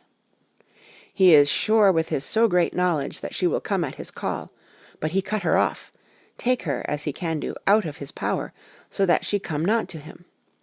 Ah, there I have hope that our man-brains, that have been of man so long, and that have not lost the grace of God, will come higher than his child-brain, that lie in his tomb for centuries, that grow not yet to our stature, and that do only work selfish and therefore small. Here comes Madam Mina. Not a word to her of her trance. She know it not, and it would overwhelm her and make despair, just when we want all her hope, all her courage, when most we want all her great brain, which is trained like man's brain, but is of sweet woman, and have a special power which the Count give her, and which he may not take away altogether, though he think not so. Hush! Let me speak, and you shall learn. Oh, John, my friend, we are in awful straits. I fear as I never feared before. We can only trust the good God. Silence! Here she comes." I thought that the Professor was going to break down and have hysterics, just as he had when Lucy died, but with a great effort he controlled himself, and was at perfect nervous poise when Mrs. Harker tripped into the room, bright and happy-looking, and, in the doing of work, seemingly forgetful of her misery. As she came in, she handed a number of sheets of typewriting to Van Helsing. He looked over them gravely, his face brightening up as he read. Then, holding the pages between his finger and thumb, he said, "Friend John, to you with so much of experience already, and you too, dear Madam Mina, that are young, here is a lesson. Do not fear ever to think. A half-thought has been buzzing often in my brain, but I fear to let him loose his wings. Here now, with more knowledge, I go back to where that half-thought come from, and I find that he be no half-thought at all. That be a whole thought, though so young that he is not yet strong to use his little wings. Nay, like the ugly duck of my friend Hans Andersen, he be no duck-thought at all, but a big swan-thought that sail nobly on big wings, when the time come for him to try them. See, I read here what Jonathan have written. That other of his race who, in a later age, again and again, brought his forces over the great river into Turkey-land, who, when he was beaten back, came again and again and again, though he had to come alone from the bloody field where his troops were being slaughtered, since he knew that he alone could ultimately triumph. What does this tell us? Not much, no. The Count's child-thought see nothing, therefore he speaks so free. Your man-thought see nothing, my man-thought see nothing till just now. No, but there comes another word from someone who speak without thought, because she, too, know not what it mean, what it might mean. Just as there are elements which rest, yet when in nature's course they move on their way, and they touch, then poof, and there comes a flash of light, heaven-wide, that blind and kill and destroy some, but that show up all earth below for leagues and leagues. Is it not so? Well, I shall explain. To begin, have you ever studied the philosophy of crime? Yes and no. You, John, yes, for it is a study of insanity. You, no, Madam Mina, for crime touch you not but once. Still, your mind works true, and argues not a particulari ad universale. There is this peculiarity in criminals. It is so constant, in all countries and at all times, that even police, who know not much from philosophy, come to know it empirically, that it is. That is to be empiric. The criminal always work at one crime. That is, the true criminal who seems predestinate to crime, and who will of none other. This criminal has not full man-brain. He is clever and cunning and resourceful, but he be not of man-stature as to brain. He be of child-brain in much. Now this criminal of ours is predestinate to crime also. He too have child-brain, and it is of the child to do what he have done. The little bird, the little fish, the little animal learn not by principle, but empirically, and when he learn to do, then there is to him the ground to start from to do more. Dos pusto, said Archimedes, give me a fulcrum, and I shall move the world. To do once is the fulcrum, whereby child-brain become man-brain, and until he have the purpose to do more, he continue to do the same again every time, just as he have done before. Oh, my dear, I see that your eyes are opened, and that to you the lightning flash show all the leagues. For Mrs. Harker began to clap her hands, and her eyes sparkled. He went on. Now you shall speak. Tell us two dry men of science what you see with those so bright eyes. He took her hand, and held it whilst she spoke. His finger and thumb closed on her pulse, as I thought instinctively and unconsciously, as she spoke. The Count is a criminal, and of criminal type. Nordau and Lombroso would so classify him, and qua criminal he is of imperfectly formed mind. Thus, in a difficulty, he has to seek resource in habit. His past is a clue, and the one page of it that we know, and that from his own lips, tells that once before, when in what Mr. Morris would call a tight place, he went back to his own country from the land he had tried to invade, and thence, without losing purpose, prepared himself for a new effort. He came again better equipped for his work, and won. So he came to London to invade a new land. He was beaten, and when all hope of success was lost, and his existence in danger, he fled back over the sea to his home, just as formerly he had fled back over the Danube from Turkeyland. "Good, good! Oh, you so clever lady!" said Van Helsing enthusiastically, as he stooped and kissed her hand. A moment later he said to me, as calmly as though we had been having a sick-room consultation, 72 only, and in all this excitement I have hope." Turning to her again, he said with keen expectation, "But go on, go on. There is more to tell if you will. Be not afraid. John and I know. I do in any case, and shall tell you if you are right. Speak without fear." "I will try to, but you will forgive me if I seem egotistical." "Nay, fear not. You must be egotist, for it is of you that we think." "Then, as he is criminal, he is selfish, and as his intellect is small, and his action is based on selfishness, he confines himself to one purpose. That purpose is remorseless.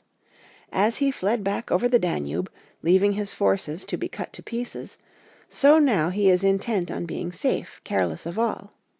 So his own selfishness frees my soul somewhat from the terrible power which he acquired over me on that dreadful night. I felt it. Oh, I felt it. Thank God for his great mercy.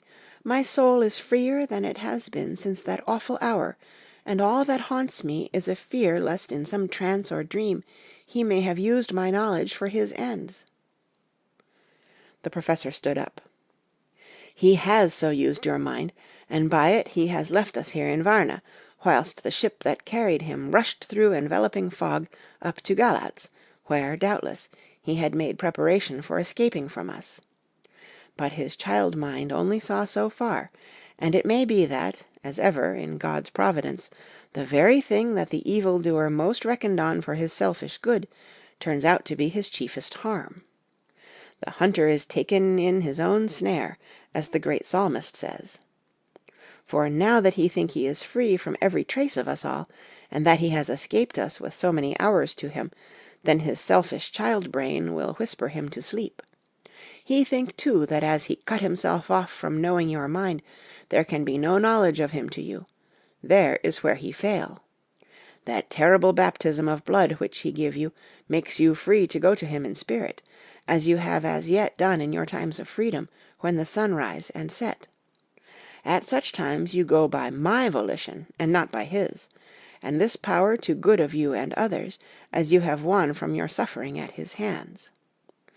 This is now all the more precious that he know it not, and to guard himself have even cut himself off from his knowledge of our where. We, however, are not selfish, and we believe that God is with us through all this blackness, and these many dark hours. We shall follow him, and we shall not flinch, even if we peril ourselves that we become like him. Friend John, this has been a great hour, and it have done much to advance us on our way. You must be scribe, and write him all down, so that when the others return from their work you can give it to them. Then they shall know as we do." And so I have written it whilst we wait their return, and Mrs. Harker has written with her typewriter all since she brought the manuscript to us. End of Chapter 25. Chapter 26. Dr. Seward's Diary. 29th of October. This is written in the train from Varna to Galatz. Last night we all assembled a little before the time of sunset. Each of us had done his work as well as he could. So far as thought and endeavor and opportunity go, we are prepared for the whole of our journey, and for our work when we get to Galatz. When the usual time came round, Mrs. Harker prepared herself for her hypnotic effort, and after a longer and more serious effort on the part of Van Helsing than has been usually necessary, she sank into the trance. Usually she speaks on a hint, but this time the professor had to ask her questions, and to ask them pretty resolutely, before we could learn anything. At last her answer came. "I can see nothing. We are still. There are no waves lapping, but only a steady swirl of water softly running against the hawser. I can hear men's voices calling, near and far, and the roll and creak of oars in the rowlocks. A gun is fired somewhere. The echo of it seems far away. There is tramping of feet overhead, and ropes and chains are dragged along. What is this? There is a gleam of light. I can feel the air blowing upon me." Here she stopped. She had risen, as if impulsively, from where she lay on the sofa, and raised both her hands, palms upwards, as if lifting a weight. Van Helsing and I looked at each other with understanding. Quincey raised his eyebrows slightly and looked at her intently, whilst Harker's hand instinctively closed round the hilt of his kukri. There was a long pause. We all knew that the time when she could speak was passing, but we felt that it was useless to say anything. Suddenly she sat up, and, as she opened her eyes, said sweetly, "Would none of you like a cup of tea? You must all be so tired." We could only make her happy, and so acquiesced. She bustled off to get tea. When she had gone, Van Helsing said, "You see, my friends, he is close to land. He has left his earth-chest, but he has yet to get on shore. In the night he may lie hidden somewhere, but if he be not carried on shore, or if the ship do not touch it, he cannot achieve the land. In such case he can, if it be in the night, change his form, and can jump or fly on shore, as he did at Whitby. But if the day come before he get on shore, then, unless he be carried, he cannot escape. And if he be carried, then the customs men may discover what the box contain. Thus, in fine, if he escape not on shore to-night, or before dawn, there will be the whole day lost to him. We may then arrive in time, for if he escape not at night, we shall come on him in daytime, boxed up and at our mercy, for he dare not be his true self, awake and visible, lest he be discovered." There was no more to be said, so we waited in patience until the dawn, at which time we might learn more from Mrs. Harker. Early this morning we listened, with breathless anxiety, for her response in her trance. The hypnotic stage was even longer in coming than before, and when it came, the time remaining until full sunrise was so short that we began to despair. Van Helsing seemed to throw his whole soul into the effort. At last, in obedience to his will, she made reply. "All is dark. I hear lapping water, level with me, and some creaking as of wood on wood." She paused, and the red sun shot up. "We must wait till to-night." And so it is that we are travelling towards Galatz in an agony of expectation. We are due to arrive between 2 and 3 in the morning, but already, at Bucharest, we are 3 hours late, so we cannot possibly get in till well after sun-up. Thus we shall have 2 more hypnotic messages from Mrs. Harker. Either or both may possibly throw more light on what is happening. Later. Sunset has come and gone. Fortunately it came at a time when there was no distraction, for had it occurred whilst we were at a station, we might not have secured the necessary calm and isolation. Mrs. Harker yielded to the hypnotic influence even less readily than this morning. I am in fear that her power of reading the Count's sensations may die away just when we want it most. It seems to me that her imagination is beginning to work. Whilst she has been in the trance hitherto, she has confined herself to the simplest of facts. If this goes on, it may ultimately mislead us. If I thought that the Count's power over her would die away equally with her power of knowledge, it would be a happy thought, but I am afraid that it may not be so. When she did speak, her words were enigmatical. "Something is going out. I can feel it pass me like a cold wind. I can hear, far off, confused sounds, as of men talking in strange tongues, fierce falling water, and the howling of wolves."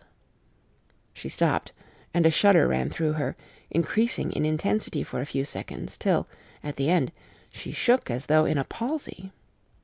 She said no more, even in answer to the professor's imperative questioning. When she woke from the trance, she was cold and exhausted and languid, but her mind was all alert. She could not remember anything, but asked what she had said. When she was told, she pondered over it deeply, for a long time, and in silence. 30th of October, 7 a.m. We are near Galatz now, and I may not have time to write later. Sunrise this morning was anxiously looked for by us all. Knowing of the increasing difficulty of procuring the hypnotic trance, Van Helsing began his passes earlier than usual. They produced no effect, however, until the regular time, when she yielded with a still greater difficulty, only a minute before the sun rose. The professor lost no time in his questioning. Her answer came with equal quickness. "All is dark. I hear water swirling by, level with my ears, and the creaking of wood on wood. Cattle low, far off. There is another sound, a queer one, like—" She stopped, and grew white, and whiter still. Go on, speak, I command you," said Van Helsing in an agonized voice. At the same time there was despair in his eyes, for the risen sun was reddening even Mrs. Harker's pale face. She opened her eyes, and we all started as she said, sweetly and seemingly with the utmost unconcern, "Oh, Professor, why ask me to do what you know I can't? I don't remember anything." Then, seeing the look of amazement on our faces, she said, turning from one to the other with a troubled look, "What have I said? What have I done? I know nothing, only that I was lying here, half asleep, and heard you say, 'Go on, speak, I command you.' It seemed so funny to hear you order me about, as if I were a bad child." "Oh, Madam Mina," he said sadly, "it is proof, if proof be needed, of how I love and honor you, when a word for your good, spoken more earnest than ever, can seem so strange, because it is to order her whom I am proud to obey. The whistles are sounding. We are nearing Galatz. We are on fire with anxiety and eagerness. Mina Harker's Journal, 30th of October. Mr. Morris took me to the hotel where our rooms had been ordered by telegraph, he being the one who could best be spared, since he does not speak any foreign language. The forces were distributed much as they had been at Varna, except that Lord Godalming went to the vice-consul, as his rank might serve as an immediate guarantee of some sort to the official, we being in extreme hurry. Jonathan and the 2 doctors went to the shipping agent to learn particulars of the arrival of the Tsarina Catherine. Later. Lord Godalming has returned. The consul is away, and the vice-consul sick, so the routine work has been attended to by a clerk. He was very obliging, and offered to do anything in his power. Jonathan Harker's Journal, 30th of October. At 9 o'clock Dr. Van Helsing, Dr. Seward, and I called on Messrs. Mackenzie and Steinkopf, the agents of the London firm of Hapgood. They had received a wire from London, in answer to Lord Godalming's telegraphed request, asking us to show them any civility in their power. They were more than kind and courteous, and took us at once on board the Tsarina Catherine, which lay at anchor out in the river harbour. There we saw the captain, Donaldson by name, who told us of his voyage. He said that in all his life he had never had so favourable a run. "Man," he said, "but it made us afeard, for we expected that we should have to pay for it with some rare piece of ill luck, so as to keep up the average. It's no canny to run fra London to the Black Sea wi' a wind ahint ye, as though the de'il himself were blawing on your sail for his ain purpose. And a' the time we could no speer a thing. Gin we were nigh a ship or a port or a headland, a fog fell on us and travelled wi' us, till when after it had lifted and we looked out, the de'il a thing could we see. We ran by Gibraltar wi'out being able to signal, until we came to the Dardanelles and had to wait to get our permit to pass. We never were within hail o' aught. At first I inclined to slack off sail and beat about till the fog was lifted, but whiles I thocht that if the de'il was minded to get us into the Black Sea quick, he was like to do it whether we would or no. If we had a quick voyage, it would be no to our miscredit with the owners, or no hurt to our traffic, and the old mon who had served his ain purpose wad be decently grateful to us for no hindering him." This mixture of simplicity and cunning, of superstition and commercial reasoning, aroused Van Helsing, who said, "Mine friend, that devil is more clever than he is thought by some, and he know when he meet his match." The skipper was not displeased with the compliment, and went on, "When we got past the Bosphorus, the men began to grumble. Some of them, the Romanians, came and asked me to heave overboard a big box, which had been put on board by a queer-looking old man just before we had started for London. I had seen them speer at the fellow, and put out their twa fingers when they saw him, to guard against the evil eye. Man, but the superstition of foreigners is perfectly ridiculous. I sent them about their business pretty quick, but as just after a fog closed in on us, I felt a wee bit as they did, and it's something, though I wouldn't say it was agin the big box. Well, on we went, and as the fog didn't let up for 5 days, I just let the wind carry us, for if the deil wanted to get somewheres, well, he would fetch it up a reet, and if he didn't, well, we'd keep a sharp lookout anyhow. Sure enough, we had a fair way and deep water all the time, and 2 days ago, when the morning sun came through the fog, we found ourselves just in the river opposite Galatz. The Romanians were wild, and wanted me right or wrong to take out the box and fling it in the river.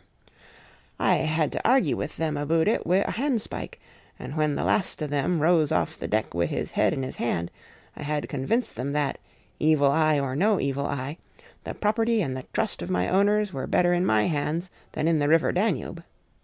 They had, mind ye, taken the box on the deck ready to fling in, and as it was marked Galatz via Varna, I thocht I'd let it lie till we discharged in the port and get rid o't altogether. We didn't do much clearing that day, and had to remain the nicht at anchor, but in the morning, braw and early, an hour before sun-up, a man came aboard wi' an order, written to him from England, to receive a box marked for one Count Dracula. Sure enough, the matter was one ready to hand. He had his papers areet, and glad I was to be rid of the damn thing, for I was beginning mysel to feel uneasy at it. If the deil did have any luggage aboard the ship, I'm thinking it was nane ither than that same." "What was the name of the man who took it?" asked Dr. Van Helsing, with restrained eagerness. "I'll be telling ye quick," he answered, and stepping down to his cabin produced a receipt signed Emanuel Hildesheim. Bergenstrasse 16 was the address. We found out that this was all the captain knew, so with thanks we came away. We found Hildesheim in his office, a Hebrew of rather the Adelphi theatre type, with a nose like a sheep and a fez. His arguments were pointed with specie, we were doing the punctuation, and with a little bargaining he told us what he knew. This turned out to be simple but important. He had received a letter from Mr. Deville of London, telling him to receive, if possible before sunrise, so as to avoid customs, a box which would arrive at Galatz in the Tsarina Catherine. This he was to give in charge to a certain Petrov Skinsky, who dealt with the Slovaks who traded down the river to the port. He had been paid for his work by an English banknote, which had been duly cashed for gold at the Danube International Bank. When Skinsky had come to him, he had taken him to the ship and handed over the box, so as to save porterage. That was all he knew. We then sought for Skinsky, but were unable to find him. One of his neighbours, who did not seem to bear him any affection, said that he had gone away 2 days before, no one knew whither. This was corroborated by his landlord, who had received by messenger the key of the house, together with the rent due, in English money. This had been between 10 and 11 o'clock last night. We were at a standstill again. Whilst we were talking, one came running and breathlessly gasped out that the body of Skinsky had been found inside the wall of the churchyard of St. Peter, and that the throat had been torn open as if by some wild animal. Those we had been speaking with ran off to see the horror, the women crying out, "This is the work of a Slovak!" We hurried away, lest we should have been in some way drawn into the affair, and so detained. As we came home we could arrive at no definite conclusion. We were all convinced that the box was on its way, by water, to somewhere, but where that might be we would have to discover. With heavy hearts we came home to the hotel, to Mina. When we met together, the first thing was to consult as to taking Mina again into our confidence. Things are getting desperate, and it is at least a chance, though a hazardous one. As a preliminary step, I was released from my promise to her.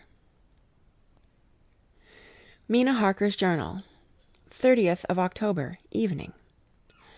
They were so tired and worn out and dispirited that there was nothing to be done till they had some rest, so I asked them all to lie down for half an hour, whilst I should enter everything up to the moment.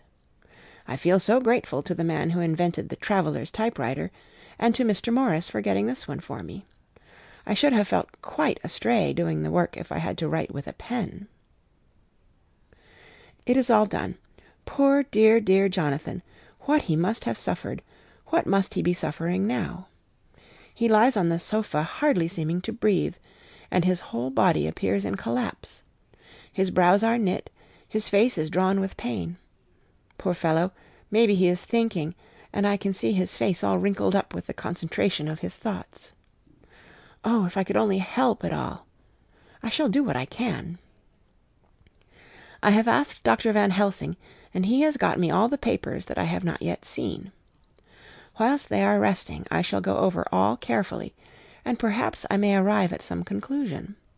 I shall try to follow the professor's example, and think without prejudice on the facts before me. I do believe that under God's providence I have made a discovery. I shall get the maps and look over them. I am more than ever sure that I am right. My new conclusion is ready, so I shall get our party together and read it. They can judge it.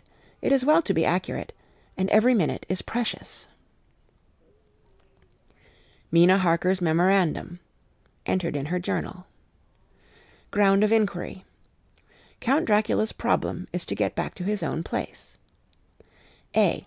He must be brought back by someone. This is evident, for had he power to move himself as he wished, he could go either as man or wolf or bat, or in some other way. He evidently fears discovery or interference, in the state of helplessness in which he must be, confined as he is between dawn and sunset, in his wooden box. B. How is he to be taken? Here a process of exclusions may help us. By road, by rail, by water. 1. By road, there are endless difficulties, especially in leaving the city. X. There are people, and people are curious, and investigate. A hint, a surmise, a doubt as to what might be in the box, would destroy him. Y. There are, or there may be, customs and octroi officers to pass. Z. His pursuers might follow. This is his highest fear, and in order to prevent his being betrayed, he has repelled, so far as he can, even his victim, me. 2. By rail. There is no one in charge of the box. It would have to take its chance of being delayed, and delay would be fatal, with enemies on the track. True, he might escape at night, but what would he be if left in a strange place, with no refuge that he could fly to? This is not what he intends, and he does not mean to risk it. 3. By water. Here is the safest way in one respect, but with most danger in another. On the water he is powerless except at night. Even then he can only summon fog and storm and snow and his wolves. But were he wrecked, the living water would engulf him, helpless, and he would indeed be lost. He could have the vessel drive to land, but if it were unfriendly land, wherein he was not free to move, his position would still be desperate. We know from the record that he was on the water, so what we have to do is to ascertain what water. The first thing is to realize exactly what he has done as yet. We may then get a light on what his later task is to be. Firstly, we must differentiate between what he did in London as part of his general plan of action, when he was pressed for moments and had to arrange as best he could. Secondly, we must see, as well as we can surmise it from the facts we know of, what he has done here. As to the first, he evidently intended to arrive at Galatz, and sent invoice to Varna to deceive us, lest we should ascertain his means of exit from England.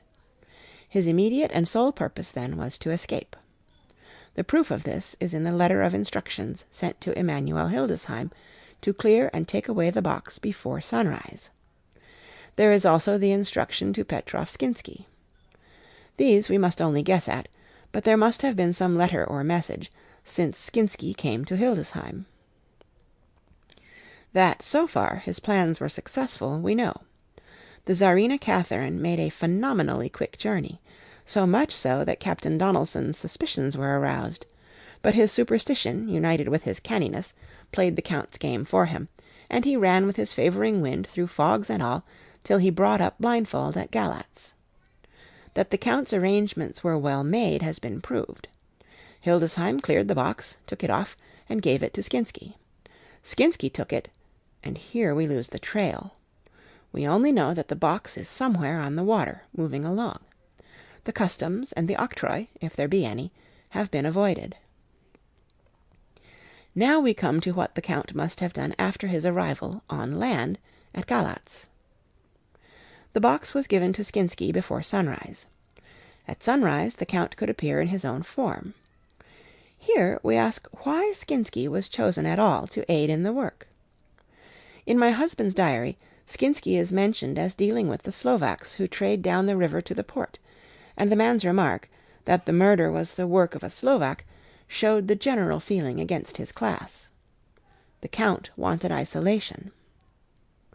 My surmise is this, that in London the Count decided to get back to his castle by water as the most safe and secret way.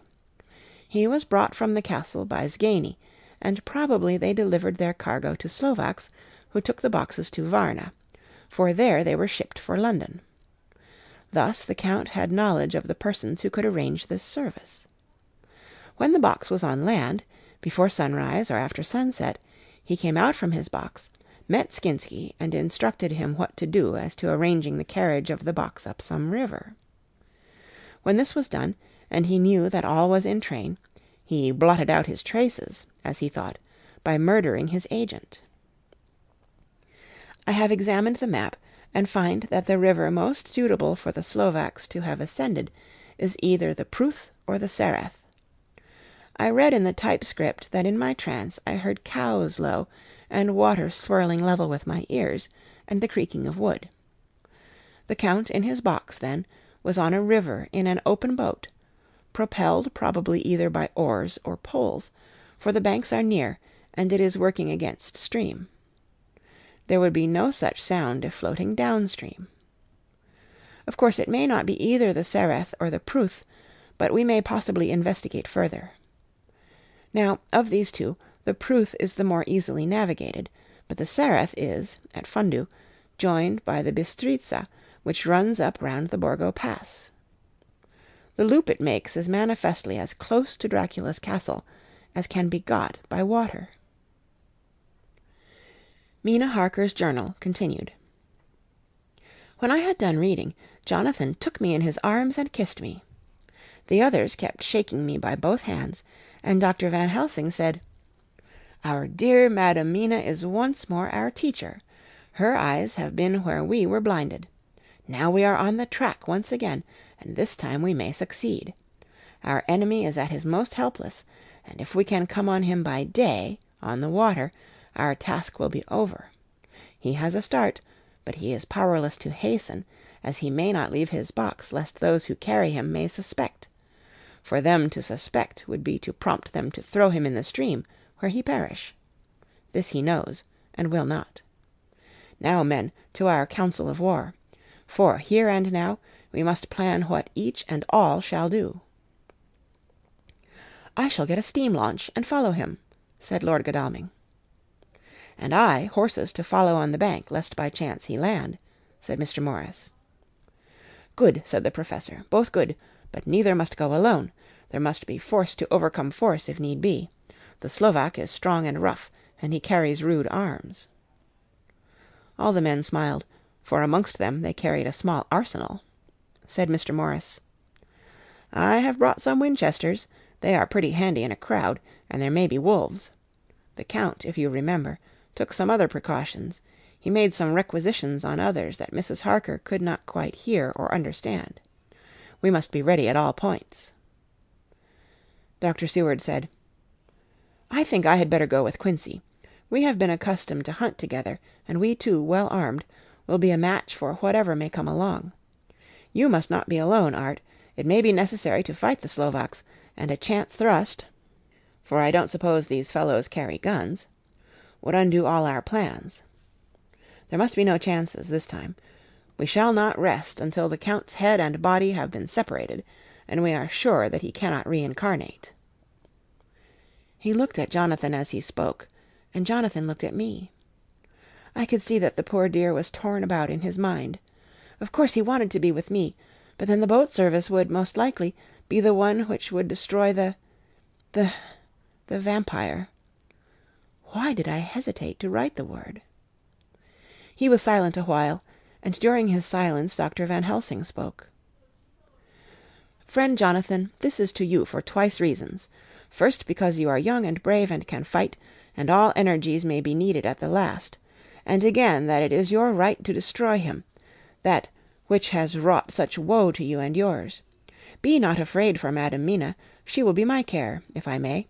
I am old. My legs are not so quick to run as once, and I am not used to ride so long, or to pursue as need be, or to fight with lethal weapons. But I can be of other service. I can fight in other way. And I can die, if need be, as well as younger men. Now let me say that what I would is this. While you, my Lord Godalming, and friend Jonathan, go in your so swift little steamboat up the river, and whilst John and Quincy guard the bank where perchance he might be landed, I will take Madam Mina right into the heart of the enemy's country. Whilst the old fox is tied in his box, floating on the running stream whence he cannot escape to land, where he dares not raise the lid of his coffin-box, lest his Slovak carriers should in fear leave him to perish, we shall go in the track where Jonathan went, from Bistritz over the Borgo, and find our way to the castle of Dracula. Here Madam Mina's hypnotic power will surely help, and we shall find our way, all dark and unknown otherwise, after the first sunrise, when we are near that fateful place. There is much to be done, and other places to be made sanctify, so that that nest of vipers be obliterated." Here Jonathan interrupted him hotly. "Do you mean to say, Professor Van Helsing, that you would bring Mina, in her sad case, and tainted as she is with that devil's illness, right into the jaws of his death-trap? Not for the world, not for heaven or hell." He became almost speechless for a minute, and then went on. "Do you know what that place is? Have you seen that awful den of hellish infamy, with the very moonlight alive with grisly shapes, and every speck of dust that whirls in the wind a devouring monster in embryo? Have you felt the vampire's lips upon your throat?" Here he turned to me, and as his eyes lit on my forehead, he threw up his arms with a cry. "Oh, my God, what have we done to have this terror upon us?" And he sank down on the sofa in a collapse of misery. The professor's voice, as he spoke in clear, sweet tones, which seemed to vibrate in the air, calmed us all. "Oh, my friend, it is because I would save Madam Mina from that awful place that I would go. God forbid that I should take her into that place. There is work, wild work, to be done there, that her eyes may not see. We men here, all save Jonathan, have seen with their own eyes what is to be done before that place can be purified. Remember that we are in terrible straits. If the Count escape us this time, and he is strong and subtle and cunning, he may choose to sleep him for a century, and then in time our dear one," he took my hand, "would come to him to keep him company, and would be as those others that you, Jonathan, saw. You have told us of their gloating lips. You heard their rabbled laugh as they clutched the moving bag that the Count threw to them. You shudder, and well may it be. Forgive me that I make you so much pain, but it is necessary. My friend, is it not a dire need for the which I am giving, possibly, my life? If it were that any one went into that place to stay, it is I who would have to go to keep them company." "Do as you will," said Jonathan, with a sob that shook him all over. We are in the hands of God. Later. Oh, it did me good to see how those brave men worked. How can women help loving men when they are so earnest and so true and so brave? And, too, it made me think of the wonderful power of money. What can it not do when it is properly applied, and what might it do when basely used? I felt so thankful that Lord Godalming is rich, and that both he and Mr. Morris, who also has plenty of money, are willing to spend it so freely. For if they did not, our little expedition could not start, either so promptly or so well equipped, as it will within another hour. It is not 3 hours since it was arranged what part each of us was to do, and now Lord Godalming and Jonathan have a lovely steam launch, with steam up ready to start at a moment's notice. Dr. Seward and Mr. Morris have half a dozen good horses, well appointed. We have all the maps and appliances of various kinds that can be had. Professor Van Helsing and I are to leave by the 11:40 train to-night for Veresti, where we are to get a carriage to drive to the Borgo Pass. We are bringing a good deal of ready money, as we are to buy a carriage and horses. We shall drive ourselves, for we have no one whom we can trust in the matter. The professor knows something of a great many languages, so we shall get on all right. We have all got arms, even for me a large-bore revolver. Jonathan would not be happy unless I was armed like the rest. Alas, I cannot carry one arm that the rest do. The scar on my forehead forbids that. Dear Dr. Van Helsing comforts me by telling me that I am fully armed, as there may be wolves. The weather is getting colder every hour, and there are snow flurries which come and go as warnings. Later. It took all my courage to say good-bye to my darling. We may never meet again. Courage, Mina, the professor is looking at you keenly. His look is a warning. There must be no tears now, unless it may be that God will let them fall in gladness. Jonathan Harker's Journal, October 30th, night. I am writing this in the light from the furnace door of the steam launch. Lord Godalming is firing up. He is an experienced hand at the work, as he has had for years a launch of his own on the Thames, and another on the Norfolk Broads. Regarding our plans, we finally decided that Mina's guess was correct, and that if any waterway was chosen for the Count's escape back to his castle, the Sareth, and then the Bistritza at its junction, would be the one. We took it that somewhere about the 47th degree, north latitude, would be the place chosen for the crossing the country between the river and the Carpathians.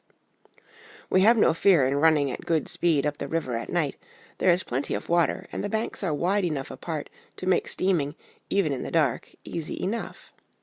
Lord Godalming tells me to sleep for a while, as it is enough for the present for one to be on watch. But I cannot sleep. How can I, with the terrible danger hanging over my darling, and her going out into that awful place? My only comfort is that we are in the hands of God. Only for that faith it would be easier to die than to live, and so be quit of all the trouble. Mr. Morris and Dr. Seward were off on their long ride before we started. They are to keep up the right bank, far enough off to get on higher lands, where they can see a good stretch of river and avoid the following of its curves. They have, for the first stages, 2 men to ride and lead their spare horses, 4 in all, so as not to excite curiosity. When they dismiss the men, which shall be shortly, they shall themselves look after the horses. It may be necessary for us to join forces. If so, they can mount our whole party. One of the saddles has a movable horn, and can be easily adapted for Mina, if required. It is a wild adventure we are on. Here, as we are rushing along through the darkness, with the cold from the river seeming to rise up and strike us, with all the mysterious voices of the night around us, it all comes home. We seem to be drifting into unknown places and unknown ways, into a whole world of dark and dreadful things. Godalming is shutting the furnace door. 31st of October. Still hurrying along. The day has come, and Godalming is sleeping. I am on watch. The morning is bitterly cold. The furnace heat is grateful, though we have heavy fur coats.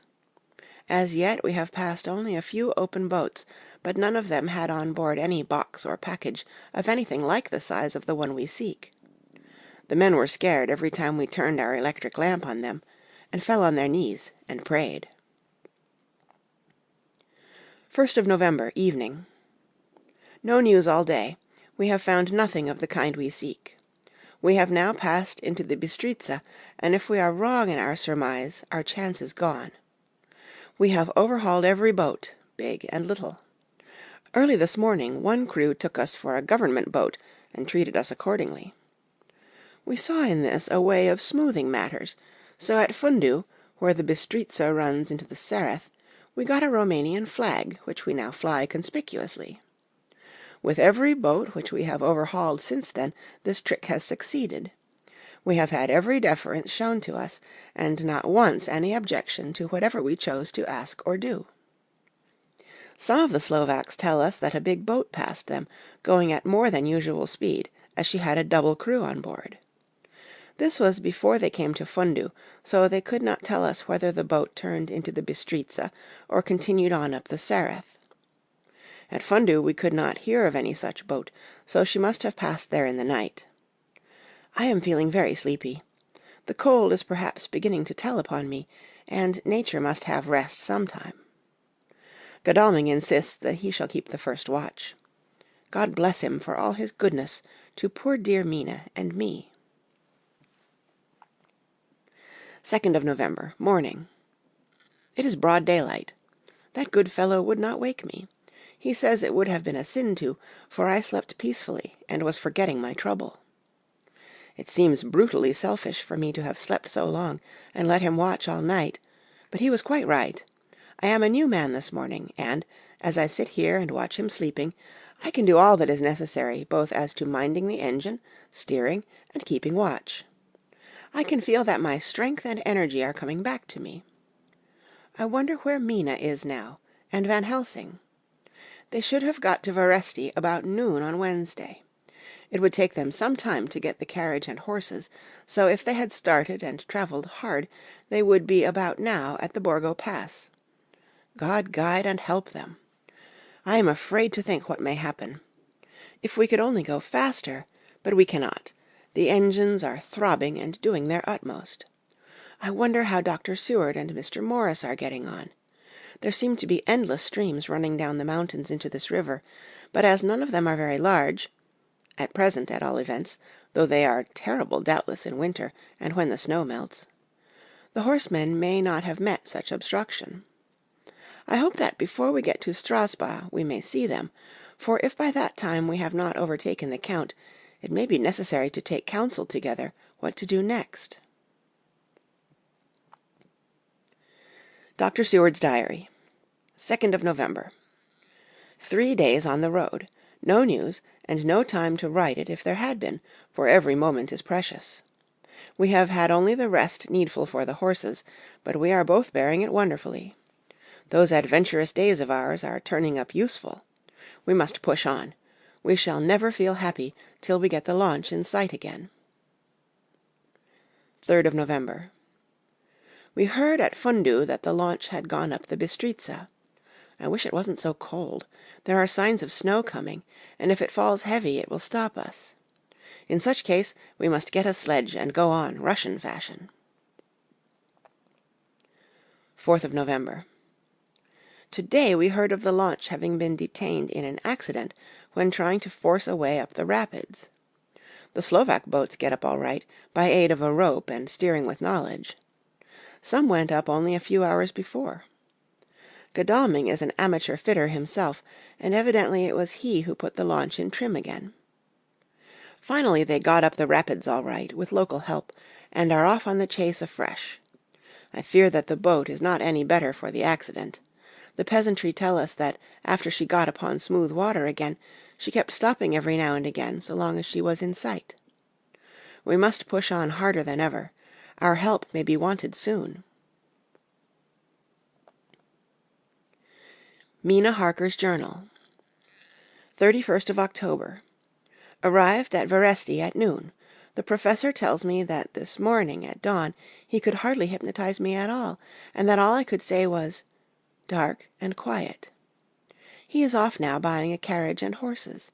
He says that he will later on try to buy additional horses, so that we may be able to change them on the way. We have something more than 70 miles before us. The country is lovely and most interesting.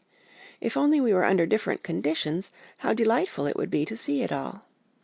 If Jonathan and I were driving through it alone, what a pleasure it would be!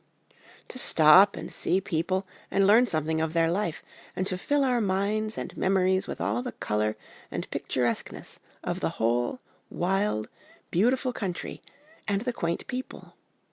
But, alas! Later. Dr. Van Helsing has returned. He has got the carriage and horses. We are to have some dinner, and to start in an hour. The landlady is putting us up a huge basket of provisions. It seems enough for a company of soldiers. The professor encourages her, and whispers to me that it may be a week before we can get any good food again. He has been shopping, too, and has sent home such a wonderful lot of fur coats and wraps, and all sorts of warm things. There will not be any chance of our being cold. We shall soon be off. I am afraid to think what may happen to us. We are truly in the hands of God. He alone knows what may be, and I pray him, with all the strength of my sad and humble soul, that he will watch over my beloved husband, that whatever may happen, Jonathan may know that I loved him and honored him more than I can say, and that my latest and truest thought will be always for him. End of Chapter 26. Chapter 27. Mina Harker's Journal. 1st of November. All day long we have traveled, and at a good speed. The horses seem to know that they are being kindly treated, for they go willingly their full stage at best speed. We have now had so many changes, and find the same thing so constantly, that we are encouraged to think that the journey will be an easy one. Dr. Van Helsing is laconic. He tells the farmers that he is hurrying to Bistritz, and pays them well to make the exchange of horses. We get hot soup, or coffee, or tea, and off we go. It is a lovely country, full of beauties of all imaginable kinds, and the people are brave and strong and simple, and seem full of nice qualities. They are very, very superstitious. In the first house where we stopped, when the woman who served us saw the scar on my forehead, she crossed herself and put out 2 fingers towards me to keep off the evil eye. I believe they went to the trouble of putting an extra amount of garlic into our food, and I can't abide garlic. Ever since then I have taken care not to take off my hat or veil, and so have escaped their suspicions. We are travelling fast, and as we have no driver with us to carry tales, we go ahead of scandal, but I dare say that fear of the evil eye will follow hard behind us all the way. The professor seems tireless. All day he would not take any rest, though he made me sleep for a long spell. At sunset time he hypnotized me, and he says that I answered as usual, darkness, lapping water, and creaking wood. So our enemy is still on the river. I am afraid to think of Jonathan, but somehow I have now no fear for him, or for myself. I write this whilst we wait in a farmhouse for the horses to be got ready. Dr. Van Helsing is sleeping. Poor dear, he looks very tired and old and grey, but his mouth is set as firmly as a conqueror's. Even in his sleep he is instinct with resolution. When we have well started, I must make him rest whilst I drive. I shall tell him that we have days before us, and we must not break down when most of all his strength will be needed. All is ready. We are off shortly. 2nd of November, morning. I was successful, and we took turns driving all night. Now the day is on us, bright though cold. There is a strange heaviness in the air. I say heaviness for want of a better word. I mean that it oppresses us both. It is very cold, and only our warm furs keep us comfortable. At dawn Van Helsing hypnotized me. He says I answered, darkness, creaking wood, and roaring water, so the river is changing as they ascend.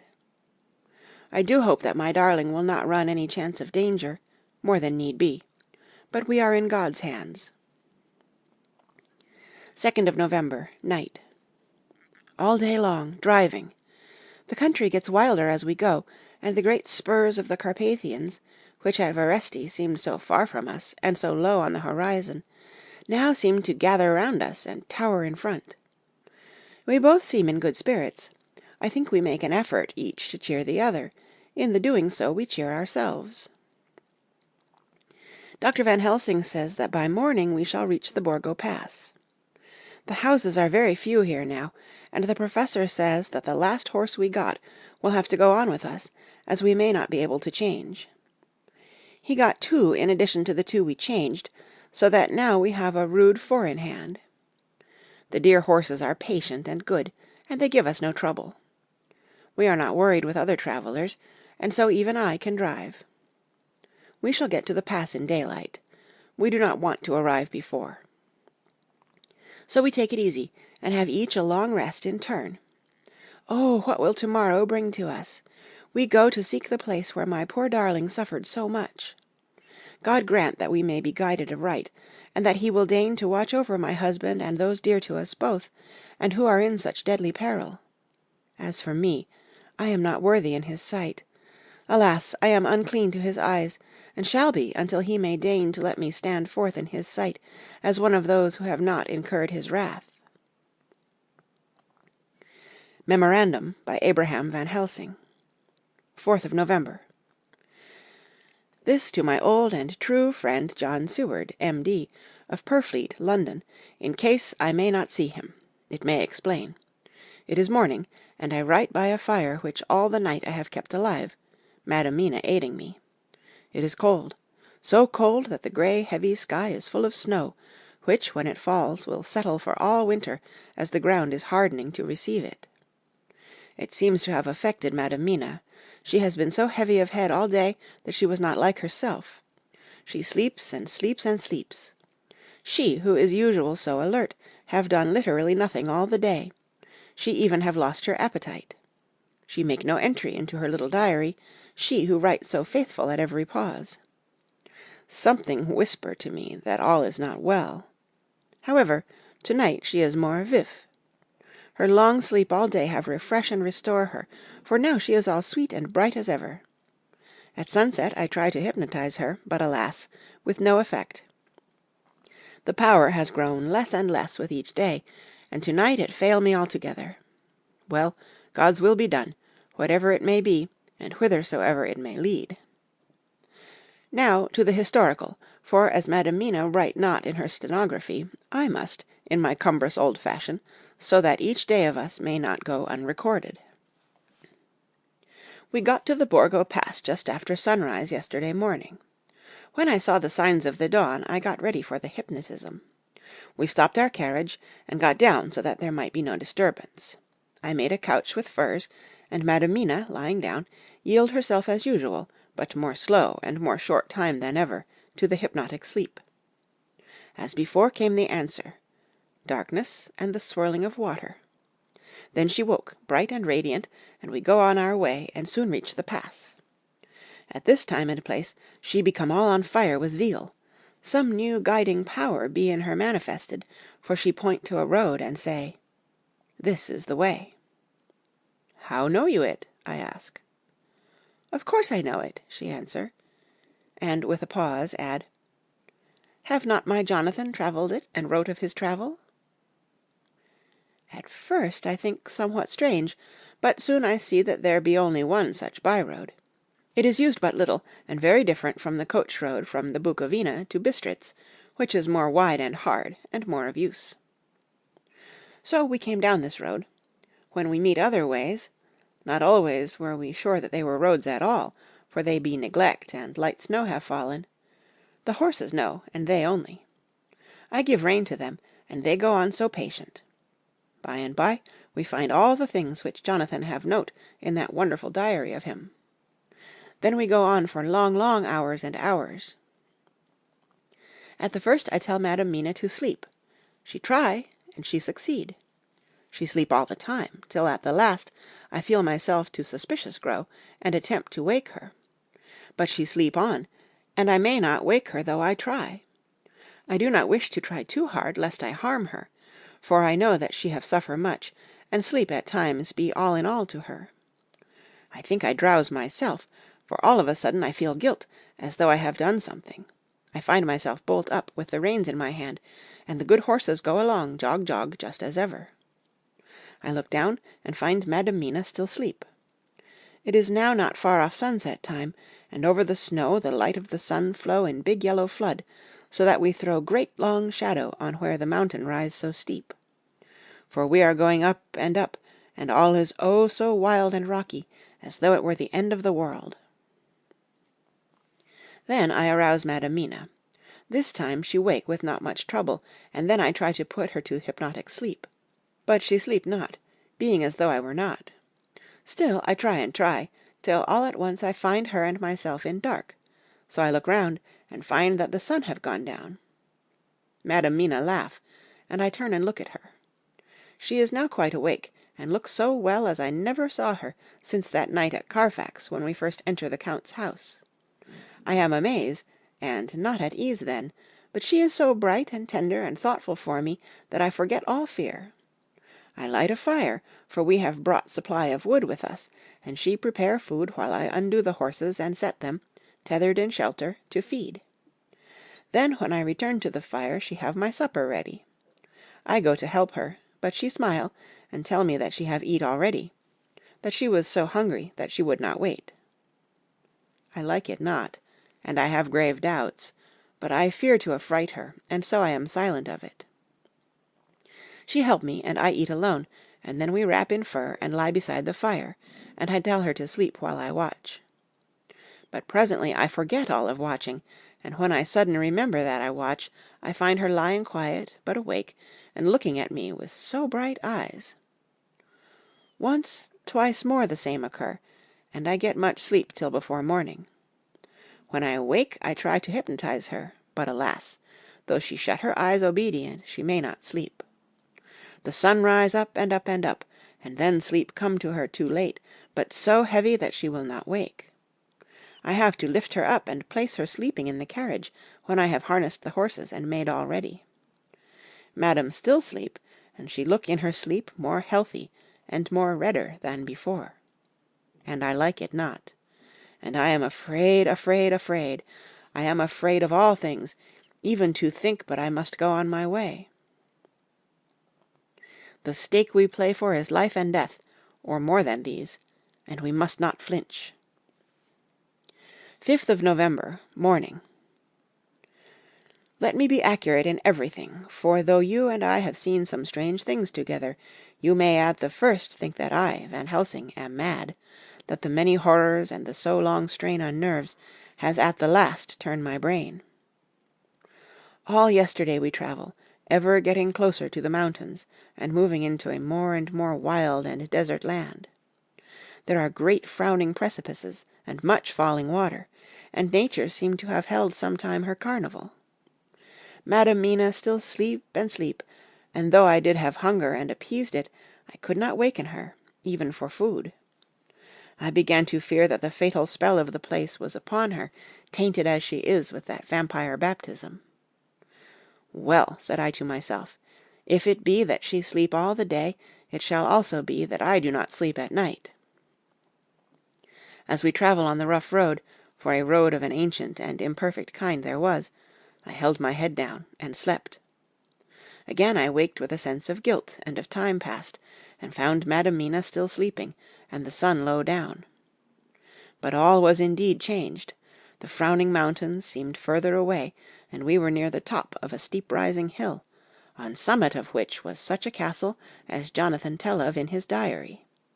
At once I exulted and feared, for now, for good or ill, the end was near. I woke Madam Mina, and again tried to hypnotize her, but alas, unavailing till too late. Then, ere the great dark came upon us, for even after downsun the heavens reflected the gone sun on the snow, and all was for a time in a great twilight, I took out the horses and fed them in what shelter I could.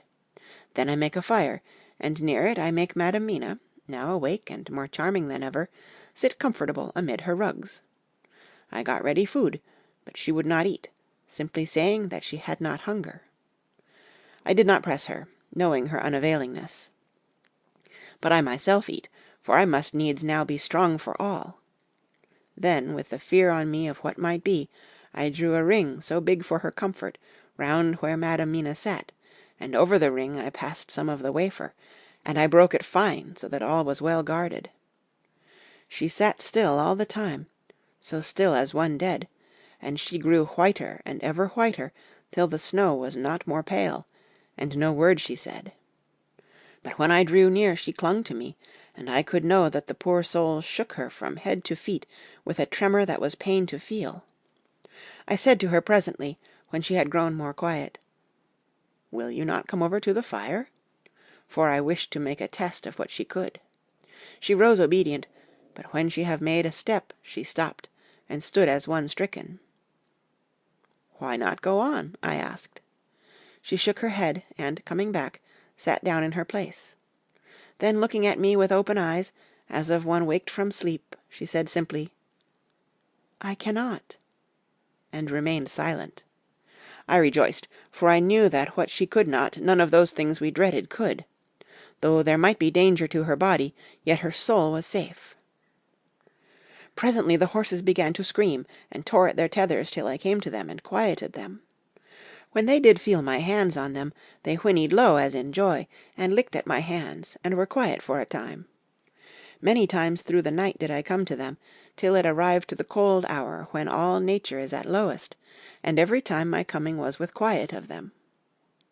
In the cold hour the fire began to die, and I was about stepping forth to replenish it, for now the snow came in flying sweeps, and with it a chill mist. Even in the dark there was a light of some kind, as there ever is over snow, and it seemed as though the snow flurries and the wreaths of mist took shape as of women with trailing garments.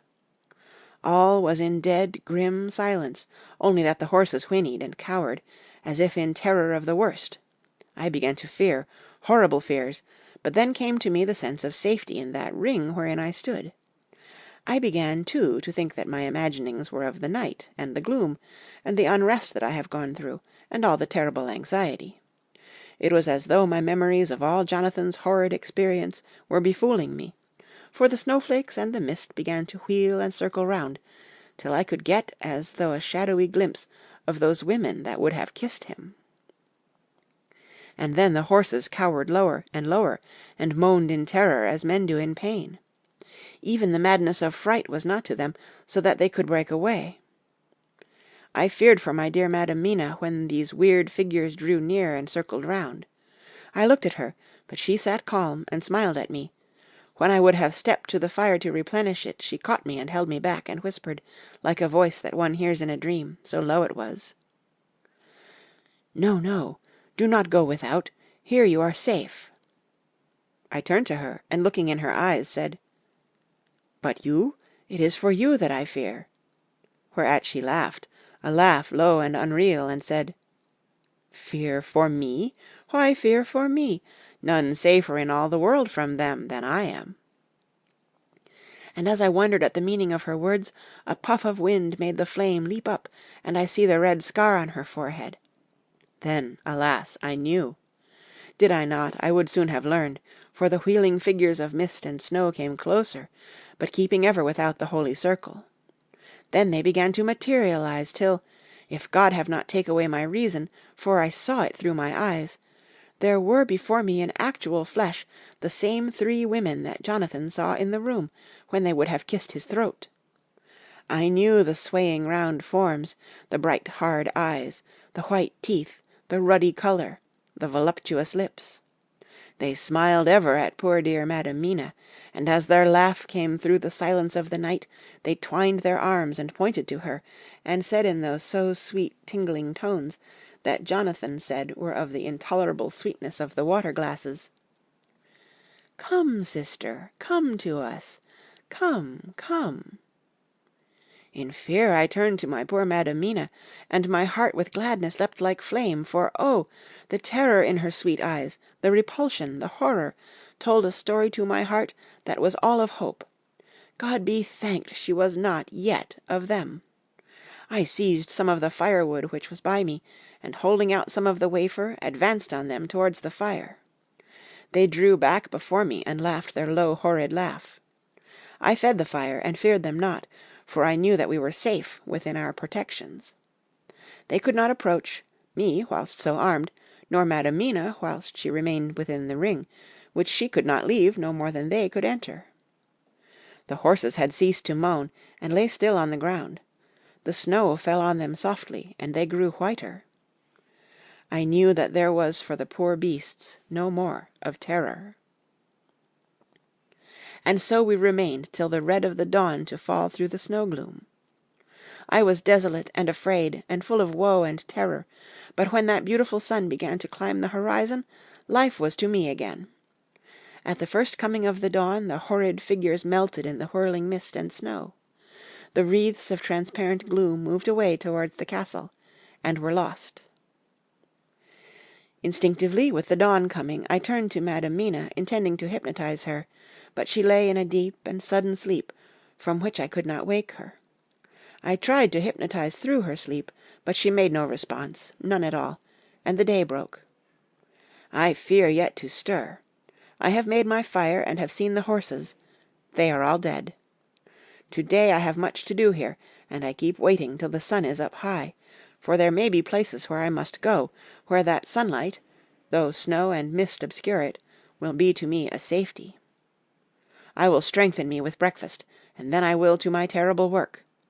Madam Mina still sleeps, and, God be thanked, she is calm in her sleep. Jonathan Harker's Journal, 4th of November, evening. The accident to the launch has been a terrible thing for us.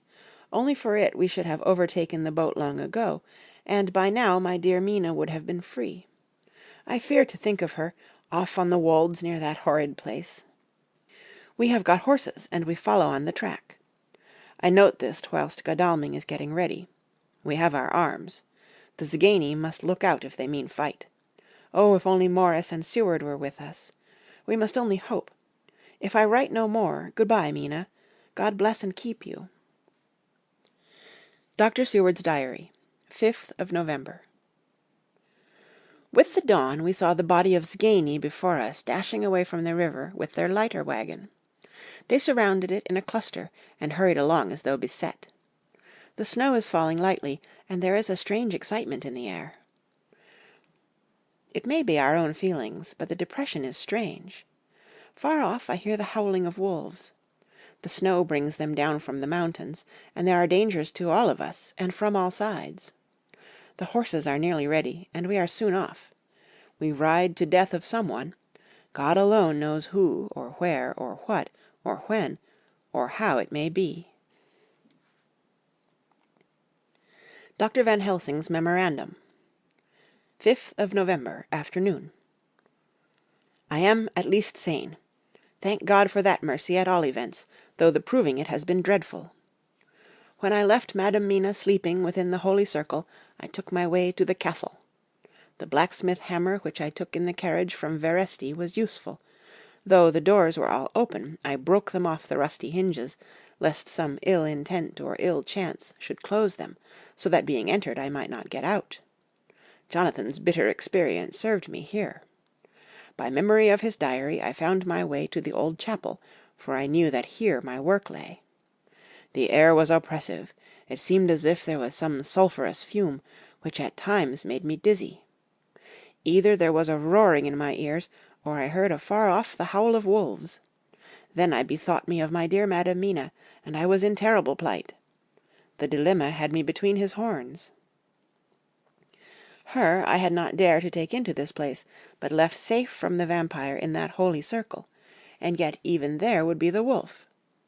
I resolved me that my work lay here, and that as to the wolves we must submit, if it were God's will. At any rate, it was only death and freedom beyond. So did I choose for her. Had it but been for myself, the choice had been easy. The maw of the wolf were better to rest in than the grave of the vampire.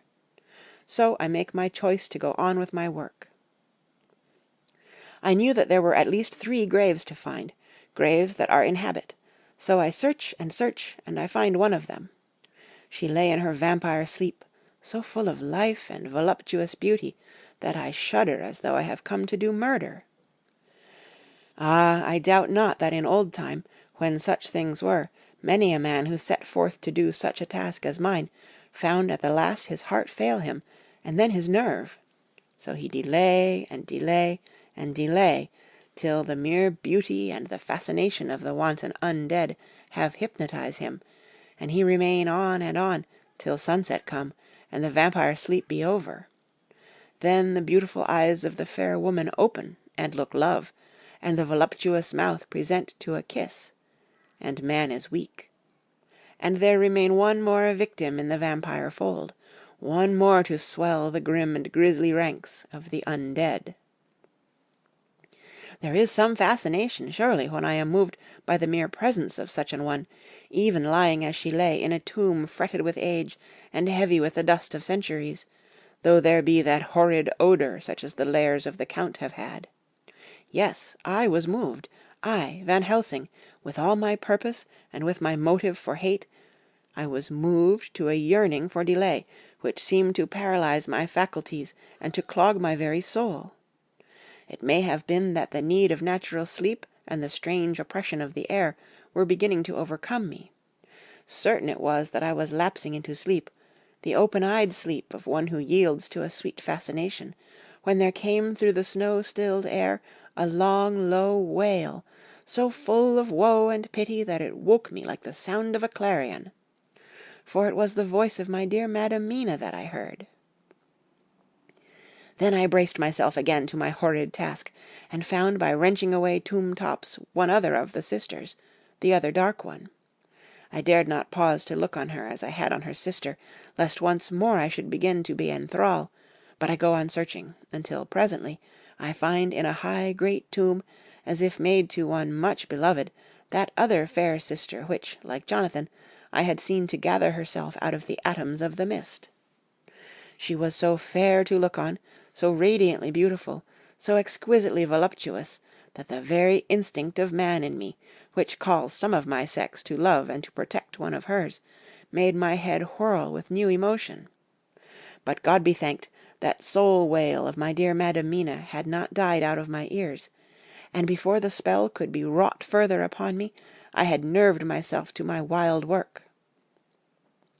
By this time I had searched all the tombs in the chapel, so far as I could tell, and as there had been only 3 of these undead phantoms around us in the night, I took it that there were no more of active undead existent. There was one great tomb more lordly than all the rest. Huge it was, and nobly proportioned. On it was but one word: Dracula. This then was the undead home of the king vampire, to whom so many more were due. Its emptiness spoke eloquent to make certain what I knew. Before I began to restore these women to their dead selves through my awful work, I laid in Dracula's tomb some of the wafer, and so banished him from it, undead, forever. Then began my terrible task, and I dreaded it. Had it been but 1, it had been easy, comparative. But 3! To begin twice more after I had been through a deed of horror. For if it was terrible with the sweet Miss Lucy, what would it not be with these strange ones who had survived through centuries, and who had been strengthened by the passing of the years, who would, if they could, have fought for their foul lives? Oh, my friend John, but it was butcher work! Had I not been nerved by thoughts of other dead, and of the living over whom hung such a pall of fear, I could not have gone on. I tremble and tremble even yet, though till all was over, God be thanked, my nerve did stand. Had I not seen the repose in the first place, and the gladness that stole over it just ere the final dissolution came, as realization that the soul had been won, I could not have gone further with my butchery. I could not have endured the horrid screeching as the stake drove home, the plunging of writhing form and lips of bloody foam. I should have fled in terror and left my work undone. But it is over, and the poor souls, I can pity them now, and weep, as I think of them placid, each in her full sleep of death, for a short moment ere fading. For, friend John, hardly had my knife severed the head of each, before the whole body began to melt away, and crumble into its native dust, as though the death that should have come centuries agone had at last assert himself and say at once and loud, "I am here." Before I left the castle I so fixed its entrances that never more can the Count enter there, undead. When I stepped into the circle where Madam Mina slept, she woke from her sleep, and seeing me, cried out in pain that I had endured too much. "Come," she said, "come away from this awful place. Let us go to meet my husband, who is, I know, coming towards us." She was looking thin and pale and weak, but her eyes were pure and glowed with fervour.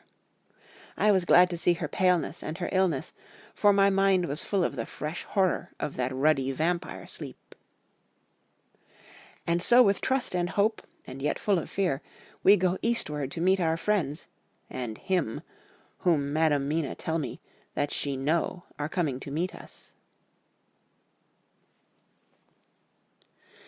Mina Harker's Journal, 6th of November. It was late in the afternoon when the Professor and I took our way towards the east, whence I knew Jonathan was coming. We did not go fast, though the way was steeply downhill, for we had to take heavy rugs and wraps with us.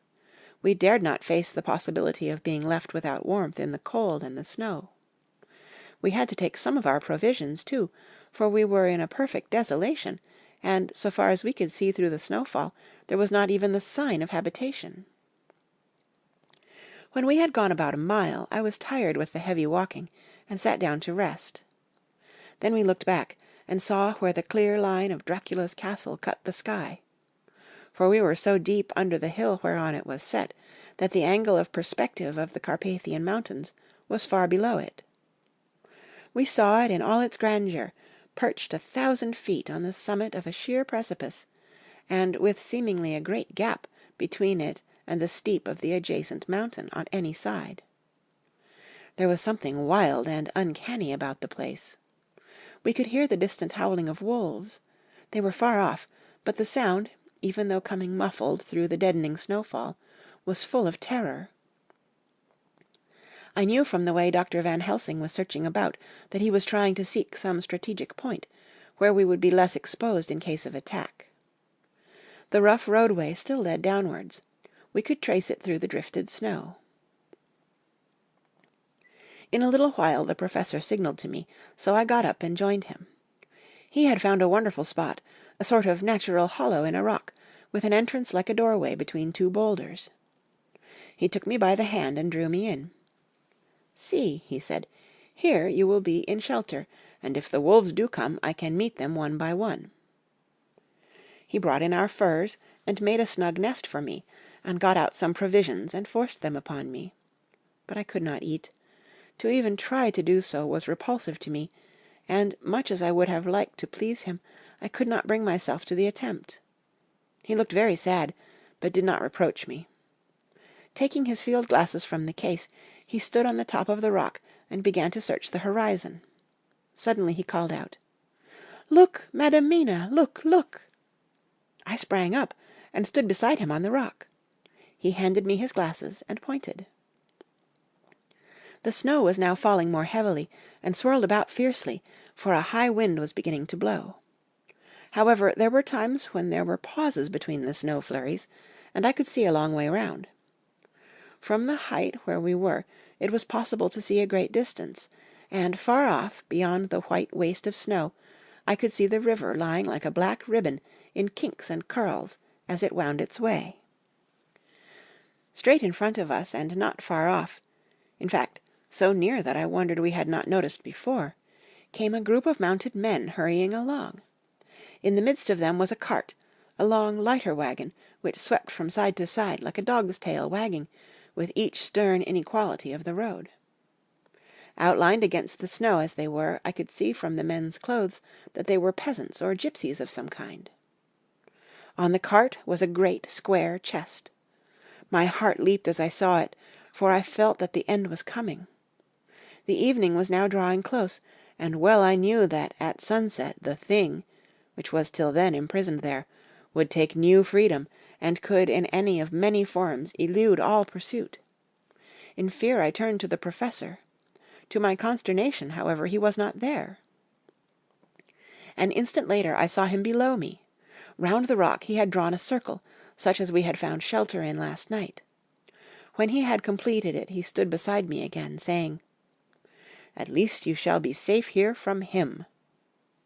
He took the glasses from me, and at the next lull of the snow swept the whole space below us. "See," he said, "they come quickly. They are flogging the horses, and galloping as hard as they can." He paused, and went on in a hollow voice. "They are racing for the sunset. We may be too late. God's will be done." Down came another blinding rush of driving snow, and the whole landscape was blotted out. It soon passed, however, and once more his glasses were fixed on the plain. Then came a sudden cry. "Look, look, look! See, 2 horsemen follow fast, coming up from the south.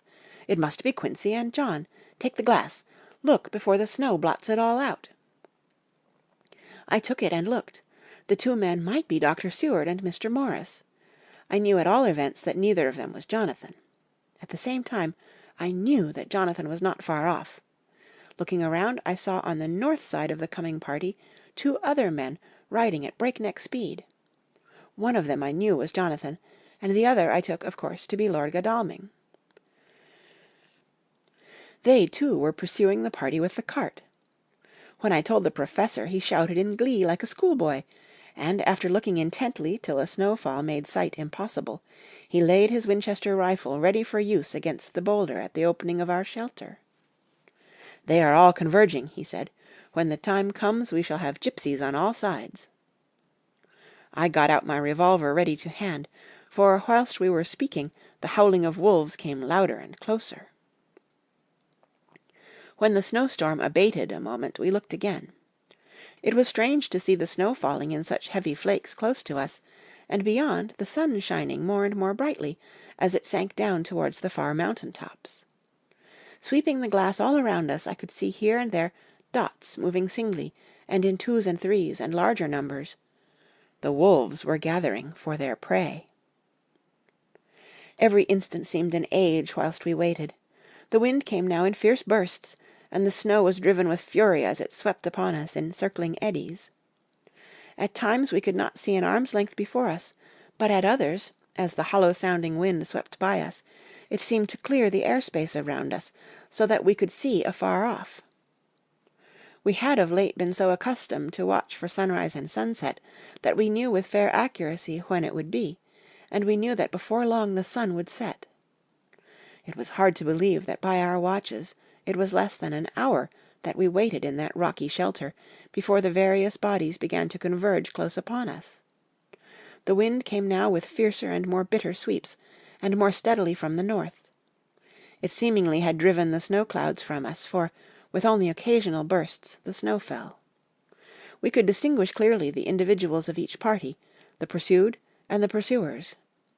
Strangely enough, those pursued did not seem to realize, or at least to care, that they were pursued. They seemed, however, to hasten with redoubled speed as the sun dropped lower and lower on the mountain tops. Closer and closer they drew. The Professor and I crouched down behind our rock and held our weapons ready.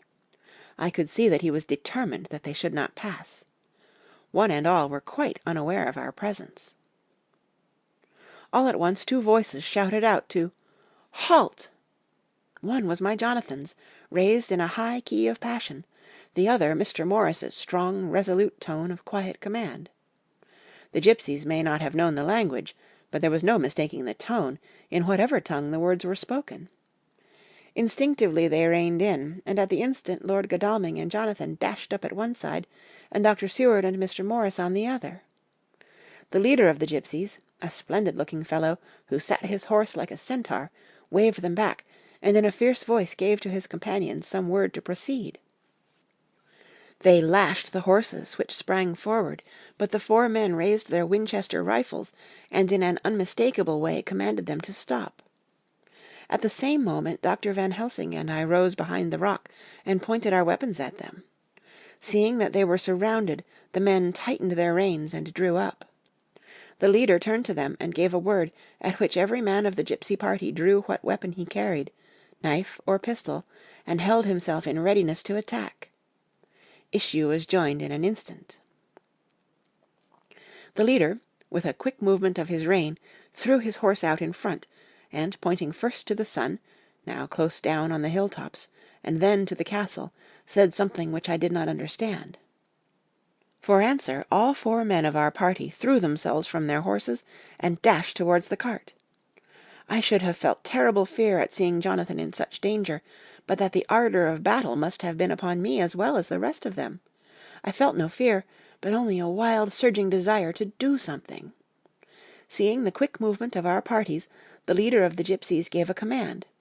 His men instantly formed round the cart in a sort of undisciplined endeavour, each one shouldering and pushing the other in his eagerness to carry out the order.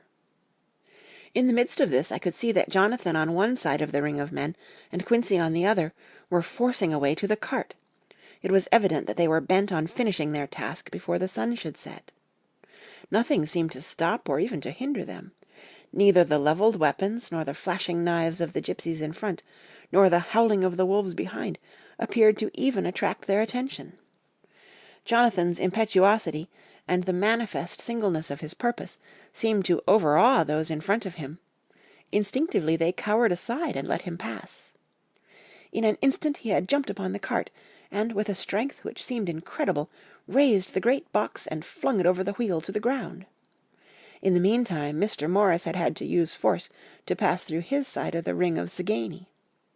All the time I had been breathlessly watching Jonathan, I had, with the tail of my eye, seen him pressing desperately forward, and had seen the knives of the gipsies flash as he won a way through them, and they cut at him. He had parried with his great bowie knife, and at first I thought that he too had come through in safety, but as he sprang beside Jonathan, who had by now jumped from the cart, I could see that with his left hand he was clutching at his side, and that the blood was spurting through his fingers. He did not delay notwithstanding this, for, as Jonathan with desperate energy attacked one end of the chest, attempting to prise off the lid with his great kukri knife, he attacked the other frantically with his bowie. Under the efforts of both men the lid began to yield, the nails drew with a quick screeching sound, and the top of the box was thrown back. By this time the gipsies, seeing themselves covered by the Winchesters and at the mercy of Lord Godalming and Dr. Seward, had given in and made no resistance. The sun was almost down on the mountain tops, and the shadows of the whole group fell long upon the snow.